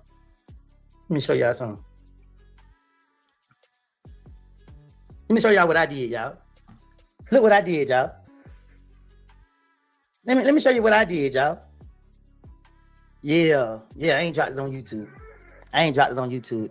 Let me sit down with Doug Weinstein, having a conversation with him. See, Doug Weinstein, you know, he took me to the basketball game. You know, hey, Kendall, don't talk to the police. Yeah, hey, Woody, you know, he give me legal advice. But then when I really did get in trouble, and I called Doug Weinstein, I said, hey, Doug, man, they got me for a lot of misdemeanor traffic violation. How much would you charge? I mean, to represent? Doug Weinstein told me $7,500 to represent me on misdemeanors. I asked Doug Weinstein, I said, how long have you been an attorney? Doug Weinstein said he's been doing criminal law for 4 years. This nigga ain't got no experience. Doug Weinstein ain't got no experience. Oh, yeah. See, when people think they go play under me, nah, I just sat there and looked at Doug Weinstein like, okay, so now I need to know where your loyalty lays. I need to know whose side you on, Doug, because you know right and you know wrong. Guess what I did? I sat right there and I've been genuine with Doug Weinstein. I sat right there and I talked to Doug Weinstein and I asked Doug Weinstein one simple question. It's on the interview. I listened to Doug Weinstein, how he kept tried to play me. He tried to have an interview with me and put the blame on me. So I'm saying, oh, wow. Why you saying I started this RICO? I said, Doug, you said I started this RICO? He said, well, he said, this the state based everything off you. I said, why it take 10 years? So me and him debated. We debated on this interview, right? So next thing you know, I'm back in that. Next thing you know, I said, oh, Doug Weinstein, he don't talk to somebody and they told him to play Woody, to do the interview with me and to play me. So get what I said. Y'all see that other light, that switch flip, boom. So get what I said, Doug Weinstein. What Young Thug did and what Gunna did, explain the difference. Oh, that nigga started laughing. He said, ha, you trying to get me in trouble? Doug Weinstein said, y'all, I got the video. He said, am I trying to get him in trouble? I said, how am I ain't saying nothing. I let it go.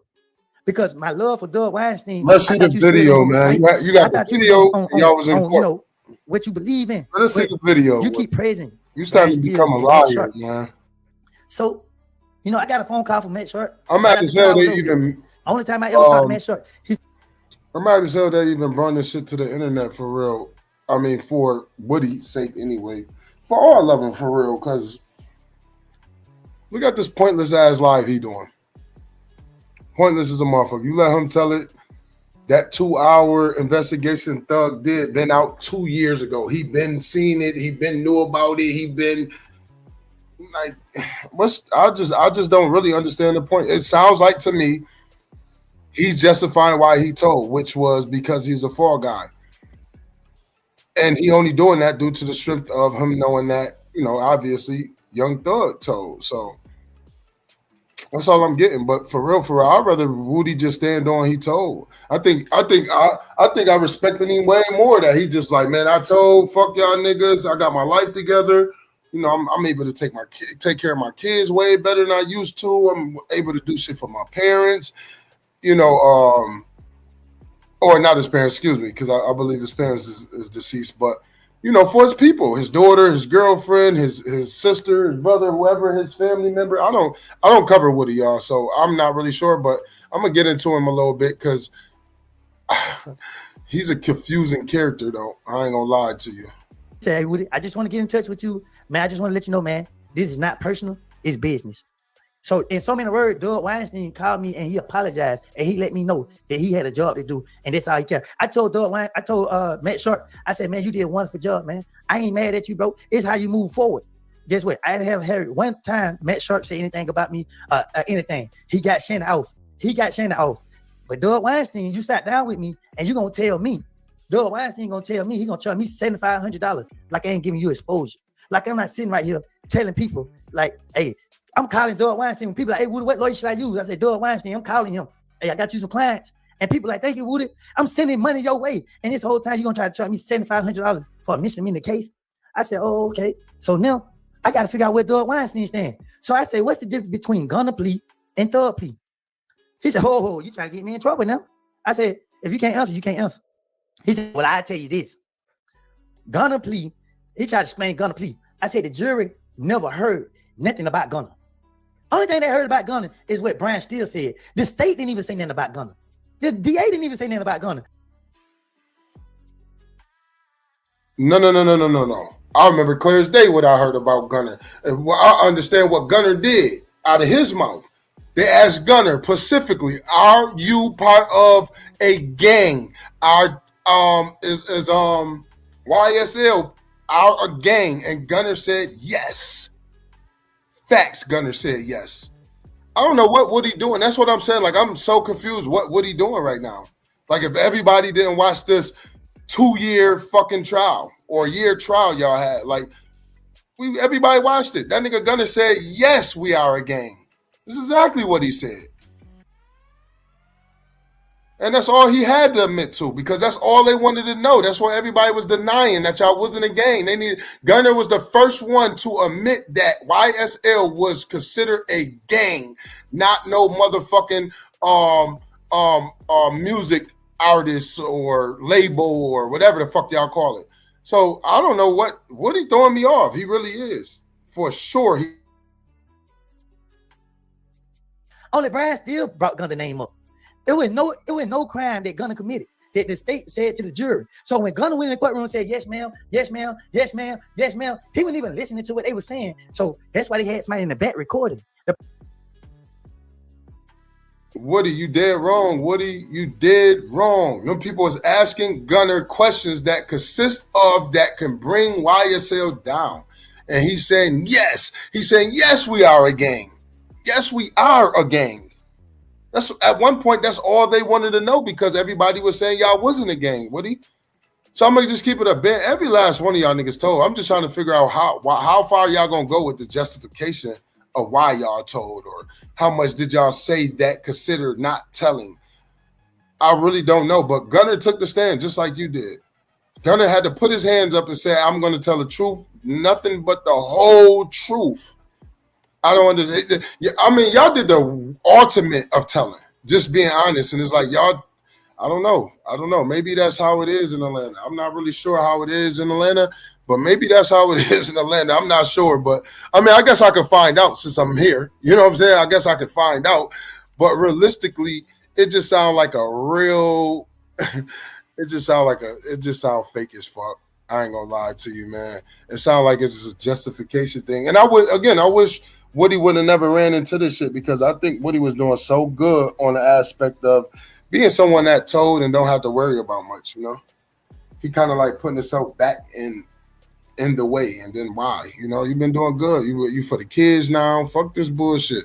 Person in the back recording, because they know he finna go in there and say yes, ma'am, because only thing going in his mind is I go home today. So I'm finna say yes, because at the end of the day, it don't say, no matter what I say yes to, it ain't gonna be brought up. This stage right here. But he didn't know somebody was back there recording. That ain't mean that he committed a crime. He's guilty of snitching. Gunner never sat down with the police. Gunner, yes, ma'am, yes, ma'am, yes. He agreed. He just said, yeah. So if Thug feel like he told Umfunk to go ahead and agree and go home, then why you can't feel that same way about Gunner? Gunner didn't hurt you. Gunner didn't hurt you. Only person hurt Thug was Thug, y'all. Let's just be real. Let's just be real. Only person hurt Thug was Thug. You know why? Because Thug took a plea and he couldn't deal with it. Thug mad at Yak because Yak told the truth. Yak did an interview with Vlad or somebody, and he said Thug couldn't take it no more. He tapped out. Thug got mad because Yak said he tapped out. You did tap out. We all watch you tap out. We all seen you tap out. Nigga, then you come out with a song talking about, oh, you been having your way this whole time. Oh, hell to the nah. Oh, no. I ain't having it. I ain't having it at all. Straight up.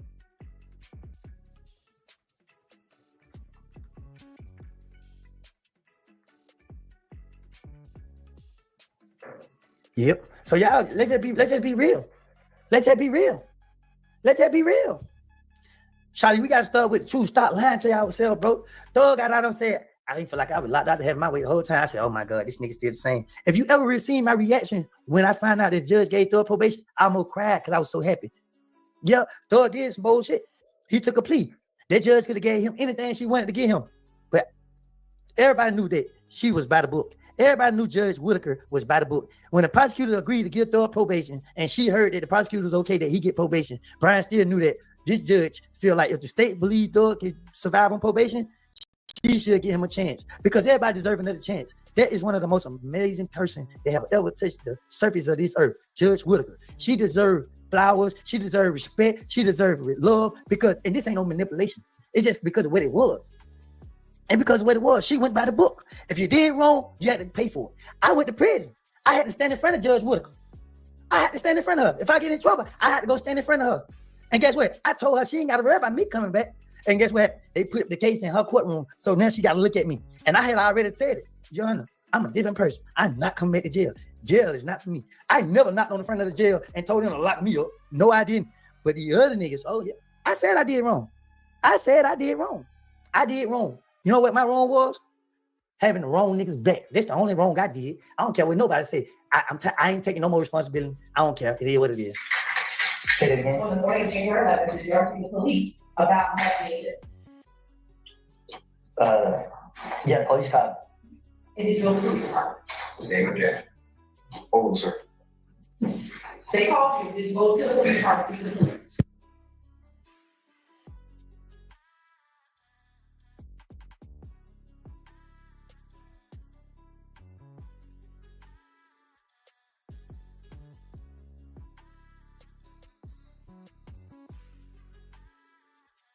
I just remember my brother never let me down there. I think that night. Now, Mr. Copeland, today being June 13, 2024, prior to today, had you ever, I want to make sure I understand, told police that Little D and Shannon got into your relationship? I'll stand because you don't. Is today the first time that you told police or to anyone? Which day? Today, June 13th. Okay. Is he unstructured? Yesterday, did you tell me and my colleagues that Shannon and Little? Brian, this is good. Hey, I bet you this. Ask Matt Sharp. Ask Doug Weinstein. Ask any of them lawyers on their case. What I said to them. I said, Doug might not be the only one that come home. I said, everybody better come home. Oral objection. Yesterday, did you tell myself and my colleagues, Ms. Love and others, about Little D and Shannon being in the vehicle night more? Huh? Yesterday, did you tell myself, Ms. Love, and a few of my other colleagues that Little D and Shannon were in the car with you the night of the murder of Diamond Thomas? I told you and them that what I told investigators in June when Mill got killed, something different because I was trying to finesse my way out of the situation. So I said, I picked up D and Shannon. D never told me nothing. I made it up to clear myself up. And that's it. And was that yesterday that you said that? Did you tell us that yesterday when you just said? You asked me to be truthful. And I didn't. Man, let's just be real, bro. At least Jack got a 10-piece. Jack got a 10-piece. And Duke didn't go to jail. Jack got a 10-piece hot meal, and he had on a blue jumpsuit. Jack won. Win for Jack. Y'all drop a W in the chat. Them folk gave Thug a cold ass bologna sandwich, bro. Bro, you sat in there. You sat in the interrogation room, bro, for a cold ass bologna sandwich, bro. Let me tell y'all something, man. I say that for a reason, right? Let me tell y'all. Y'all record this. I'm giving y'all 30 seconds to record it. Get your phones out, record this, and tag me in it. Put it on Instagram, put it on TikTok, put it everywhere. W in the chat for Yak. Yak got a 10-piece hot wing. But any real street nigga that ever go to jail and go in there interrogation don't have an appetite. You don't have an appetite. Y'all ain't gonna never see me eating. Y'all ain't seeing me eating. But I'm hungry, but I got butterflies. I'm sitting in my stomach. I'm weak. All I know is I done messed up. I can finesse my way. These niggas in that motherfucker, not yet. I ain't talking about yet. They're my nigga. He got a 10-piece. Ain't nothing he said been used against nobody. Yet ain't nothing yet said been used against nobody. Just like the last nigga. He tried to mess his way out of the situation. I don't care what he said. I don't care what he did. I care about what he's doing now. And what he's doing now is trying to put him and his family in a position where they can eat and move forward with their life. It's enough money in the world for everybody. But let me tell y'all something. Thug ate a bologna sandwich, bro. Drop that in the chat.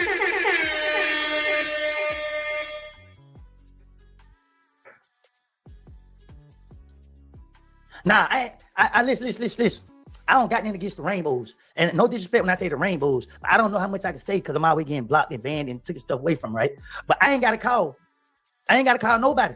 Because I don't even care who believe me and who don't believe me. Roscoe said that he owned more. But yeah, he said that he owned more. No details. I don't want to hear no details. And I didn't speak up because he didn't give no details. All he said was he been digging in the back. When he said he been digging in the back, I was like, yeah, what's wrong with that? Because I didn't know. I'm like, yeah, but Thug, why you laughing so hard about it? What's so funny? Thug was like, oh, that's a training.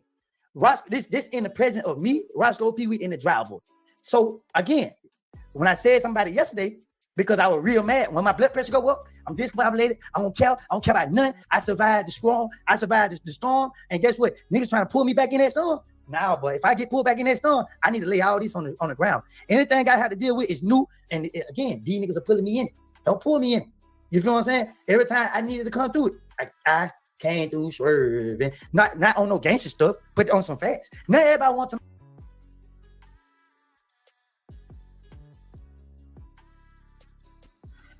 Oh, okay. I see what's going on. Okay, I think I've kind of figured out why he doing this live. Just in case this shit backfire or something happened, he want to clear his name now. But I'll tell y'all what I know, not what I think. If the people coming and they know for sure you have involvement or they can use you, because one thing about it, you are definitely government property, or they can use you, you will be back on that stand, Woodie. You would be back on that stand, Woodie. And I'm just telling you for a fact, man. You're definitely going back on that stand.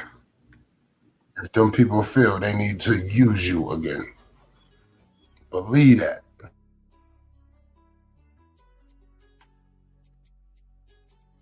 Atlanta. Don't make this about Atlanta. Make this about Thug and Roscoe.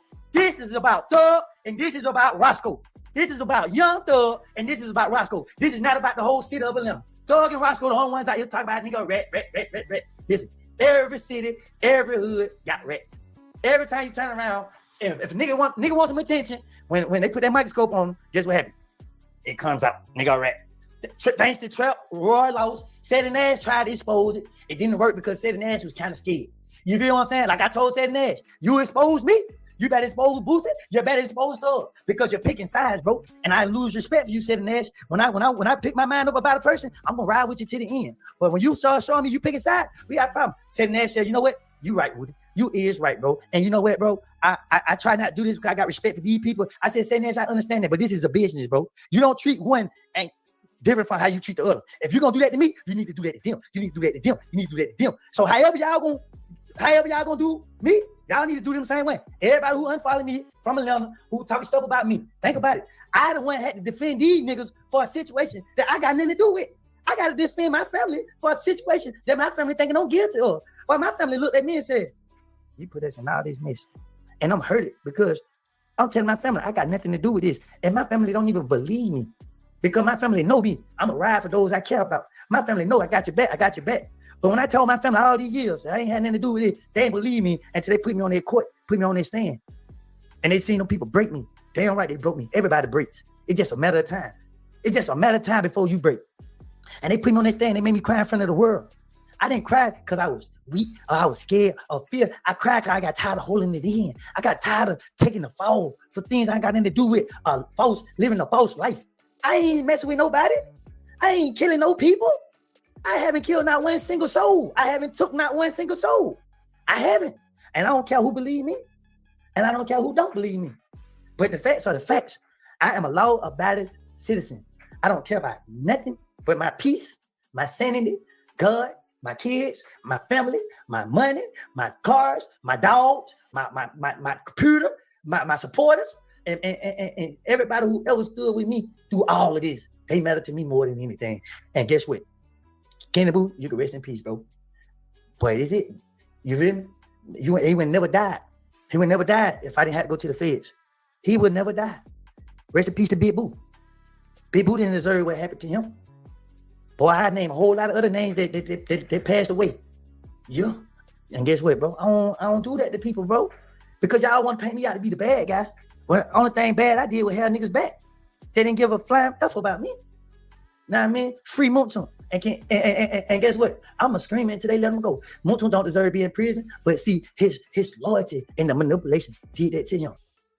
Moonton got in there and embarrassed himself. He got in there and he did that to himself. Because why? He wanted them to know he had their back. Because his love for them outweighs his love for his family. His love for them niggas outweighs his love for his family. That's why Moonton in prison. That's why Moonton in prison. Because he showed these niggas that don't deserve it. These niggas, but this man went to prison. Moonton went to prison, y'all, to defend these niggas. Just for these niggas turn around and call him a rat. Y'all can't talk to me about this street stuff. Y'all can't talk to me about this stuff, bro. Y'all can't do it. Because we had to live that. We had to face them long nights. And them long nights in jail. And them dark moments. And when people out here, and we can't think for ourselves. Because we got baggages. We got kids. We got family. Oh, these niggas rich. They can do what they want to do. They can do what they want to do. They can do what they want to do. Yes, they can. God is my witness. God is my witness. God is my witness. They can do what they want to do. Because they got money. They can put the blame on us. They can say everything they want to say to us. And guess what? Technically, we don't have a voice. We can't be heard. But let me tell y'all what I said in the beginning when I got this YouTube channel. I said they gave the wrong person a platform to be heard. I'm still in the neighborhood. I could get a voice to those who ain't been heard. The thing about it is, y'all got to be listening. Y'all got to give them a chance to tell their side of the story. Y'all got to think about the things that I ain't talking about. It's the things that I ain't talking about. The street never existed. Y'all always yelling out street. That is a distraction. That's a manipulation to control y'all. But let me tell you something. When have you seen the street bleed? Everybody keeps my Atlanta. Man, the niggas that's silent in Atlanta, what the niggas saying? They ain't got nothing to do with us. They them red ass niggas over there. But these niggas in the street doing what they do. Glorify. Man, let me tell you something. I never got a beautiful woman out the street. I never got $1 million out the streets.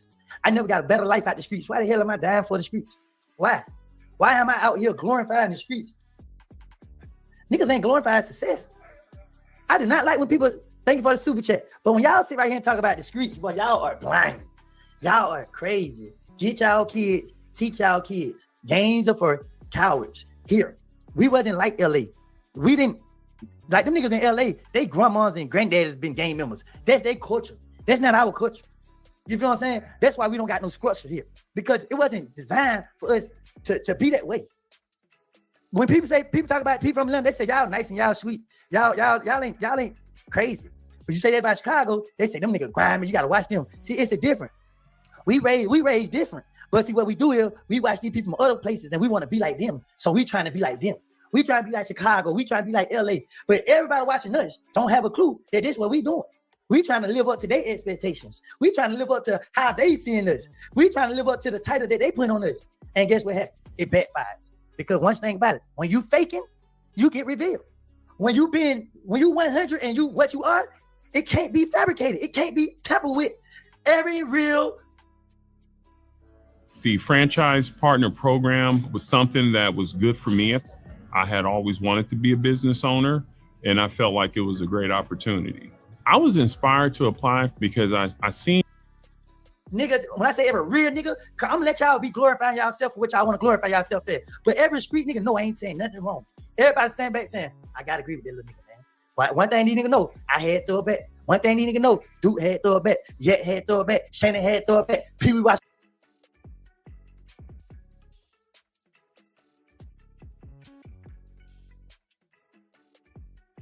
Because my mind. Don't tell a person how to heal. Never tell a person how to heal. Don't tell a person how to heal. Never tell a person how to heal. Put you in my shoes real quick. Imagine all your kids in another state. It really put me in another state. And don't get me wrong, don't show their mothers hate. But please excuse me for my puzzle face. I got scars counting on me, but they gotta wait. Because my mind. Go ahead, hit nutsack in his mouth. You know what I mean? Every last one I have. But for y'all niggas want to come on the internet and go calling everybody rich. That's crazy. It's crazy. I'm sorry. I'm sorry to Thug family. I'm sorry to his sisters, his brothers, his nieces, his nephews, his cousins, everybody that's a part of his family. I'm sorry, y'all. I'm sorry that I had to take y'all through this. But was y'all sorry when they took me through this? Was y'all sorry when they took me through this? Y'all know my heart. Y'all know how I'm willing to protect y'all. Y'all know that I wasn't gonna let no harm happen to y'all. But y'all ain't come stand up for me. Y'all ain't did nothing for me. Y'all ain't come. Y'all ain't even say thank you.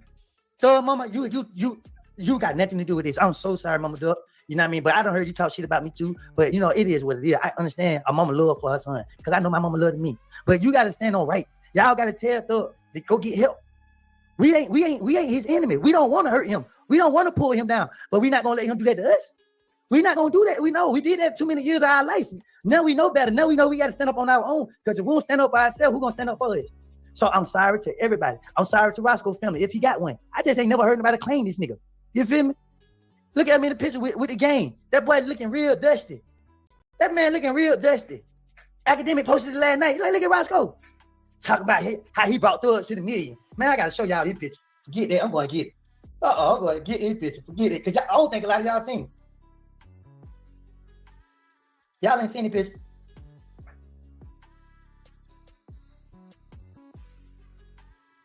Man, listen, man. Y'all gotta see this picture. When Academic post, I said they got to prove right there. How the nigga having all this money? How the nigga doing all this stuff right here? And he looking like a little broke, busted bum in his picture with the game. Talking about he pulled over his goons. Man, ain't nobody never heard Pee Wee doing that gangster, but getting shit took from him. Pee Wee ain't never get. But that man got stuff took from him, and other people had to come to his rescue. You feel me? Nigga, come on, bro. Everybody already knew when it came down to it. Long live Troop. My much respect to OG Troop. Nobody put no disrespect on Troop name.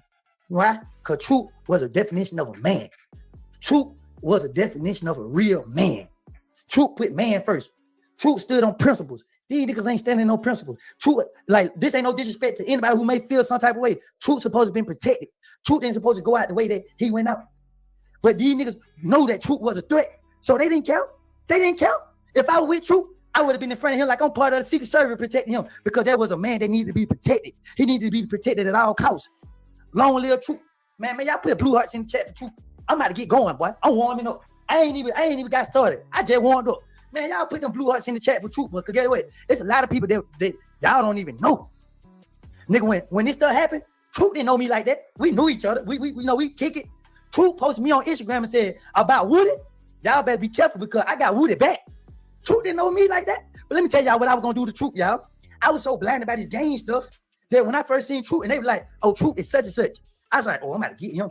But if I get him, but they gonna make me that nigga. I was so manipulated and so blind that I was gonna hurt this brother. I try to hurt this brother because of who he was. He was a real man. He was what I wanted to be at that time. So guess what happened, y'all? God is so good and so great and so amazing. Guess what God did? God put me and Troop in the room together.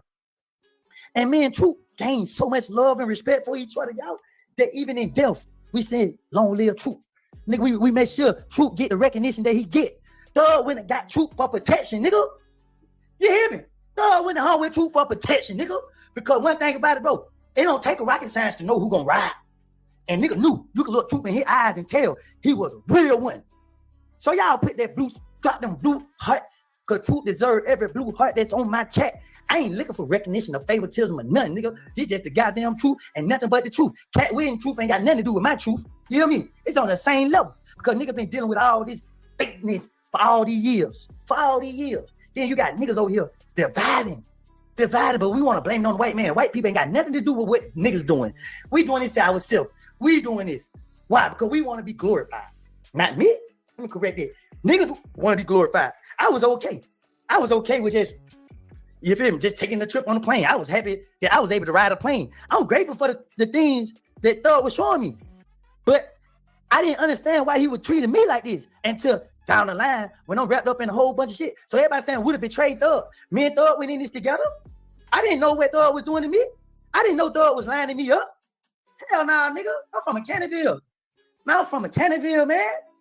I'm from the Ville. One thing about it, two things for sure, man. Right is right, wrong is wrong. Everybody need to unfollow Thug if he gonna keep pushing this rat narrative. Nobody want to listen to his music because it was always based off other people's life. He was telling other people's story. You feel me? I'm not gonna sit here and lie on no nigga. No, he was not committing no sexual act with another man, I used to be man, half man, any of that nature on my behalf. Never saw him do that. Only thing that got me mad and upset with Thug because you tried to play chess with our life and it backfired on you. And instead of you saying, letting it go, because it was over with. Woodie labeled as a rat, Gunna labeled as a rat, Yet labeled as a rat, Duke labeled as a rat, Oswald labeled as a rat, Thug labeled as a king. All he had to do was just go on with his life and let us go on with our life. Instead of them letting us go on with our life, nah, nope. Once you do your nose up, now guess what happened, y'all? Them drugs playing with his conscience because he feel like he got away when he ain't supposed to get away. Nigga know they supposed to be spending the rest of their days in prison. But now they come out here, don't know how to deal back to society because they got dirt on their heart. They got dirt on their conscience. They got pain. They got all this stuff that they're dealing with. I dealt with my conscience. I dealt with my conscience. But when I said, you know what? God say, as my son, and I'm your father, you come to me. And I said, these ain't his exact words. And you come to me and ask for forgiveness. And as your father, I will forgive you. I said, well, God, you know everything I've been through, everything I've done, and everything I have, dealt with. Forgive me, Lord. Forgive me, Lord. Have mercy upon my soul, Father God. Protect me from the wicked. Protect me for those I call my friend, Lord. Lord, heal my heart. Heal me. And then at first, I'm like, I don't want to go outside because I ain't finna let nobody hurt me. And then I can't protect myself because the police, they're going to lock me up. So I wasn't going outside because I can protect myself. Then when I did come out, I met somebody a long time ago. And then I lost contact. So I ran to this person again. And this person brought me in. This person took me to meet her grandma, her auntie, her daddy, her family. When your severe asthma says you can't, Tespire says you can. Tespire is an add-on treatment for people 12 and over that helps you prevent attacks and relieve asthma symptoms. Tespire is not a rescue medication. Serious allergic reactions may occur. Get help for swelling of your face, mouth, tongue, trouble breathing. Rash or eye allergy can happen. Don't stop asthma treatments without talking to your doctor. Tell your doctor if you have a parasitic infection or your asthma worsens. Avoid live vaccines. Sore throat, joint, back pain may occur. This person let me drive her car. This person looked out for me, put food in my mouth, put clothes on my back. She did all this. This person brought me back outside. She knew everything what was going on. And I was comfortable with talking to her. And she be like, well, don't worry about it. You know what I mean? Cutting on your heart. She coached me through. I was in her bed, balled up. You feel what I'm saying? Dealing with darkness. Dealing with, you know what I mean? Letting people label me this. Letting people do this to me. Allowing people to say this about me. And not defending myself. And she said, well, it's okay. Here, take my car. Go outside. I get her car. I push myself, I go outside, I run red lights because I don't want to come inside of me to pull up on the side of me. I ain't scared. I'm trying to be cautious because I want to go back to jail. I ain't worried about what somebody gonna do to me. I'm worried about what I'm gonna do to somebody if I have to. So guess what happened? She ended up going to jail. So while she in jail, I got her baby. She got a newborn baby. I got her baby, and her family don't know me. So they taking everything from me. But I'm okay. I expect this. So when I get them, she called home. She like, oh no, get him that back. No, let him do this and then third. So the family like, okay, they finally saw me. They felt my spirit. They gave me the car. I went to pick the baby up from daycare, dropped the baby off. I hit them out because they're elder people. As I'm doing all this stuff for these people, right? They don't even know me. They don't even know me. They don't even know I'm this person. They don't have a clue. I'm as big and most wanted. Then these ladies said, Woody, I need you to go to my doctor appointment. I said, okay, what time? 8 o'clock in the morning. All right, I'm gonna come and get you. Okay, cool. I don't know her. She don't know me. She can't get me. I went to her doctor appointment and helped her out. I went to her doctor appointment. I went to her grandma's doctor appointment and sat there with them. I don't even know them. Guess what? People start coming out seeing me. They're like, hey, Woody, how you doing? I'm like, what's up? You know what I mean? They're like, keep your head up. You okay, girl? I got you. And then they took me to Walmart. And I'm walking around Walmart and I'm looking at how people looking at me. I'm real aggressive in the inside. Soon as somebody disrespect me, I'm about to tear a hole in their head. But guess what? People like, what's up, Woody? You know what I mean? What's up? And they go, Woody, you know what I mean? Oh, boy, you really out. And I'm starting to see that. I'm like, okay, cool. Everybody ain't out to harm me. You feel what I'm saying? Because that's what I'm thinking. I've been fighting a war. I don't think how y'all think. You feel what I'm saying? Everything is a threat to me. Everything. So that's what I'm on. Listen to this, y'all. Listen to this. This is not fake. Y'all can stop with all this trying to make it seem like it's about music. This ain't about music. This is real. That's why I'm spending my time telling y'all all of this. This is real. This ain't about numbers. This ain't even about music no more. Thug them killing the music game. Nobody even want to listen to music no more because this hating shit that they doing is just making people divided.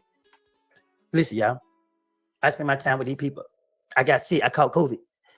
This lady come over there and helped me out. Brought me some medicine at 1 o'clock at night. And as she leave, she went outside and she fell on the ground. She fell on the ground and couldn't get up.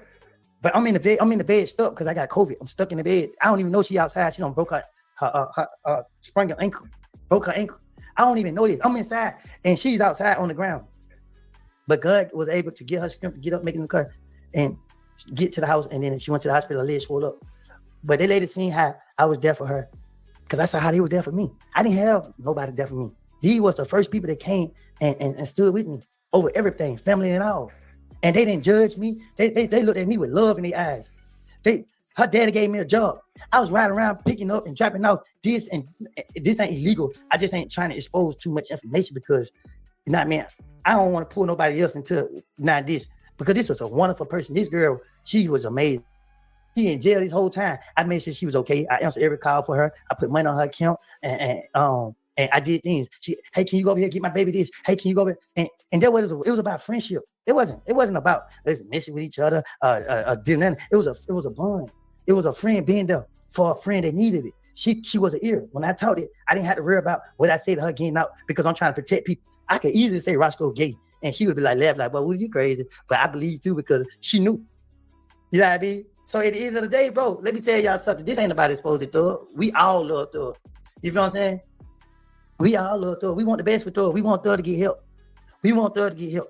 We want Thug to cut Pee Wee Roscoe off and get help. Because let me tell you something. Pee Wee Roscoe in it for his own purpose. See, Pee Wee Roscoe saying what he's saying. Ain't no dirt on him. But it's dirt on Thug. So no matter what you're saying, it's dirt on Thug. And you sitting right here trying to defend Thug. Birdman ain't came out. Yeah, we all want to hear what Birdman got to say. See, Birdman is a real OG. He ain't got nothing to say. And that's respect to Birdman. Give Birdman his flowers. Because get what OG did. OG shot back and he backed up off of everybody. OG said, shit, I'm worth too much money. Let these niggas pull me down. Because he realized it. He realized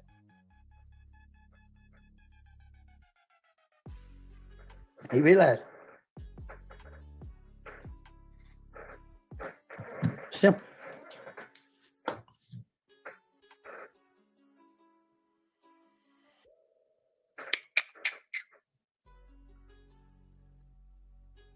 Straight up. So at the end of the day,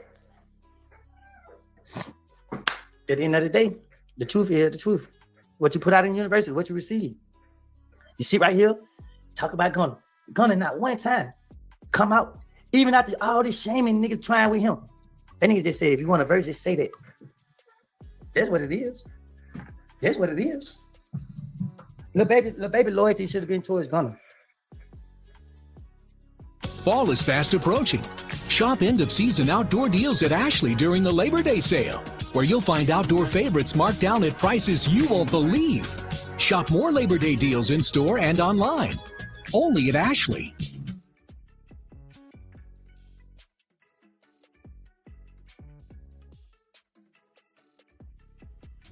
Funables has a new look with real fruit puree and now with no synthetic dyes. Kids can have their fun and eat it too. Lil baby loyalty should have been towards Gunna, but I understand why his loyalty was to Thug.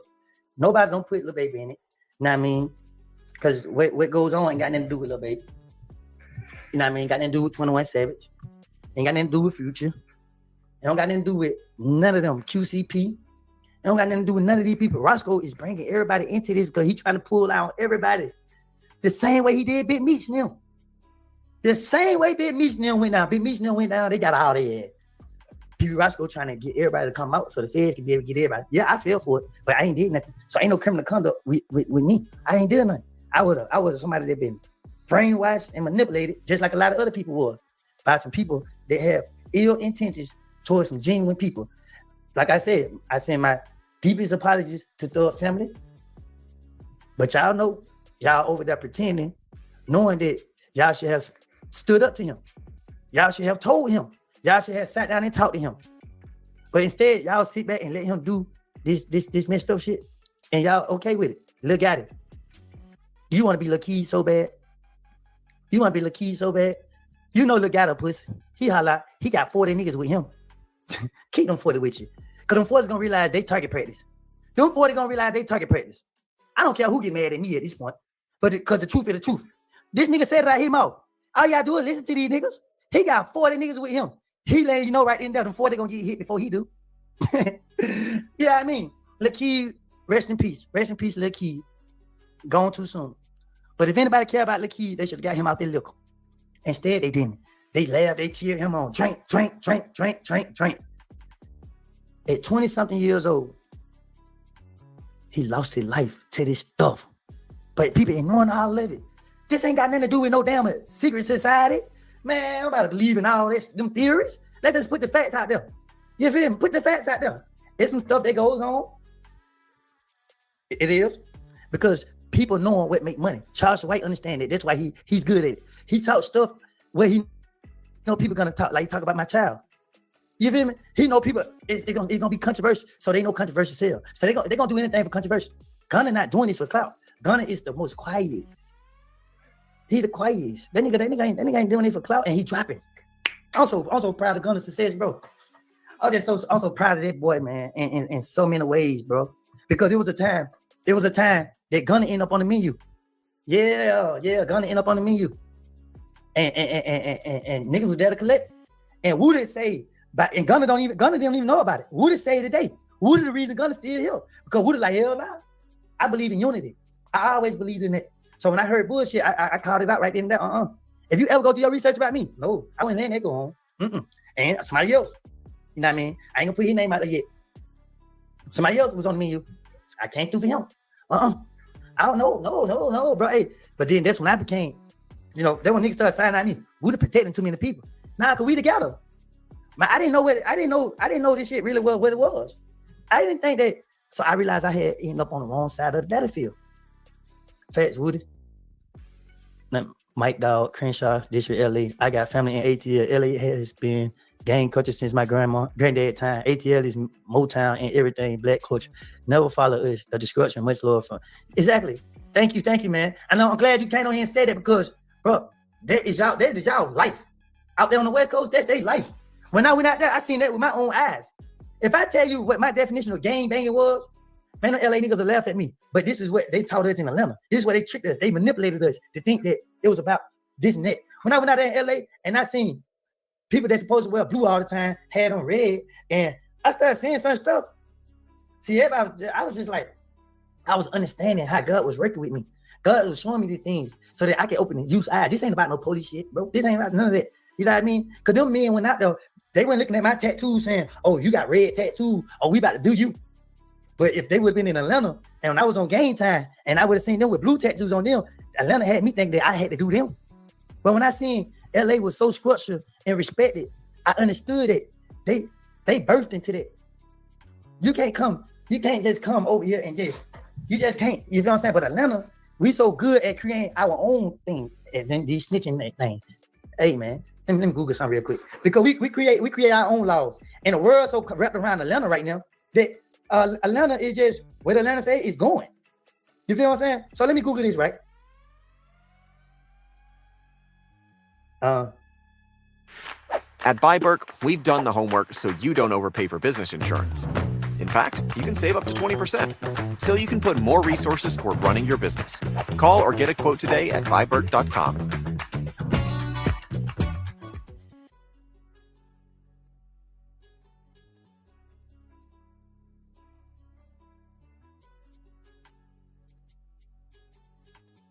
All right, look, I Google snitch. Start asking people for the definition of snitch. Let me give it to you right now. Okay.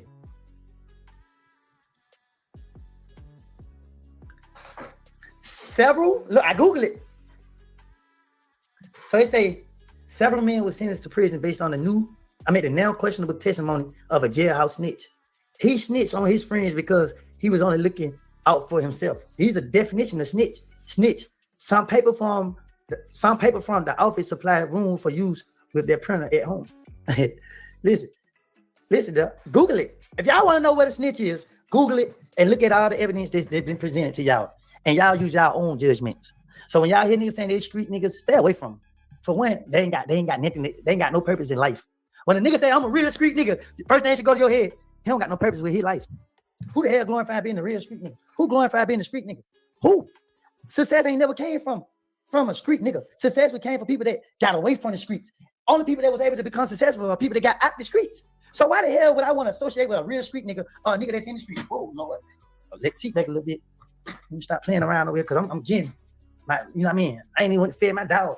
But he all right, he ain't gonna turn on me. He know he gonna eat, he gonna overly eat. You You got niggas out here like look got it, ain't never did nothing gangster, they ain't hit life, but ran behind thug, holding his cup, holding his bag. Then nigga thug type nigga tell you hold a cup of ice. He ain't gonna never tell Woodie that. You'll never see nothing, but you'll never see him tell Woodie hold a cup of ice when he fits him out. But I don't watch some of the coldest niggas hold that cup of ice. I'd be like, oh, you niggas, you ain't nothing like me. Woodie, thank you for the super chat. Woodie, your honesty was, I can't see what the emoji is. When I found of 8 had a scary blowout in Chicago last Thanksgiving, the police helping was from Georgia. Me and him had a positive combo, plus some good combo over me quoting you. Man, listen, bro. When I go outside, the police love me. I love them too. I be want to pray for the police. Like I be want to hold the police hand and pray. And just pray over them. Because they doing a job that we forcing them to do. We ain't doing a job for them. You know what I mean? That's what they signed up for. And I pray for all police safety. But I wouldn't do it because I get scared of the police. I'm traumatized from all of the guilt that they have already put in their head about me. But so now when I see the police, they be like, hey, can we take a picture with you? I be like, for what? You get into the feds? You know what I mean? But I take a picture with them because they look at me as human. And I appreciate that. Police, man, Georgia State Trooper, man, this man pulled me over in every car. It seems like every time I get in the car, this one Georgia State Trooper pulled me over, right? And this is the police, y'all. And that man walk up to the car and see me in the car, he started laughing. Like, I swear I didn't know that was you, man. It's just a coincidence. My cars attract the police attention, right? He said, I know you're in the car. Man, look, y'all good to go, man. You feel me? I don't care what y'all think about that, but let me tell y'all what I think about it. Georgia State Trooper, the police that don't play the radio, that sergeant have faith and belief that I'm a different person. Do y'all hear me? Let me look at the camera. That sergeant with the Georgia State Patrol trust and believe and have faith in me. That know that I ain't committing no crimes whatsoever, no nothing in his car, no breaking nothing. And you know, he said, go on about your business. He pulled me over in my Bentley. He pulled me over in my track out. He pulled me over in my Challenger. He pulled me over in my Challenger twice. He pulled me and my friend over in my Bentley. And guess what? He not one time gave me a ticket. That same police pulled me over in all them cars. I said, damn, they trying to get me. But it doesn't matter. I ain't did nothing. I ain't got nothing to hide. I ain't got no guilty conscience about nothing. I ain't got nothing. You feel what I'm saying? And I thank God for that. Because it could have been worse. Because of how I was and how I felt towards people. But let me tell y'all this. I went to jail. I broke the law. I was outside. I took a picture at somewhere I ain't supposed to be. I didn't know it was a crime. I took a picture and then they put a warrant for my arrest. They said that I was promoting drag racing. So I was like, good gracious. When the police locked me up, I had to go to 3 jails. And I got locked up on a Wednesday, like at 4 o'clock. I got to the jail. I had to go to pretrial. So I had to stay in the jail for one night. I stayed in there. Woke up Friday. My family paid my bond. So pretrial drove me to Rice Street. I get to Rice Street. Soon as the police see me, they like, what the world? Good gracious. I ain't even know I made the news. But anyway, they like, Woodie, what's going on? I'm like, man, Atlanta police. You know what I mean? They got protocols to follow. They got to keep me out the street. So now the police doing everything to lock me up. So all the people in the what's name? Free Woodie. I don't recall. I'm listening to these inmates. They saying free me. They locked up just like me, but they want to see me free. I said, what the world? I was shocked. Everybody this Rice Street. So you got me understand the police mad at me, the DA mad at me. Hell, people that I don't even know mad at me. But they got me like they not got me locked away. I'm sitting right here where people can get to me. Ain't nobody trying to harm me.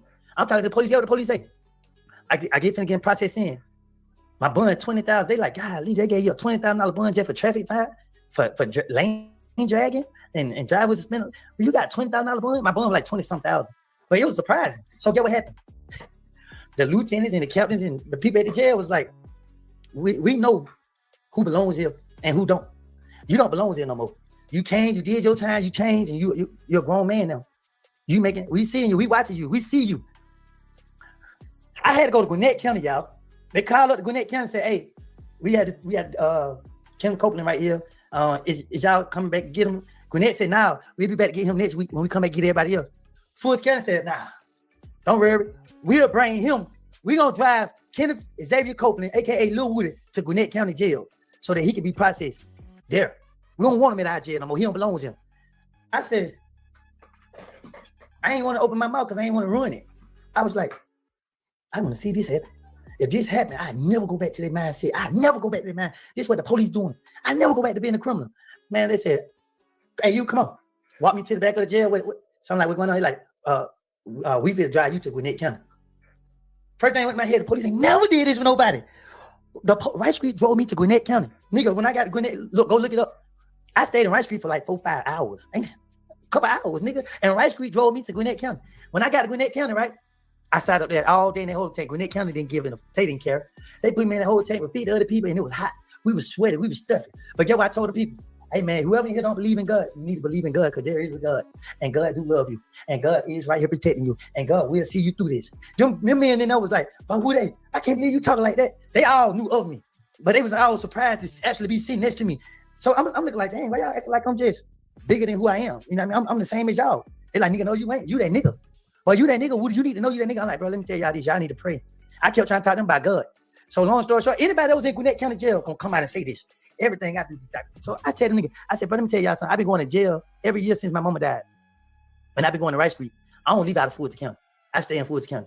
I don't leave. I didn't know I was in Gwinnett. So when they were taking me to Gwinnett, I thought I was being kidnapped. But the truth of the matter was, I was in Gwinnett. I didn't know. I broke the law. So I had to go pay for that. Then my nigga called.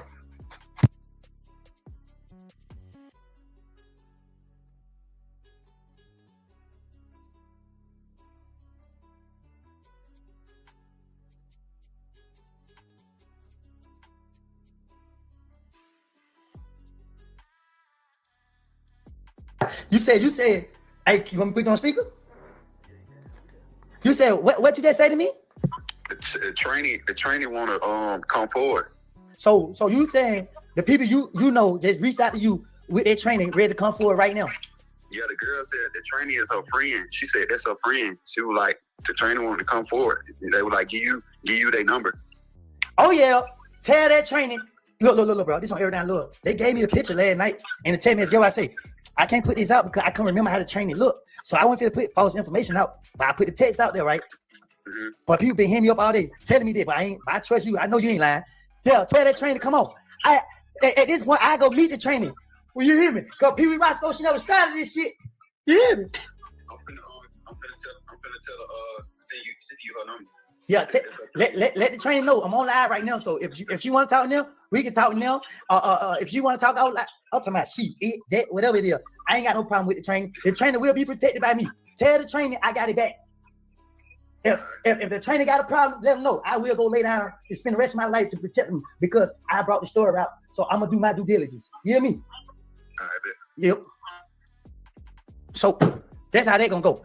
Rice Street took me to Gwinnett County. I paid my bun up there. A stalking fan sat outside the jail all night. Paid me a little $45 fan. My niggas was outside. I went outside the jail. Kind of called my nigga.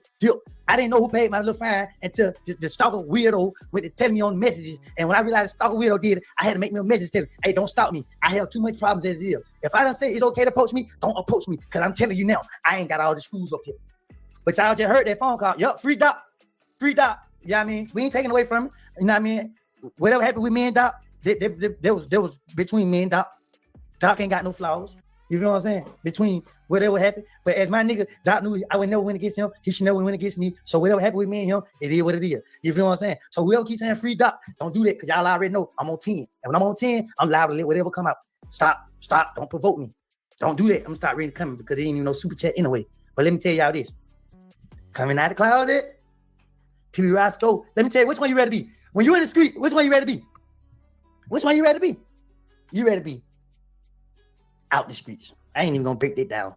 Cause Roscoe, he know he right here, can't hit back, beat out, and hit. Oh dang, all these people don't call me.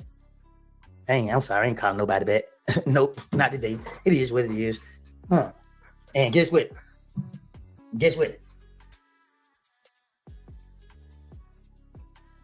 Uh-oh. I'm calling right now, y'all.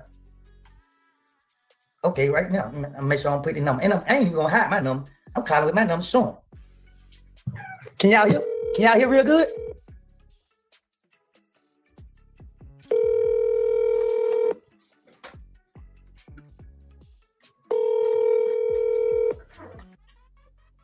Let me text and say this is me. Hello? Hello, this is Woodie. You can hear me? I got you on speaker. Let me take it out speaker.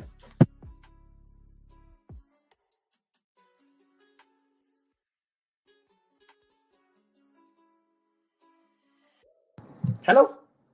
Man, listen. You can watch me right now. I'm on YouTube Live, man. I ain't doing no funny business. I ain't showing you number. No nothing. I'm like, I don't know what's going on. I can't hear you if you can hear me. Whatever the case is, they Woodie. Hang up. Let me text. I ain't doing no funny business, man. You know what I mean? One thing about me, man. Ain't no mystery in this. It is what it is.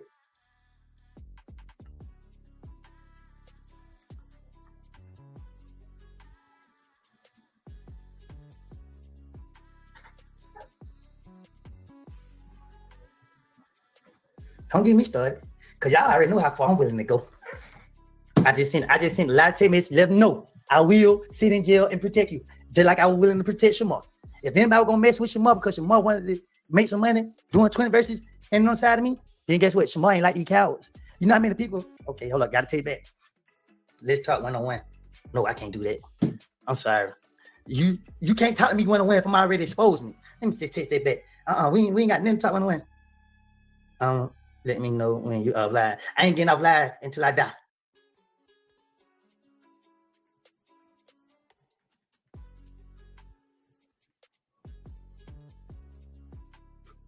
Tell these gangsters.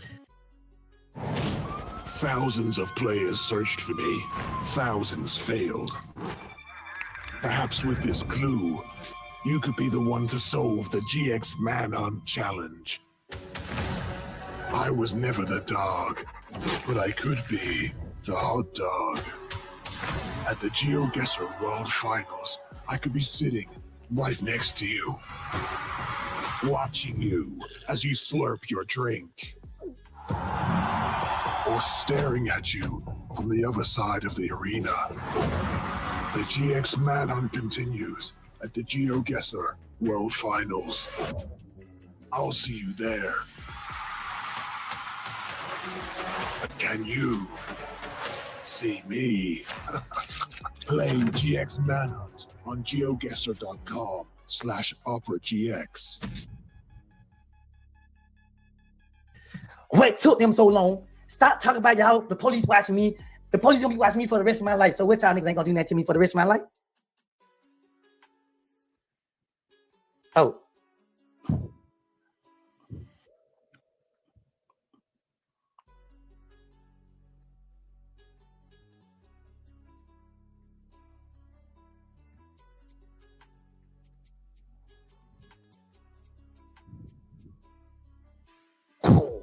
Ooh, let me tell you something, boy. The person want to do an interview. See, you know how much bravery it takes for you to want to come forward?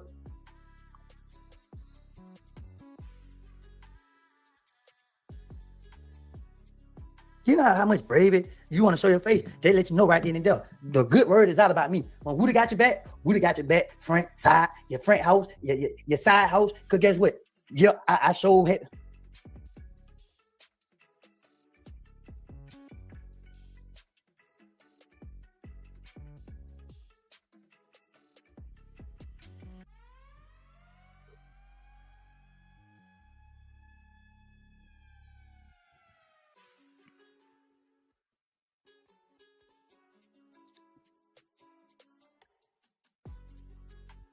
Now, why he do that? That's why I ain't post a picture. I got the picture.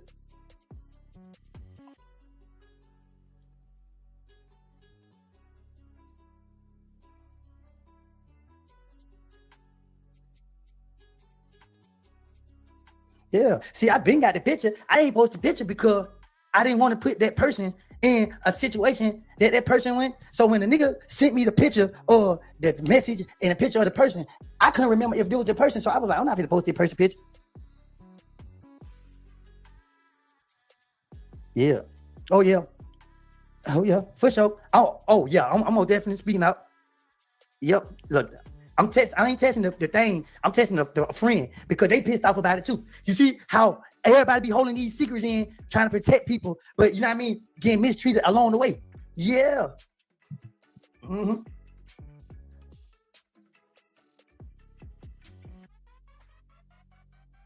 Yep. One thing about it, I ain't never crossed nobody out. I ain't never did no slime shit to nobody, boy. I just did people what they did to me. When people brought problems to me, I took problems right back to them. I ain't gonna lie. I ain't gonna pretend it. I ain't gonna fake it. I ain't being disrespectful when I say the way I talk. This is who I am, bro. So at the end of the day, it's still things I ain't even telling y'all about. The betrayal go way back. You feel what I'm saying? Yeah, man. So if y'all realize the situation I'm in, bro, y'all see. But you know what I mean. We gonna rock out. We gonna rock out. Straight up, we gonna rock out. Pee Wee Roscoe, you got on the line, you did all that capping. You know you ain't push up on the game. You know you ain't. Nah, nigga, stop lying, bro. Nigga, the game had 100 people with him. The game went scared. Nigga don't get on there and twist that narrative. Nigga, if the gang was scared, why he came to Atlanta within 24 hours after getting into it with Thug? The gang had Lil Durk. He had every celebrity with him. Come on, man. Y'all know Pee Wee was lying. Y'all know that nigga Pee Wee ain't never been known for doing that gangster. He just been known for holding a nigga nuts. You know what I mean? You feel me?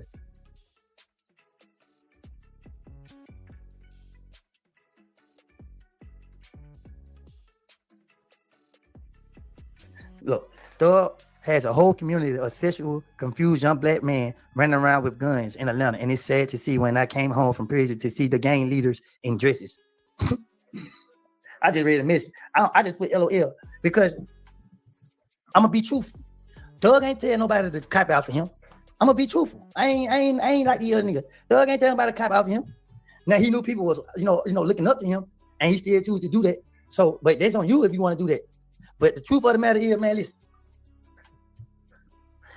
Gee, nigga. But let me tell you though, like, don't get mad if I get pissed off and then I contradict myself a little later, because a part of my heart will protect you, no matter how you make me feel at this moment. So later on, if I come out and tell y'all another secret that I forgot about, don't say, oh, Woodie, you lied and told us that you ain't know nothing about this, you ain't know that. And I'm telling y'all now, I ain't lying no more. I done lied way back then. I ain't lying no more. Right now, you getting the God honest truth and nothing but the truth. Because that's what niggas do. They go on the stand and tell the God honest truth, and then everybody go home. And then niggas out here being rats. So yeah, let's go ahead, let's do it. Let's put the God honest truth out there. Because if I get mad later on and I remember something that I forgot right now, don't be mad at me, because you reminded me that I forgot about it and now I remember. So now I'm about to expose you. Because you know, when I talk, I'm talking out with the eyes. I don't care what the ears hurt. You hear a lot with your ears. You feel what I'm saying? Like, I hear a lot of people say a lot of things about me. Like TikTok. Every day TikTok, they talking about Woodie. Man, listen, man, let me tell you something, man. You know what I mean? Man, make sure y'all drop a red heart in the chat for threat, man. You know I gotta go into threat. What is life without threat? Red hearts in the chat for threat. Let me tell y'all about threat, man. Let me tell y'all about threat now. Now, I did do some wrong. I gotta admit, I did wrong. I did wrong to my brother. I did wrong to threat. You know what I'm saying? I did wrong. If I knew I did wrong to threat, I would never did it. And what I mean is, not the wrong that y'all may think. I knew threat was cool with certain people. I knew threat had, a relationship with some people. And, we never went against each other. Like, it ain't nothing. You feel what I'm saying? Me and threat never went against each other. But threat got the same heart I got. If he with you, he with you. But just so happened, the people that threat with is, so if you ever heard the story, but I ain't gonna lie, y'all dealing with a whole lot with me. I can't even tell y'all, because then y'all be like, oh, this nigga is crazy. Nah, I can't even tell y'all, but me and threat, but we never hurt each other. We never hurted each other in no way. You feel what I'm saying? We never hurted each other. We never betrayed each other. Not that I know of. You feel what I'm saying? But we never did. Threat got mad at me because he ended up in the hospital and somebody lied and said I was the reason. Like, I did it to him. I never knew Threat was in the hospital. They kept it a secret. I found out because of something happened to somebody else, and she went and told the police. And then while she was telling the police, she was running her mouth to somebody else who knew me and came back and told me, oh, Woodie, your friend Threat in the hospital. I said, what? I called Threat. Threat sent me to the voicemail. I text Threat, I love you, man. Get well. But then as I'm telling Threat like this, I'm getting to the bottom of the line of what happened to Threat. See, I don't get my information from just hearing people. We're going to make you talk. Yeah. So you going to talk. So get what happened. You know what I mean? A couple people had to go down there, pay a little visit to the hospital. Yeah, a couple people had to go down to grade it. You feel what I'm saying? And then, a street interrogation. Ain't no badges on. If y'all feel me, ain't no badges on. So tell her what happened. And you can't lie to her. Because, you know what I mean? Yeah, you can't lie. So when the truth come out, Threat end up getting out the hospital. He went and talked to me because he don't know what to believe. Before that happened to him, I didn't have all my screws on my head, right? And I'm a real friend.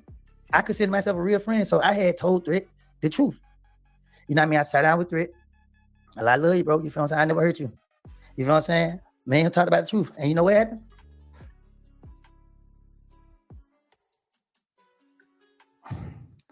You know what happened? Threat looked at me like, Woodie, dang, bro, you do me like that? I like, nah, bro. You can't keep protecting these niggas, bro. You can't, bro. I'm tired, bro. I gotta get it. Bro. Nah, bro. You can't keep protecting me. Like, bro, nah, bro. Nah, this ain't how it go, bro. They no Threat. Bro, I ain't never gonna get you. So what happened was, me and Threat had a disagreement. Threat went over there. I stayed in my neighborhood. It's me against the world. Remind y'all, Threat my brother. Like this my love, but it's me against the world. A couple people, names I can't mention because You know what I mean?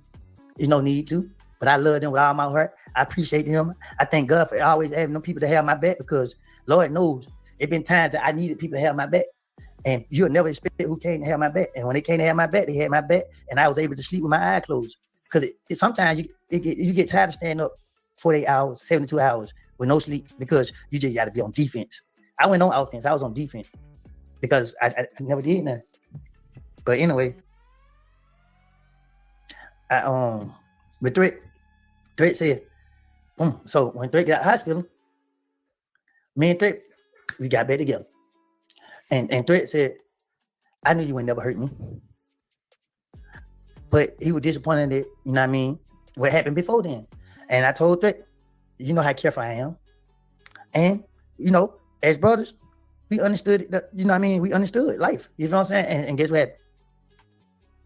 Me and Threat never had an issue ever after that. Me and Threat ended up, you know what I mean, still rock together every day hard like we did. Even when we didn't talk every day, always, we still had that same bond. Nigga, we didn't have to call each other when it was an issue. We didn't have to tell each other when there was a problem. Everybody knew when there was a problem because everybody in Atlanta ran him out. Y'all talking about stuff that's been going on for years, man. So what happened was God got away. Because when God been working with us and trying to open our eyes up, we were blind. What happened? 2019, I got the Fed. Threat pulled right up on me. Umfung put up on me. All them pull up on me. When Umfung put up on me, I knew it was fake. I met Umfung in Rice Street for the first time. He come back from prison, giving his time back. I was so happy because I'm like, dang, Thug really brought his brother back home from a light sentence. And when I was talking to Umfung, it just wasn't what I expected. I expected Umfung to be a dark-skinned person, not a light-skinned nigga. You feel what I'm saying? But I'm like, okay, cool. Umfung, he seemed cool and genuine, but I seen the look in the eyes. But we in jail, so Umfung went back down the road. I went back to the feds. Got out 2019. Everybody pulling up on me. I'm watching how they pull up.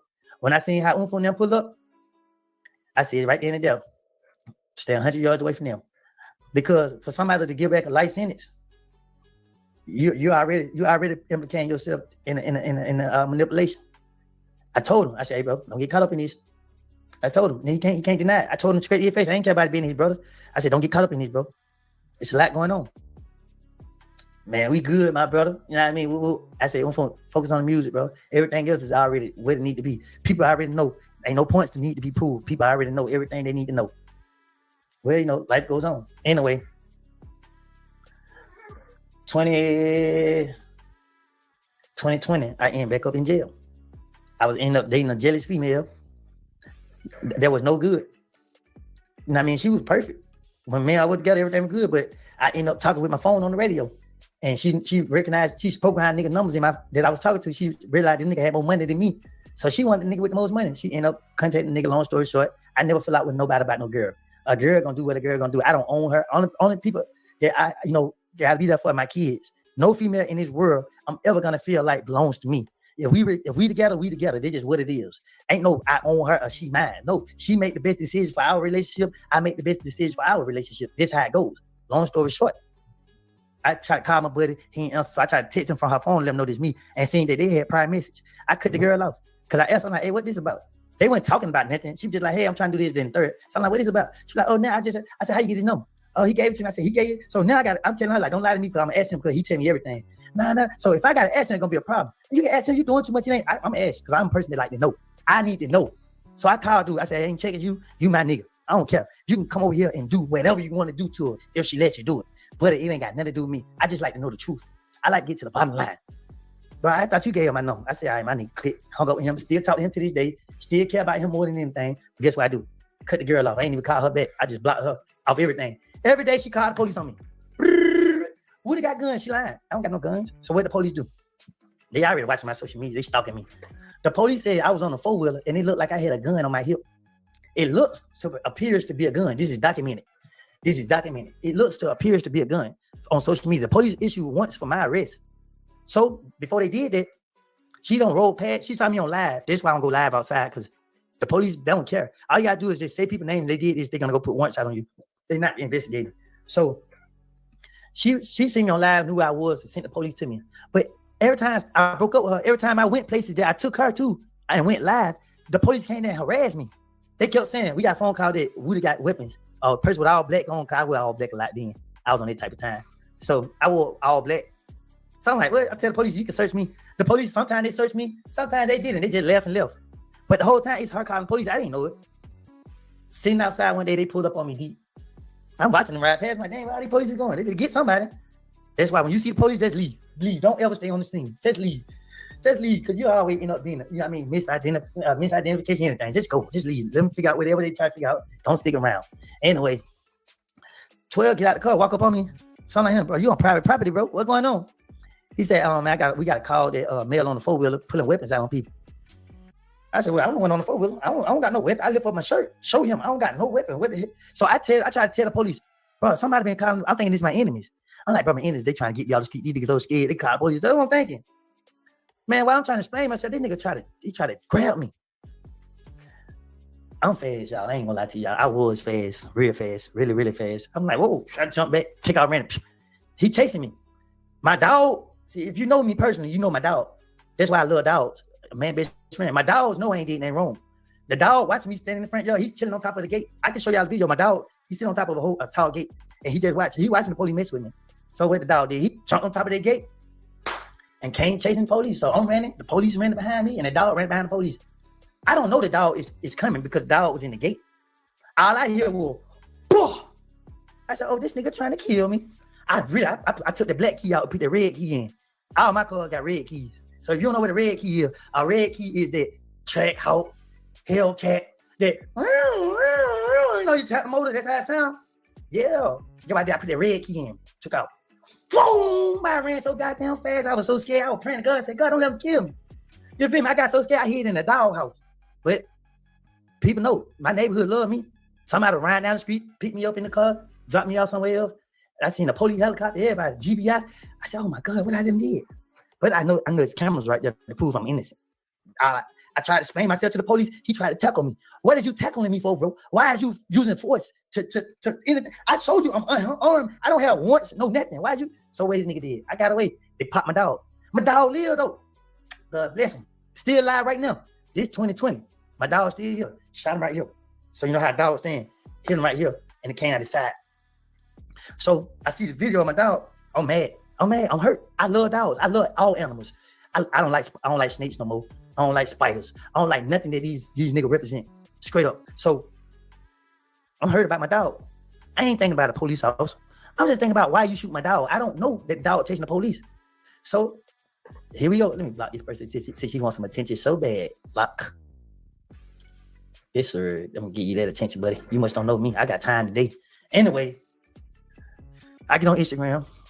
I wasn't doing this on purpose. Like I respect the law. I respect each and every police. They got family just like we got family. People love them just like people love us. I'm mad about my dog. So I said, that nigga shot my dog. I hope he get what was coming for him. I didn't mean to threaten nobody. You know what I'm saying? Like, that wasn't my intentions. I wasn't saying I was going to do anything to him. But I just didn't understand, why did you shoot the dog? Then when I found out the dog chasing him, I deleted the video down. I'm like, damn. And then they said the dog tried to bite him. I'm like, okay, well, the dog okay, so it ain't that bad. So a week later, I'm asleep. I hear a doorbell.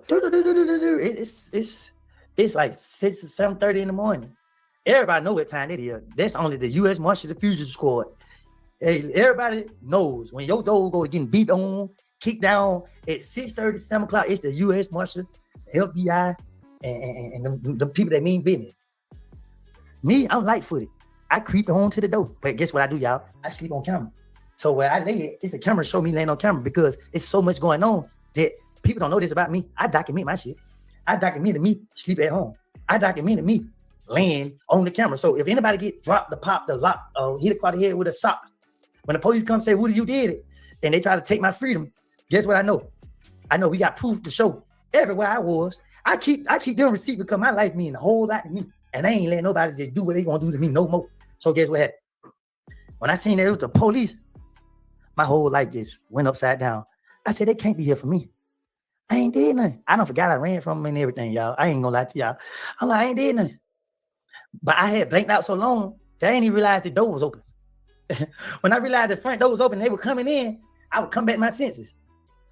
I got on the ground, crawled out the door. I followed all they man. They didn't pull out their weapons because they already know I ain't never been a threat to law enforcement. They said, come on, man, crawl out. But when I heard them say target in sight, I said, dang, they got me. So what I thought they got me for? I thought they got me for something that I knew was coming. But it was like, well, you got warrants. So I'm looking at all these people like, who are y'all? Why nobody got no badge showing? Well, this guy was Homeland Security. He was ATF. He was FBI. He was Secret Service. He was U.S. Marshals. They were Atlanta Gang Unit. Get what I'm saying? I saying myself, oh shit. What I do? Yeah, I'm scared. Just like the normal nigga gonna be. Every criminal in the streets be scared when they start saying Homeland Security, FBI, ATF, GBI. When have they ever put all y'all together? Then I didn't even see all the ones that was outside. They had cars that go all the way down. Man, look, do I tell you, their neighbors like, who that is they got over there? That nigga must be, he don't did a lot of stuff. 414 RP on Discord, join. Well, y'all heard what he said. Thank you for the super chat. I don't know how to read that good, my boy. But listen, when I hear all these police out to me, what I said, forget that. Forget everything. Did this man just say he FBI?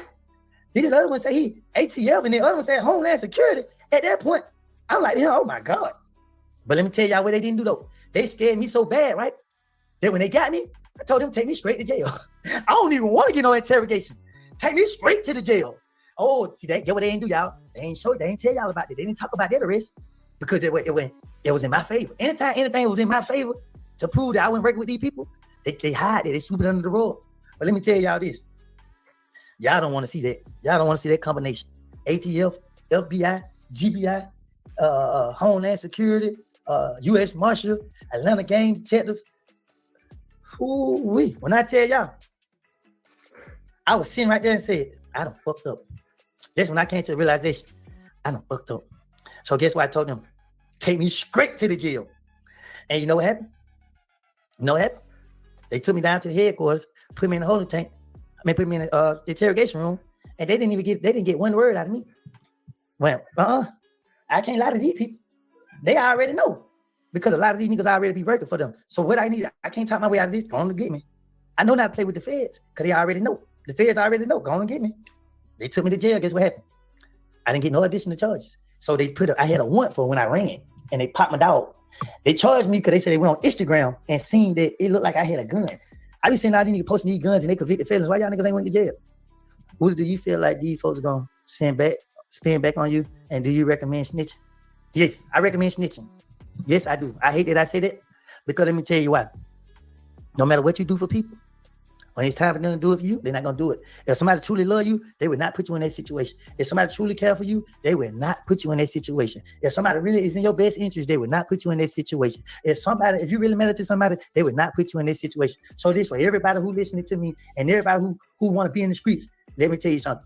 If you're in a position to snitch, because I got friends that was in a position to snitch, and they said, I'm gonna stick to the street code, and that nigga still in jail 15, 20 years later, with life plus 100 years, plus another life, plus another 100 years, plus another life. And guess what? Everybody forgot about him. When they did call, he be like, man, we don't. I said, how I feel to accept money from a snitch? Man, shit, bro. Nigga want to say it so bad. Man, I wish I could snitch, bro. But you can't because you don't put yourself in a situation where you got to stand tall because you already know you can't have it on you. You already in prison. But you calling me, I said, do people know you taking money from a snitch? I'm petty, y'all. I'm petty. Because I care for these niggas, bro. And the facts are the facts. Like, they want y'all niggas to think that, okay, this and nah, nigga, if you take money from a snitch, you're a snitch. If you do business with a snitch, you're a snitch. You condoning it. But they want y'all to think that, nah, man, that's part of life, bro. If you get caught, they wasn't gonna do. If I get in any trouble, will I tell? No. I know better. It's nothing to tell. I got myself in trouble. I got to deal with consequences. That's why I don't commit crimes. That's why I don't hang with people that do. Nigga ain't got to worry about me telling on them because guess what? Nobody I hang with or associate with break the law. They don't break the law. So we don't care about what nigga talk about. If somebody try to hurt me and the people I'm with, and just so happen, they end up getting hurt, we gonna stay on the scene and tell the police what happened. They tried to hurt us and they got hurt. Simple as that. You know what I mean? If the person come up on me and say they tried to hurt me because I told on Young Thug and police got us because we defended ourselves and they asked us what person, that person said I told on Thug, so that's why he finna hurt me and that's why he got hurt. I ain't finna go to jail for these niggas. I already done did it already. Do you feel like the females be the cause behind the violence more than the men? First of all, men supposed to be in control of our emotions. Men should not allow our feelings to control men should not let our feelings bring an action that we want. You feel what I'm saying? So a lot of these niggas ain't been raised around men. I haven't. But I have spent so much time in and out of jail, being in a situation where I'm being too loyal to people, having people back, and I got to deal with everything. Once you go through what I go through, you just see life from a different perspective, and you just understand, like, yeah. So at the end of the day, don't hang with no criminals. Don't associate with no criminals because they're not gonna confess to their crime. If you ride in the car with somebody and they got drugs in the car and the police stop the car, they're not gonna say the drugs are there. You got 1 or 2 niggas out of a million that will say that. But let me tell you this: people show you every day who they are. Don't talk to me about loyalty. You forgot about your friends that's in jail or that passed away. I'm watching how y'all carry on. Y'all buying other people that's rich jewelry.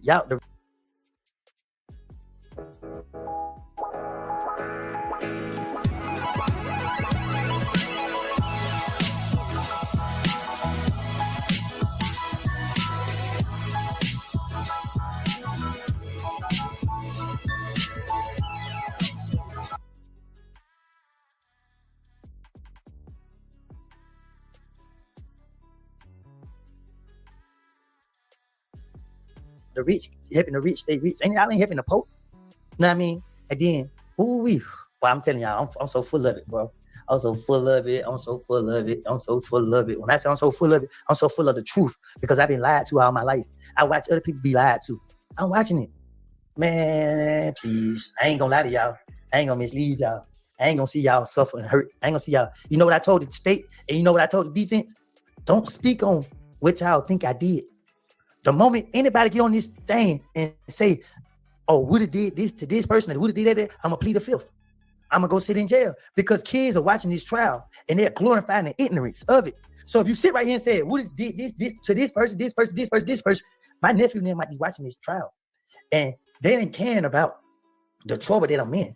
They're hearing the action that's alleged being committed by me and they're glorifying that, oh, Woodie was like that. No, I wasn't like that. No, I wasn't doing it. If you could go back to 2005 to 2012, what would you do different? Join the army? Swear to God, my right hand of God, I would go to the army. I would get it. But listen, let me tell you something. Can you call the lady Bo back that was with Pee Wee? They text me. She wouldn't get on here because Rollo don't put her face all over social media. So now it's like Rollo made it difficult for her. Rollo. Yeah, see, that's what I mean. I love Rollo and I respect Rollo. But when you make Rollo mad, Rollo don't care. I still be caring a little bit. Just that little bit would keep me contained. I didn't want to post her picture last night. That picture, I didn't want to post it because I didn't want to do no damage to that person. That person have a life, despite whatever happened in 2015. It's my fault. I the one brought it to light. So I wasn't gonna put that person's picture on my social media when I got everybody who used to mess with Pee Wee, everybody who messed with Doug, calling me saying, Woody, post a picture. They know I'm stupid. They know they tell me to do it. They know I'm liable to do it. No, I ain't. Because that person ain't got nothing to do with this. That person laid down with Roscoe, did the grown people with Roscoe. That person wasn't thinking about being exposed. That person was thinking about being pleased. So Roscoe did what he did. Roscoe, again, dragged that person in it. But I don't want who brought it to the table, so I wasn't going to put that person's picture out. But the person want to come to me because that person want to be heard. It's always more than one story, more than one side to the story. You know what I mean? That's why a lot of people can't come out and speak because they don't want me to get on their case because they already know. You got to go all the way there with me. You got to go there with me. Woodie, you as a living testimony, may God protect you and your family. Thank you so much. Appreciate it. And God will protect me and my family. We ain't worrying about that. Woodie, why not just move out of ATL? Oh my God. You know how many kids in ATL need to be motivated by me? You know how many kids in ATL need to know when to walk away from BS? But if I leave, I'm doing the same thing that the OGs did to me. I'm leaving these kids in the blind. I can't let these kids stay in the blind. Don't glorify these niggas. Don't praise these niggas. Don't worship these niggas. It's okay to listen to their music and you know what I mean, feel it because you can relate. You can what you call it? Oh, what time is it? Oh my God. Who can I call? What phone is here?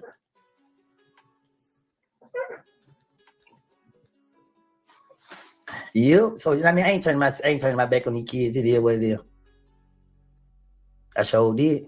And I hope y'all have all this right here and y'all blast it all across social media because hey, can you go pick Zyra up? Where you at?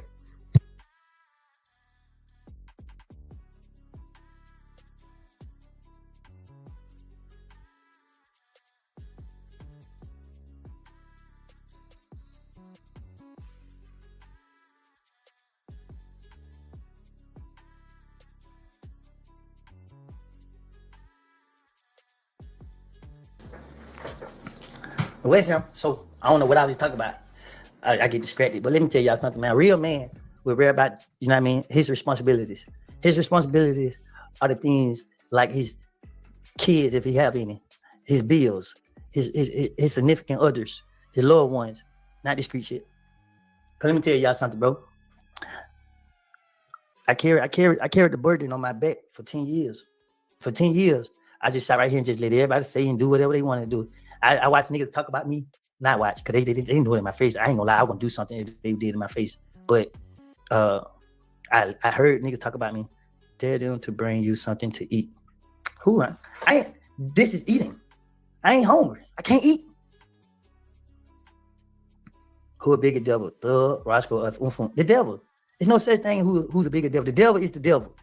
Thug is the son of God, Roscoe is the son of God, and it is being controlled by the devil. The devil is controlling their spirit. It's provoking their spirit. It causing them to do things that they normally wouldn't do. That's how the devil worked. The devil had took control of me at one point in my life, but I had to fight back and let God take control. So that's the difference. Thank you for the super chat. I understand the difference between the Lord's work and the devil work. Straight up, that's it. That's it. That's the difference. That's the difference. So at the end of the day, man, be careful, man. The devil is everything that's negative. Everything that's the opposite of positive is the devil. And everything that's positive is of the Lord. Everything. We are all severe. None of y'all ain't ever been in a situation to ever even being ratted on. Y'all in a chat on the internet where it's safe. No. See, that's where you go wrong at. You let them separate you from me. Civilian is no different from nigga, you human, nigga. Why would y'all use the word civilian? Ain't no such thing as no civilian. When innocent people get hit, they consider innocent people, but they hang with us every day. They not innocent. They know what's going on. They are a part of the environment. You little stupid nigga. I don't even like you. I should block you. You should get your little 499 back. Come on here to my civilian. I ain't no such thing as civilian, boy. It's us and it's them. Simple as that. It's us and it's them. And when I say them, I ain't talking about the enemy. I'm talking about the government. The government is got to keep us controlled, keep us under their umbrella. That's them. The government is them. And if you ain't out here breaking the law, you ain't got to worry about them. So I ain't worrying about them. Do you think Thug did Mundo dirty? That's a tricky one there. I don't know what Thug and Mundo got going on. I don't have a clue what Thug and Mundo got going on. From my understanding, Thug and Mundo, that's between Thug and Mundo. It had nothing to do with me. I don't know what caused them to fall out. I don't know why either one of them would be mad at each other. I don't care about it. You know what I'm saying? All I know was Mundo was bashing me. Me and Mundo had a conversation. After that conversation, me and Mundo became okay. We don't got no bad blood. Mundo feels safe when he pull up on me yesterday by himself. He ain't have nobody with him. And he pulled right up on me in my neighborhood. And me and him kicked it for a couple hours. We talked, laughed, joked, played. And I told him, don't forget about the good Thug did for you. Despite everything that's going on, bro, we can't forget about the good that Thug may have done. They put me on a plane, take me to see more to the world. They meant everything to me. Even though I felt manipulated and used, not saying Thug did, I'm just saying manipulated and used by my environment because of my mindset. That's it. Sending love, peace, and happiness to you and your everyday loved ones. Thank you so much. Thank you so much. I don't get on the internet for sympathy, though. I ain't gonna lie to y'all. I don't want y'all to feel like I let y'all down if I had to, step back into the wrong mindset or element. But before I step back into the wrong mindset or element, I'm gonna go for help. I'm gonna go get help. Anytime I feel like I'm losing myself, I'm gonna go ask for help. And when I say I go ask for help, I ain't talking about from the law. I'm talking about from some type of therapist, something, because I lose at the end of the day.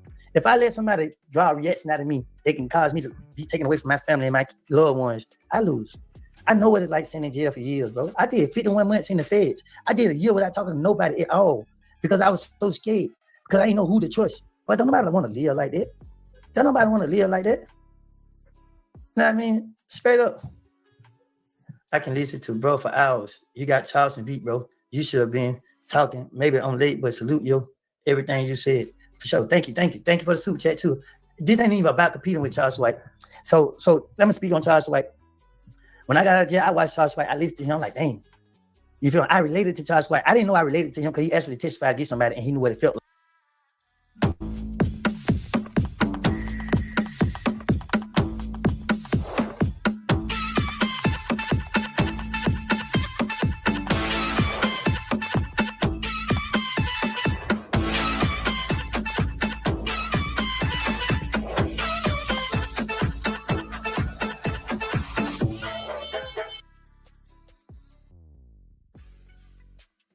felt like, are you in a place where you can see Roscoe and Thug and feel safe? That's a police ass question. Get your 499 back. So with Charles White, right? Charles White taught me so good to the point he made me feel like I could respect him. So what I did, see, Charles White he already knew he had my attention. So he played that role. And then when he got around me, he wanted me to be stupid. He wanted me to come up under his management. So he wanted to make money off me. But when he realized I wasn't stupid, what he did, try to make money off me anyway, by bashing me, by trying to, blackball me. So it's like, dang, Charles White, I only accepted you because I thought that you related to the struggle. But I see you the devil doing the devil work. So I try to be patient and wait on the day that man. I ain't gonna lie, I can lie to the police and everybody. I can't lie to God. I'm close to him. Big Bank say goddamn him and God having go for. Me too. I ain't gonna lie, I can lie to the police and everybody. I can't lie to God. I'm close to him. Big Bank say goddamn him and God having go for. Me too.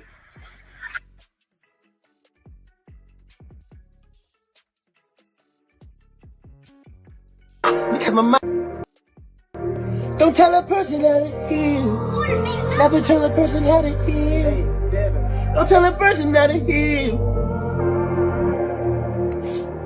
Never tell a person how to heal. Put you in my shoes real quick. Imagine all your kids in another state. It really put me in another state. And don't get me wrong, I'm sure they mothers hate. But please excuse me for my puzzle face. I got scars counting on me, but they gotta wait. Because my mind. Charles White ran to each other. But clearly Charles White ain't as stupid as I thought he was. Clearly somebody from Atlanta let him know. Stay the hell away from me. You know what I mean? Because I got some words I want to get off my chest. I want to talk to him like a man. But Charles White don't want to sit down and talk to me like a man. I spoke on Dewberry. I don't know Dewberry. I apologize to Dewberry. You know what I'm saying? Dewberry got every right to defend himself and talk down on me. But I brought his name up. But I thought about Dewberry's name up because Dewberry seemed more like an OG. He seemed more respected. You know what I'm saying? But Dewberry, you condoning Charles White bullshit, man. You ain't no better than him. If I was out here on these BS and anybody was condoning my BS, then I deserve to be, disowned, put on the spot. It's like with Doug condoning the BS. He deserved everything that's coming behind it. Because everybody wanted to see you win. Everybody, bro, it was crazy, bro. Doug going to jail for the crimes that I was already convicted of by the streets. The streets hated me for what happened to Nut. The streets don't love but they hate me for what happened to Nut. And then he go Doug get locked up and get charged with it. And they love Doug. So I'm saying to myself, like, this is confusing. Why don't nobody hate Doug, like they hate me? So that's when I realized, oh, it's the gift that God got installed in me. Yeah, because it's like, oh, okay. But get what? I didn't care. Y'all ain't got to hate Thug. I don't want y'all to hate Thug. Still don't want y'all to hate Thug. Not saying that Thug did it. I just used Thug's name for example because they end up getting charged. And I said Thug because he's the face. I can't say the other people's name who got charged because people be on hip like, who are these? Y'all ain't paying attention to that. Y'all paying attention to the title. So anyway, long story short, when I realized I was the only one that got hated for what happened to this man. And then, so if I'm locked up and I'm telling them people that took that man's life, let's just say, this is what's going on. If y'all hate me for taking his life, and then I'm telling them people they're supposed to take his life, why the hell y'all still find a reason to hate me even more? Oh, who the shit's no nigga that did? I'm like, God damn, y'all just go hate me where it goes. So when you come to understand it right there, you see it, then you understand it like, oh, nah, it ain't no purpose of speaking out. It ain't no purpose of anything. But then when people try to over abuse you, that mean Pee Wee Roscoe and Thug coming out 10 years later, talking about everybody rats, and they just the silent ones. No, y'all niggas ain't the silent one. Nigga, y'all master splinter, nigga. Nigga, y'all master splinters, nigga. Y'all master splinters, nigga. And guess what? Gonna win it, nigga. Gonna win it, nigga. People like, why you don't rap? They gonna listen to you. You got a lot to say. Cause rap only want to promote violence. Rap only want to promote negativity. That's all rap got. That's it. I want to listen to some T.I. because T.I. mature. What T.I. went through, T.I. understood. T.I. mature. T.I. still different. He got a song called On Bliss. I listen to that every day. I listen to Nipsey Hussle. Oh my God, look at that. Put some blue hearts in the chat for Nipsey Hussle. I know people, I don't want me to speak on Nipsey, but they just be real. Nipsey was an OG. Nipsey was a real gentleman. Not me from what he showed the world. Forget what we don't know, because what we don't know don't matter. But what Nipsey showed was he was for the people. and he's supposed to be protected. I don't know nothing about what goes on the West Coast. I'm not getting into West Coast business. I'm just paying my respect to Nip, because guess what, bro? When I listen to Nip's music, he motivate me. He let me know, hey, Woody, you're on the right track. Stay with these kids. You know what I mean? Listen to what Nip's hustle say, boy. That nigga rap about the game life. You feel what I'm saying? And he never ditched the set. He never went against his game. Not saying he was a part of the game, whatever had going on, but Nipsey told the truth without being in violation. What? You know how powerful that is, bro? You feel what I'm saying? You know how much love Nipsey Hussle had got? Bro, let me tell y'all something, bro. The world loved Nipsey after he left. But the streets loved Nipsey while he was here. The streets loved Nipsey while he was here. See, his environment, he became powerful than the ones who didn't want him to be that powerful. He became more powerful than the ones who didn't want him to be that powerful. I never met Nipsey a day in my life, but it don't take a rocket science to understand this. Listen to what Nipsey Hussle rapped about. But look how the devil worked. The devil use it. He get you to do all his work, and then he come get you at the end too. And then you got to go deal with the consequences. You feel? One thing about it, you took the body, but you can't take the spirit. You can't take the soul, and soul can't take away what Nipsey left behind. You can't take away with none of these Biggie. You can't take away. They use Tupac and Biggie to manipulate us. They use Tupac and Biggie to manipulate us. And you know what? Tupac and Biggie they never really did that. Throughout everything they were going on while both of them was on earth, they never really harmed each other. You know what I mean? All right, family, I'm about to get up out of here, family. Appreciate y'all for spending these little 5 hours with me. Listen, make sure y'all stay tuned tonight. Tonight, what I'm gonna do is I'm trying to go live tonight on the Rilla 716, y'all. So this is what I need y'all to do. I'm gonna go ahead and set the live already. I'm gonna put a little story up because again, y'all, when I go live tonight, I would definitely like for AJ for real to come on over, maybe get in a chat, or maybe even come up on a panel. That's what I'm really liking to happen. And I know exactly what to say and how to say it to at least get her up there or strike her ego where she's gonna react back to it. So that being said, the last live she did, y'all know she mentioned that the case is solved. Justice already been served for Ronnie. She even mentioned Krishan had absolutely nothing to do with Ronnie death. I'm talking about all the way to the point she said specifically she had nothing to do with setting nobody up. No, nothing, like specifically said the setup part. So and I don't know what that was about, but due to her doing that, I made a post on Instagram, even Facebook, and I just put a post on YouTube on the Rilla 716. So go check it out, y'all. But long story short, due to that situation that happened, AJ just did a live yesterday, afternoonish time. I'm mad as fuck I didn't get a chance to screen record it, but unfortunately, I thought somebody else would have, but somebody did. Believe that. It'll be floating around here by the end of the day. And she actually commented to what I said, which was, damn, it's crazy that AJ running around here saying this. So now she made a post saying that just because she said justice doesn't mean somebody is locked up. And I'm telling y'all now, specifically, I went to 2-3 different sources like, damn, somebody locked up? So yeah, AJ, you somebody must have definitely came and put a bug in your ear about what you said. And specifically from me, I gotta say that because again, what you comment to was specifically what I went to these people and said. Specifically, what is AJ doing? Why is she doing this? Is there any truth to what she's saying? What about the Krishan thing?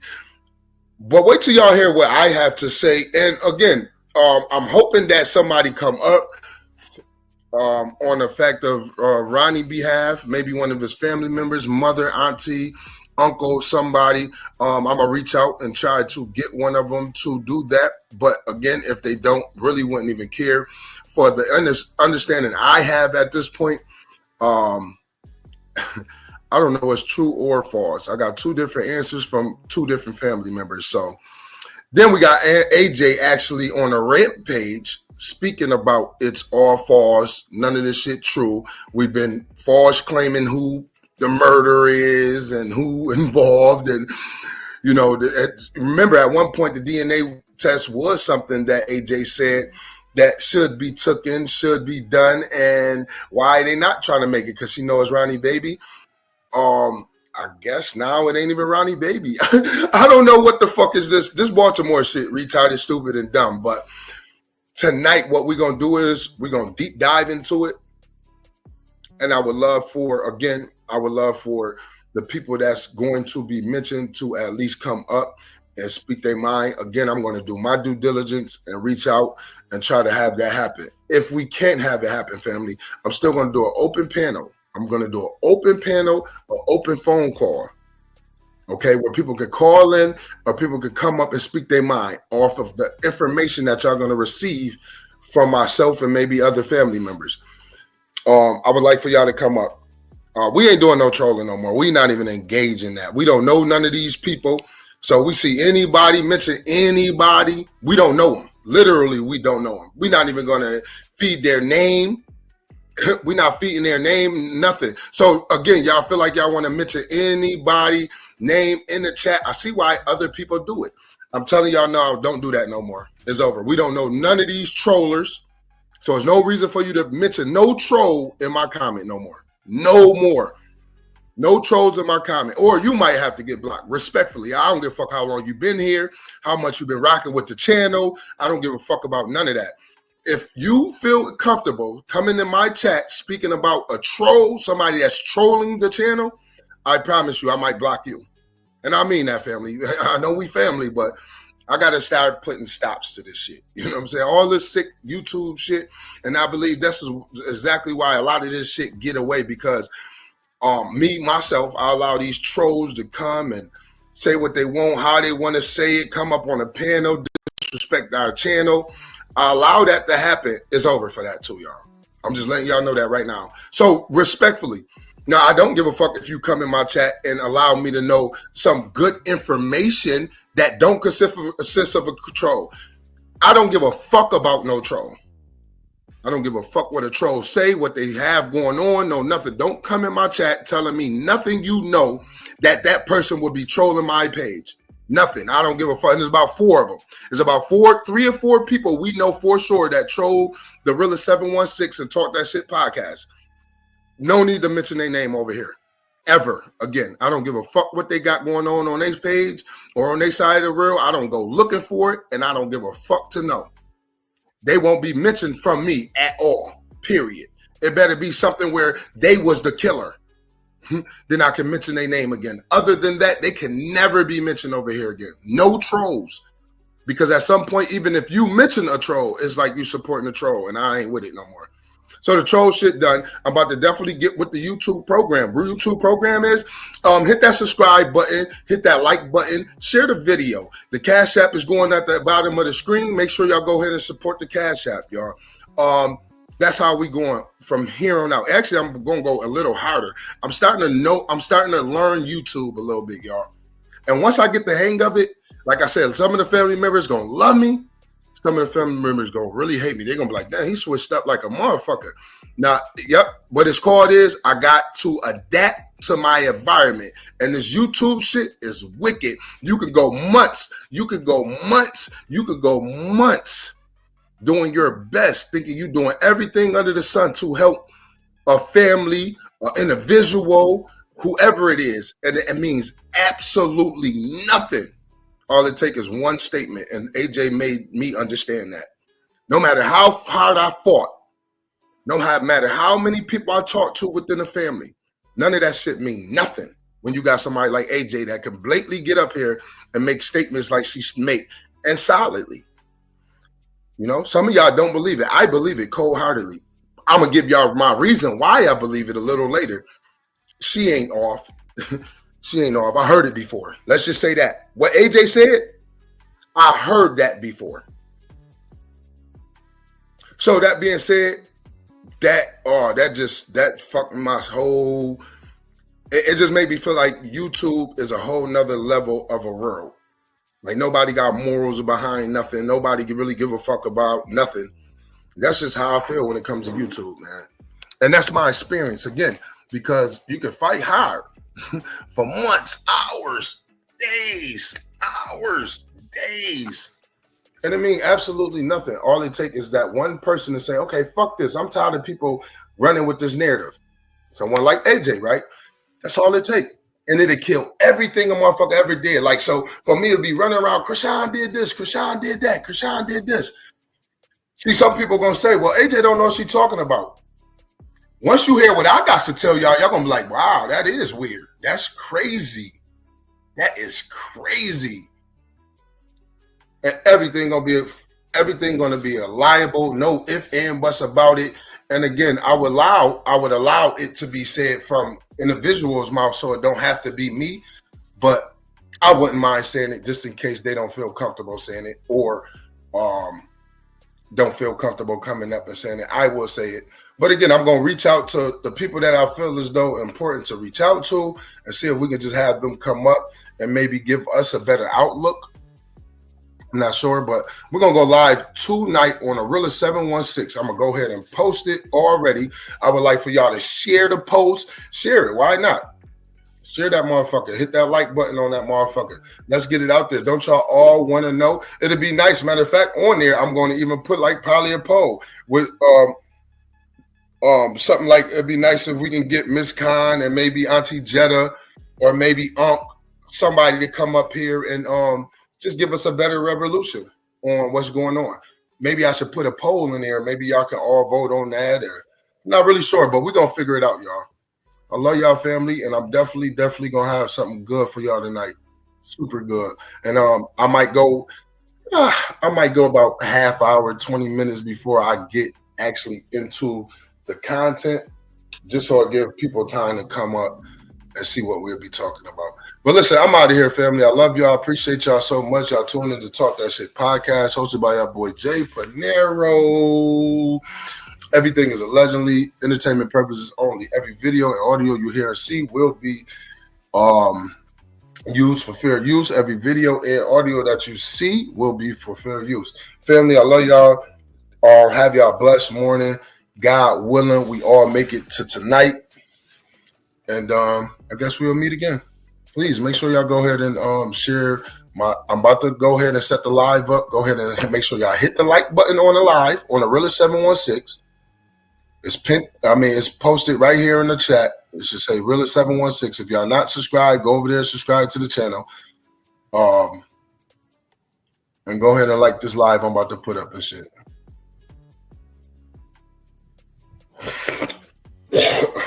All right, family, I'm up out of here. All love.